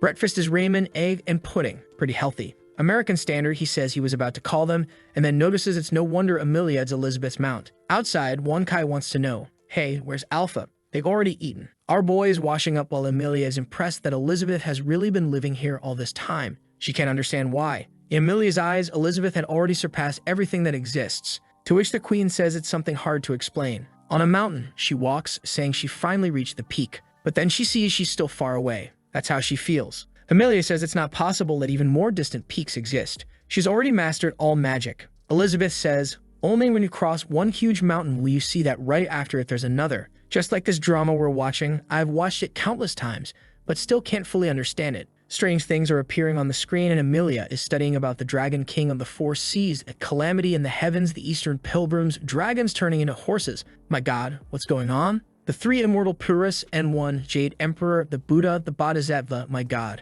She realizes Elizabeth is right. All of this was incomprehensible to her. It's too much information, she takes it straight to the face and faints. Elizabeth says she should take it more slowly. Then Liping shows up and asks if Emilia has fallen asleep again. Elizabeth says it's perfect, while our boy invites her to get some fresh air outside. And now we're at the picnic. Our boy goes to throw a frisbee with Wonkai, but he takes it to the head and goes into alert mode, poor guy. He goes crazy, activates the black hole mechanics, but even then, the frisbee cuts through the black hole and flies out. He tries to analyze it, but the composition is too complex and he starts to overload, pulling out 500 weapons and exploding everything. Liping cheers, saying, wow, look at Wonkai having fun. Elizabeth, when he comes back, it's your turn to throw. But she says, no, I'm not in the mood. Don't you have something deeper to offer? The protagonist says, deeper. What do you mean? She says, exactly that, what's the problem? She realized that ever since he mentioned a little surprise for the end of the month, he's been distant. They're not in love anymore. What's he waiting for? He's so old-fashioned. Liping admits, maybe he really is a bit old-fashioned. He thinks, my original plan was to propose to her at the hot springs. I wanted all the wonderful moments to come after that. But Elizabeth says she can't hold back anymore. She wants to deepen this relationship. She says, unless you doesn't want to. Liping confused and replies, we're outside, girl. While thinking that, as a normal guy, he wants it too. But for the first time outdoors, he's not prepared. Elizabeth says it doesn't matter, there's no one around. The protagonist hesitates, but if she insists like that, he can't be the boring one. Just as he says he's going to take off his clothes, she tells him to talk more about his past. Damn, and everyone fell for the bait, me included. She says she's curious to know everything about him. She knows that looking into the past of someone so powerful is almost taboo. Here it comes, she's going to completely misunderstand everything. The protagonist says that really, in a relationship, they need to know everything about each other. They've been living together for so long, but never talked about the past. Then he asks, Elizabeth, do you really want to know about my past? She says yes, and he replies, in my world, I was just an ordinary guy. I grew up with my grandparents working on the farm. They were hard times, but also the happiest. After that, I went to the South China Agricultural University. Every weekend, I'd run home to help in the village. That was my life until graduation. Then I went to the big city to start working. Little by little, I wasn't visiting my grandparents as much. Without realizing, one by one, they died, and when I noticed I was alone in the big city, my routine became waking up, going to work, working, coming back home, repeating that every day. I didn't like games, didn't like anime, and the only thing that gave me any pleasure was watching some farming videos, when suddenly I ended up in this place. Upon arriving, I received the so-called legendary hero system, but I wasn't interested in it. All I wanted was a quiet life. Elizabeth asks, "That's it?" He says, "Yeah, that's it. Simple, right?" But off she goes, tripping out, saying no, it's not simple at all. Liping walks such a pure path that others could only dream of. His greatness lies in that very simplicity. Finally, after reaching the sage ranking, everything starts to make sense. Now she wonders why this legendary system wanted to pit him against her. But in the end, his purity even overcame the strength of that system. The protagonist says now it's her turn. He wants to know everything about her too. She asks, "Everything about what?" He says, "Everything, since childhood." How did she become the demon queen who rules this world? He admits he's already nervous, and she warns, "Fair warning, it's not a fun story, and if you get bored, just say so." It all begins in the territory of the heroes before magic appeared. The place lived in peace and all races in harmony, but extremist groups began to emerge. They spread hatred and division, setting one race against another. The continent fractured, nations split, endless wars began. In this poisoned climate, those of mixed blood, once seen as symbols of unity, were cast out and reviled. Desperate to survive, they fled to the most desolate lands, places no one wanted to live in, and there they were called the Demon Kingdom. But even among the demons, there was no true unity. In a land of scarcity, crime, violence, and blood were everyday things. Someone snatches the bread from her hands and says, "Hey kid, out of the way." "No, give me back my bread." His eyes go wide, crushed, until he feels a strange pain. The girl had already dropped into this world possessed, warning it'd be best to give her damn bread back. Maybe because I carried the blood of countless races within me, but at 5 years old, I had already awakened my magic. In the Demon Kingdom, power is everything, and by 9, I had conquered all the districts. They called me the Witch Elizabeth. At 13, I formed the Crimson Moon Mercenaries, and with each mission, I secretly infiltrated forbidden territories, collecting ancient and lost magic. On my 16th birthday, the last piece of magic was recovered, creating the Second Awakening. After that, power rose quickly. I unified the Demon Kingdom and began to conquer the world. No one could stand before my absolute strength. The elves surrendered, the beastmen surrendered, the dwarves surrendered, until the time came to attack the capital. And the moment I arrived, Malfoy the nerd was already head over heels. The place was completely destroyed, and she says the intelligence was right. The Get-Balkrite sacrificed lives to stay alive. She would erase such trash from this world now. I was the twisted, disgusting king saying, "Elizabeth, you won't kill me just because you reached the sovereign demon's realm. Take that." In that instant, he was pierced through, completely destroyed. Beautiful, wasn't it? But the one who killed him was Malfoy, asking if she was the demon queen. Right away, he surrendered, saying he gave himself up in the name of all humanity. And that's the story of how I conquered the whole world with absolute strength. Like an iron hand, I destroyed all division between races and unified the hero's continent, restoring it to what it was meant to be, equality for all with peace and prosperity. But even with all my ideals achieved, I still didn't feel happy. Maybe I had become too strong to understand anyone else, or maybe because I had no purpose anymore. That's when the prophecy about the legendary hero appeared, and it excited her. She dove into endless training to rewrite her magic. And that's when she arrived at the realm of the Demon King. But the moment she felt ready, he never appeared. Until she went there and pulled that damn sword from the ground, teleported, and ended up face to face with the boy. She asks if he understands how many years she has been waiting for him. The protagonist, awkward, says sorry, but maybe it was better they hadn't met because that way they didn't fight, right? They became friends. Elizabeth turns her face away in agreement, but thinks, "I already know you planned all this just not to hurt me. Even so, I wish I had met you earlier." Suddenly, the protagonist comes closer. He apologizes and she doesn't know why. He says he never imagined she went through so much as a child. If he had met her earlier, he would have cooked the best food, sewn the best stuffed animals by hand, and made sure she always went to sleep smiling. That was the childhood she deserved. He's all romantic now. She's a little emotional, saying that anyway the outcome is good. But he says no, from now on she doesn't have to carry any of that alone. The boy even says he'll protect her smile until the end of time. Unstoppable. They're getting closer, but I imagine the chance of this working out is zero, just as their lips are about to meet. Wankai shows up with the battered frisbee thinking, "Damn, to stop this cursed disc, I had to rebuild countless lines of code." But right then, he senses a new alert. The aliens are fleeing. Elizabeth calls him a dumb dog and kicks him hard. The protagonist looks, "Damn, Wankai flew far." But then Elizabeth says it's not ending here, calls for the boy. "What's this?" "I'll have to throw in a white glove here." She's putting everything on the line. "All in the house, my paycheck, that's going to get demonetized." Hearts float while Wankai smokes in the distance thinking, "Damn it. Even after so many upgrades, you can't deal with the trauma of this violent woman." Nearby, someone's at Alpha side asks if that's Li Ping and Elizabeth's top general.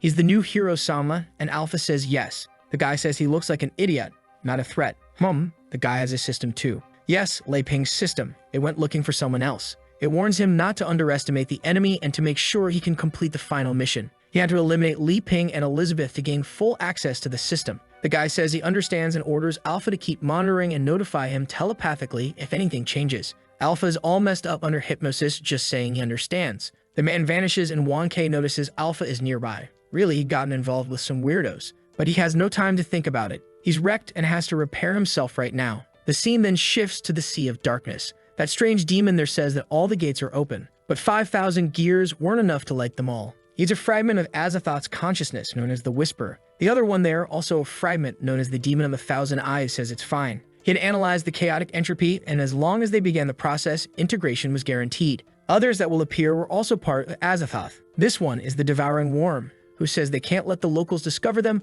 or else everything would be for nothing. The Profane Jaw says the locals won't matter. One of them alone would be enough. If he, for example, passed, he would turn everyone into paste. The Cranial Weaver tells him to stop being an idiot and asks if he already forgot about the legendary hero they met. Not to mention that damn Malfoy is still around, wanting to recover what he lost. The Observer tells them to calm down. None of that mattered. He had already seen all the futures, and none of them ended in failure. The power of complete chaos was enough to wipe out this dimension. The Jaw is eager, saying that just thinking about ending everything makes him hungry. The Weaver agrees he's in need of some fresh corpses. All of them, together with the Observer, are also anxious to take revenge on that damned Malfoy. And the strangest of all, the Mosquito, says to Elizabeth to wait a little longer because she'll regret it. Meanwhile, at our protagonist's house, he's preparing toothbrush, hairbrush, nail clipper, towel, moisturizer, because skin can get really dry in those hot springs. Elizabeth's things were almost ready, and he just had to pack his little swim trunks too. On top of that, he notes down to grab some fresh ingredients before leaving. He just hopes he's not forgetting anything.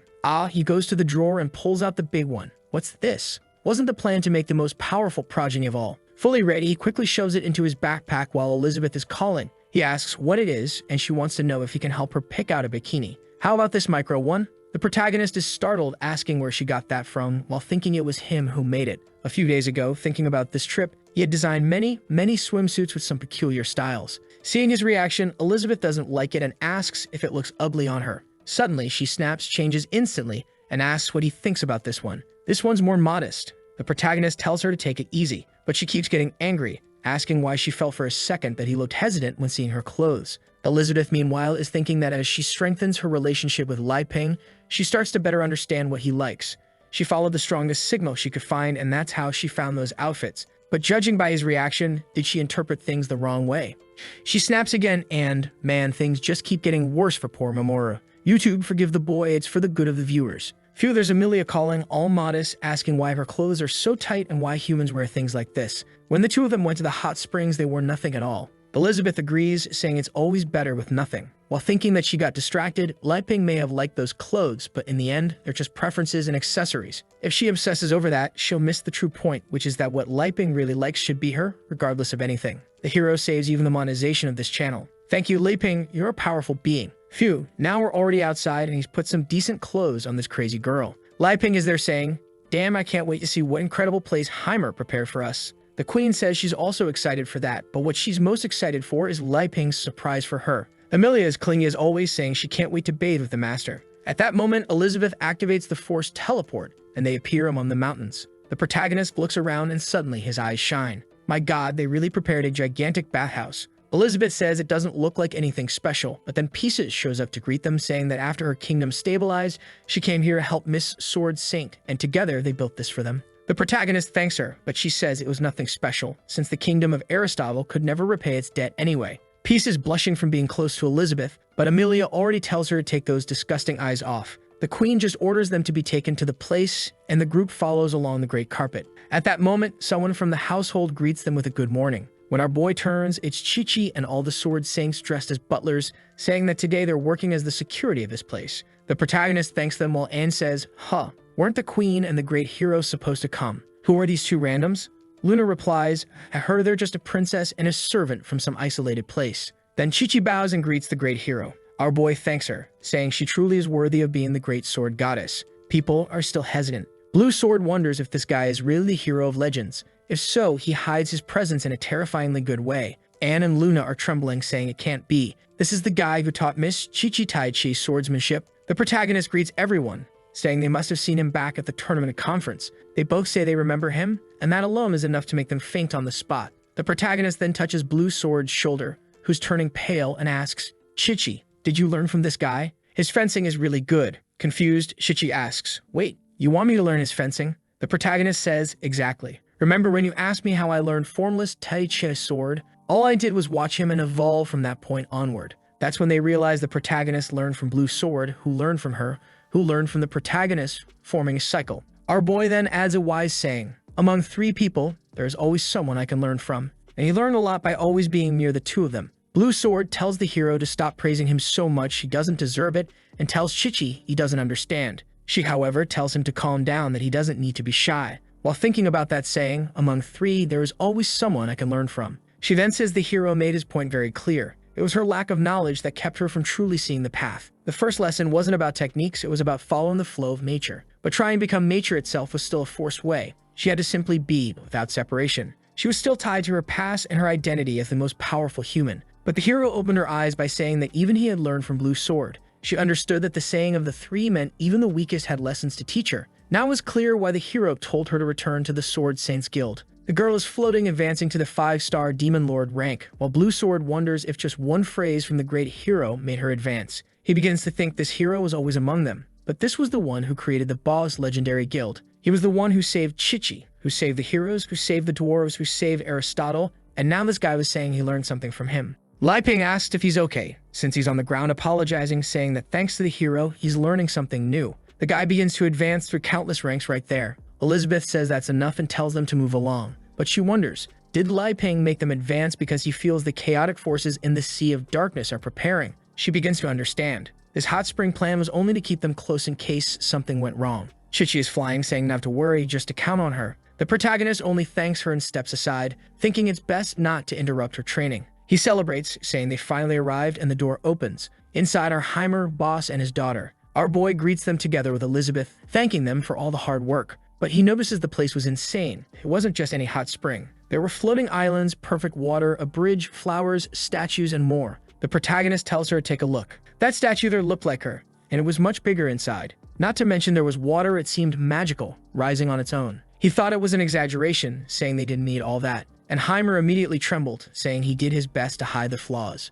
He tried to cover up the problems with all that magnificent exterior, but the hero right away said it was exaggerated, made it clear it was even shameful. They did everything to hide it, but in the end all that was left was to fall to their knees. Lai Ping, confused, wants to know what happened. Why were they kneeling? He thought it was good, really well done. Since they worked so hard, he'd have to give them a gift. The three were trembling, thinking they'd messed up and would receive divine punishment. But he gives them a basket of fruit, saying these are fresh, he picked them this morning. They'd be perfect to restore their energy. The guy is a little startled, and Li Ping says there weren't many, so they should share them with everyone, because he needs to save some to cook for Elizabeth. If she gets mad, the trip is ruined. At that moment, Heimerdinger apologizes but says he wanted to ask something about Lai Ping's forging. He answers that he doesn't have much to teach, but since he's asking sincerely, he should go ahead. The king then asks, Lai Ping, no matter how much effort I put in the details or any part, I can't replicate the quality of the weapons you forge. What am I missing? The protagonist, standing with Elizabeth, thinks, here comes this king again, pretending he's interested in this just to please me because he likes Elizabeth and we're connected.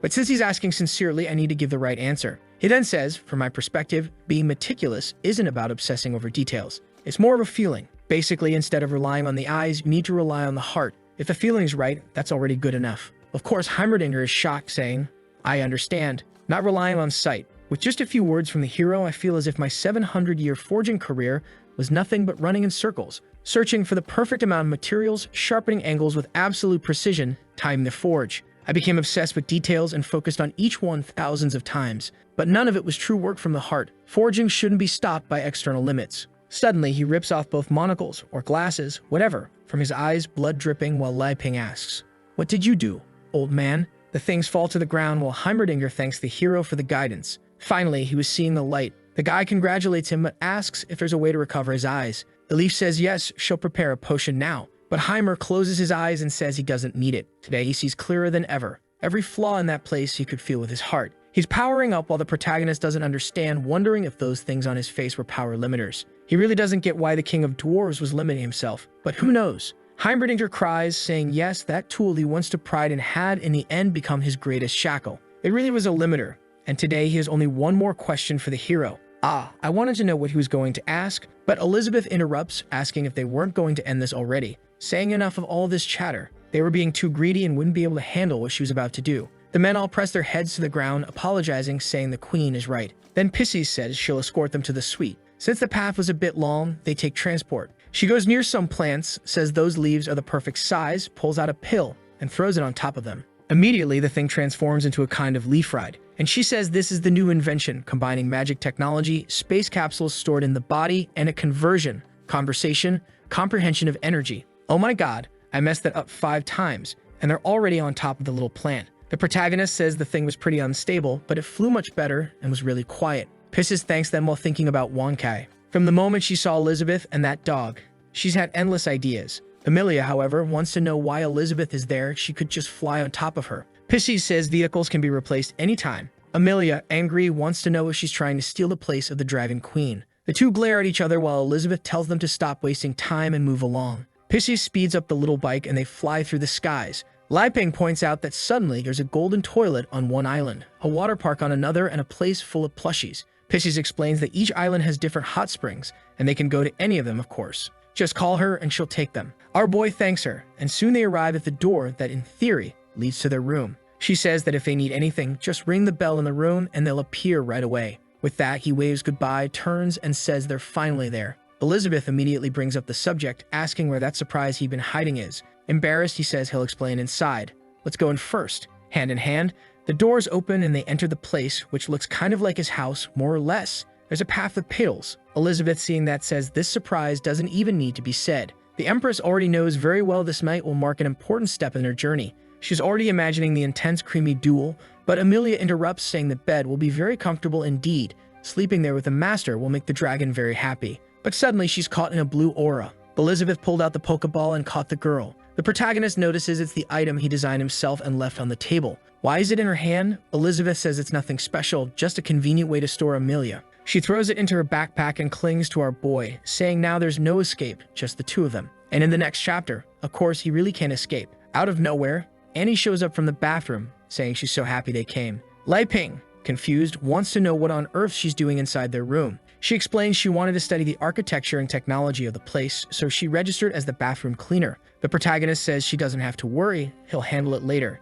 Annie notices Elizabeth don't look very happy to see her and realizes the bed was messy before they lay down. She apologizes, saying she tried to copy his skills in sewing, making pillows, sheets, and so on, but knows it's nowhere near as good as what he makes. Lai Ping says it's fine, the way she cooks is enough. It's just an inconvenient situation. Suddenly, Elizabeth shouts that enough is enough, asking how many times they'll repeat this scene. It's already losing its charm. Poor Annie, who just arrived, has no idea what she's talking about. Elizabeth raises her hand and says, "You want a gift, don't you? You don't need Lai Ping to teach you.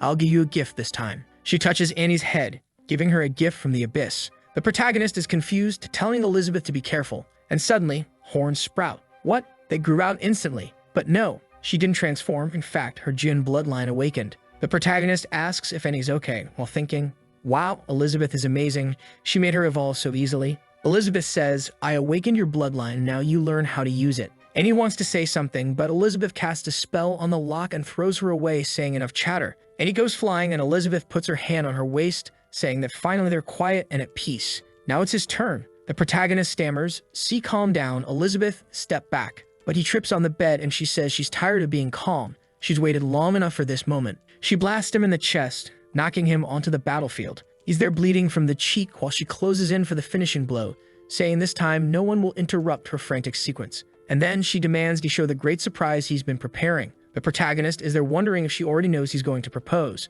Meanwhile, she says she wants to see everything now. She moves closer to land the decisive moisty blow while he keeps blushing. But the cruel woman first slaps his stomach with her palm, then hits him with two gigantic hot and warm fire spheres. She uses a bone crusher with her hand, then delivers a violent bite. The guy tries to react with a strike to her back and manages to break free, saying the time hasn't come yet. The queen, furious, demands to know what the problem is. She's the demon queen. He says he really wants it, but he doesn't want it to happen like this. What could he want more than this? The protagonist thinks everything is going according to plan, but he wants her to have an unforgettable memory, and only after proposing will he let the creamy fight happen. The queen, however, misunderstands and says, "Ok, I get it. You didn't like the sequence of attacks and domination. Fine then, I'll let you be offensive. I will stay here and you can attack me with your sword." The protagonist insists it's not that. He likes it when she takes control, but then he takes her hand and tells her to listen. Just like making a cake, he wants it to be perfect, and for that you can't skip any steps. They need to mix little by little, cook it perfectly, then add the cream on top. Every stage required attention to detail.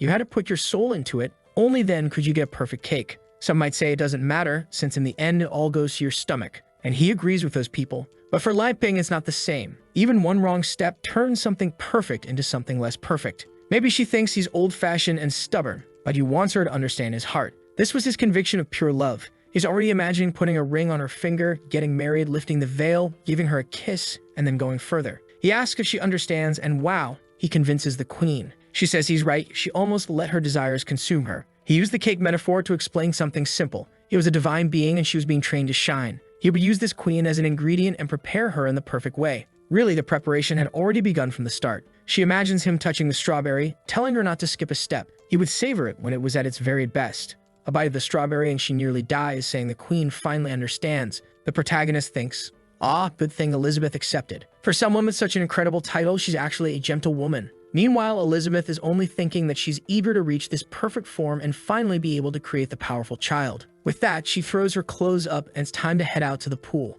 According to what Pieces explained, they turn this handle, a random number appears, and when they step out, they're taken to that place. This time, on the first try, they end up at the water park. Lei Ping stares at an endless slide and tells Elizabeth maybe it's better if they go somewhere else. He's hesitant, but she says no way, and blasts him with another fireball strike, sending him sliding down. He's thrilled, saying this is wild. Elizabeth wonders how he can enjoy this kind of simple contraption. How can he relax so much and approach it so naturally? Then she sees a god transcending, realizing she must let go of ranks. Just as he didn't care about levels when dealing with the people of Aristotle, she, even at saint rank, should know how to descend to the level of mortals. She needed to observe on a microscopic scale, absorb it, and then turn it into nourishment for herself. That was the only way she could destroy her habit of looking down on others as inferior. Once again, Lei Ping was teaching her something. Today, the queen learned to set aside rank and enjoy this imperfect world. She screams with him as if dying of fear, and the two fall into the water. They swim with floaties, she splashes water at him, and they have fun together. The queen wonders if this is what he wanted to teach her,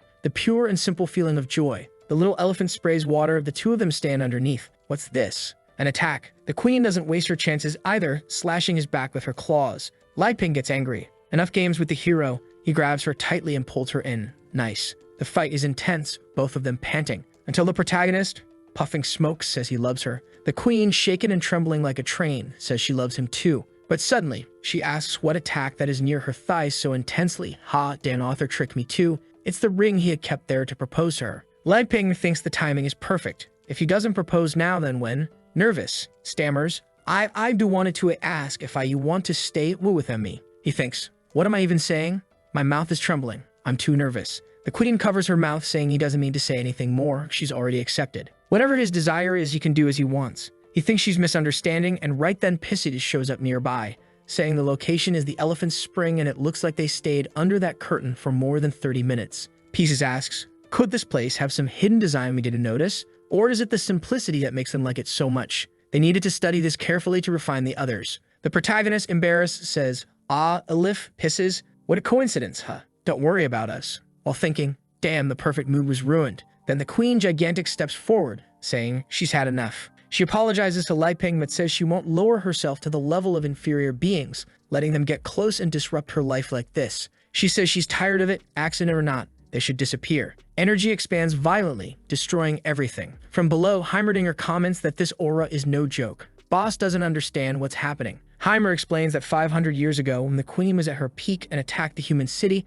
half of it was evaporated in an instant. From below, Blue Sword tells Kiki that the whole place was absorbed by the sea, suffocating. The space inside was being reduced to nothing. Lumen and Anna want to help, but Chichi tells them to stay put. This isn't something they can deal with. Meanwhile, they wonder why the queen's aura is expanding this way. 1,000 meters underground, Malfoy is celebrating, saying, yes, yes, this is the aura he missed. Something exuding infinite pressure, intoxicating. He never forgot the rage she showed when he took her to his father's underground lab. When she discovered that half of that place's citizens were just magical corpses walking around, a kind of experiment they had been conducting. She burned his soul, and that was wonderful. Elizabeth said that ending miserable lives like that was also mercy. That was the moment she destroyed half the city, while Malfoy swore to be her dog. She tortured him, stomped him, whipped him with her tail, but that wretch must have enjoyed it all. What he loved was always yearning for a reward, but not noticing the terror of being cruelly crushed. That thin line between life and death was wonderful. The guy is nearly dying, seizing up, saying she's too close, but he can't reach her. It's too much.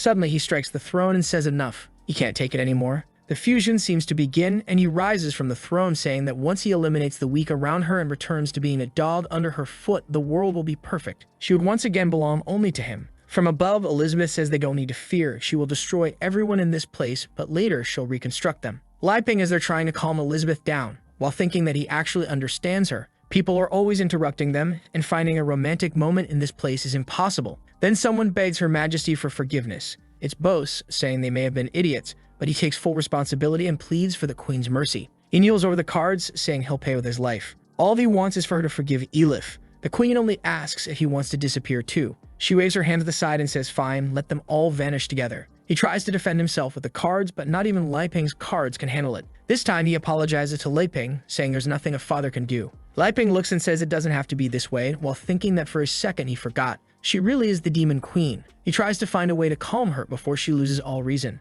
But the Queen says, Liping, don't try to stop me. This time violence is the most effective solution. He pushes off a rock and pulls her into a hug, saying no, she has to calm down and breathe deeply. Even if she could destroy them and then reconstruct them, those recomposed souls wouldn't be the same. Just as she is irreplaceable to him and will always be unique. It seems to short-circuit something inside the Queen, who realizes that deep down he's right. She can organize life on an extremely detailed level, but maybe one microscopic detail is enough to alter everything in a person's life. Just as Liping didn't conjure her as the perfect partner, he walks beside her even with her imperfections. That's because souls are unique. If souls could be mass-produced, what would her existence mean? When it comes to understanding life, she isn't anywhere near him. She may have reached saint rank, but she has no idea how to move beyond it and realizes how far she still is from the rest. She begins to think that this whole hot springs plan is just to put them in situations where something almost happens, but someone interrupts, which irritates her, while she has to learn countless lessons to awaken. He teased her desires and ruined them every time, again and again, forcing out all the negativity in her heart. She remembers him saying he wanted to be with her, just not like that.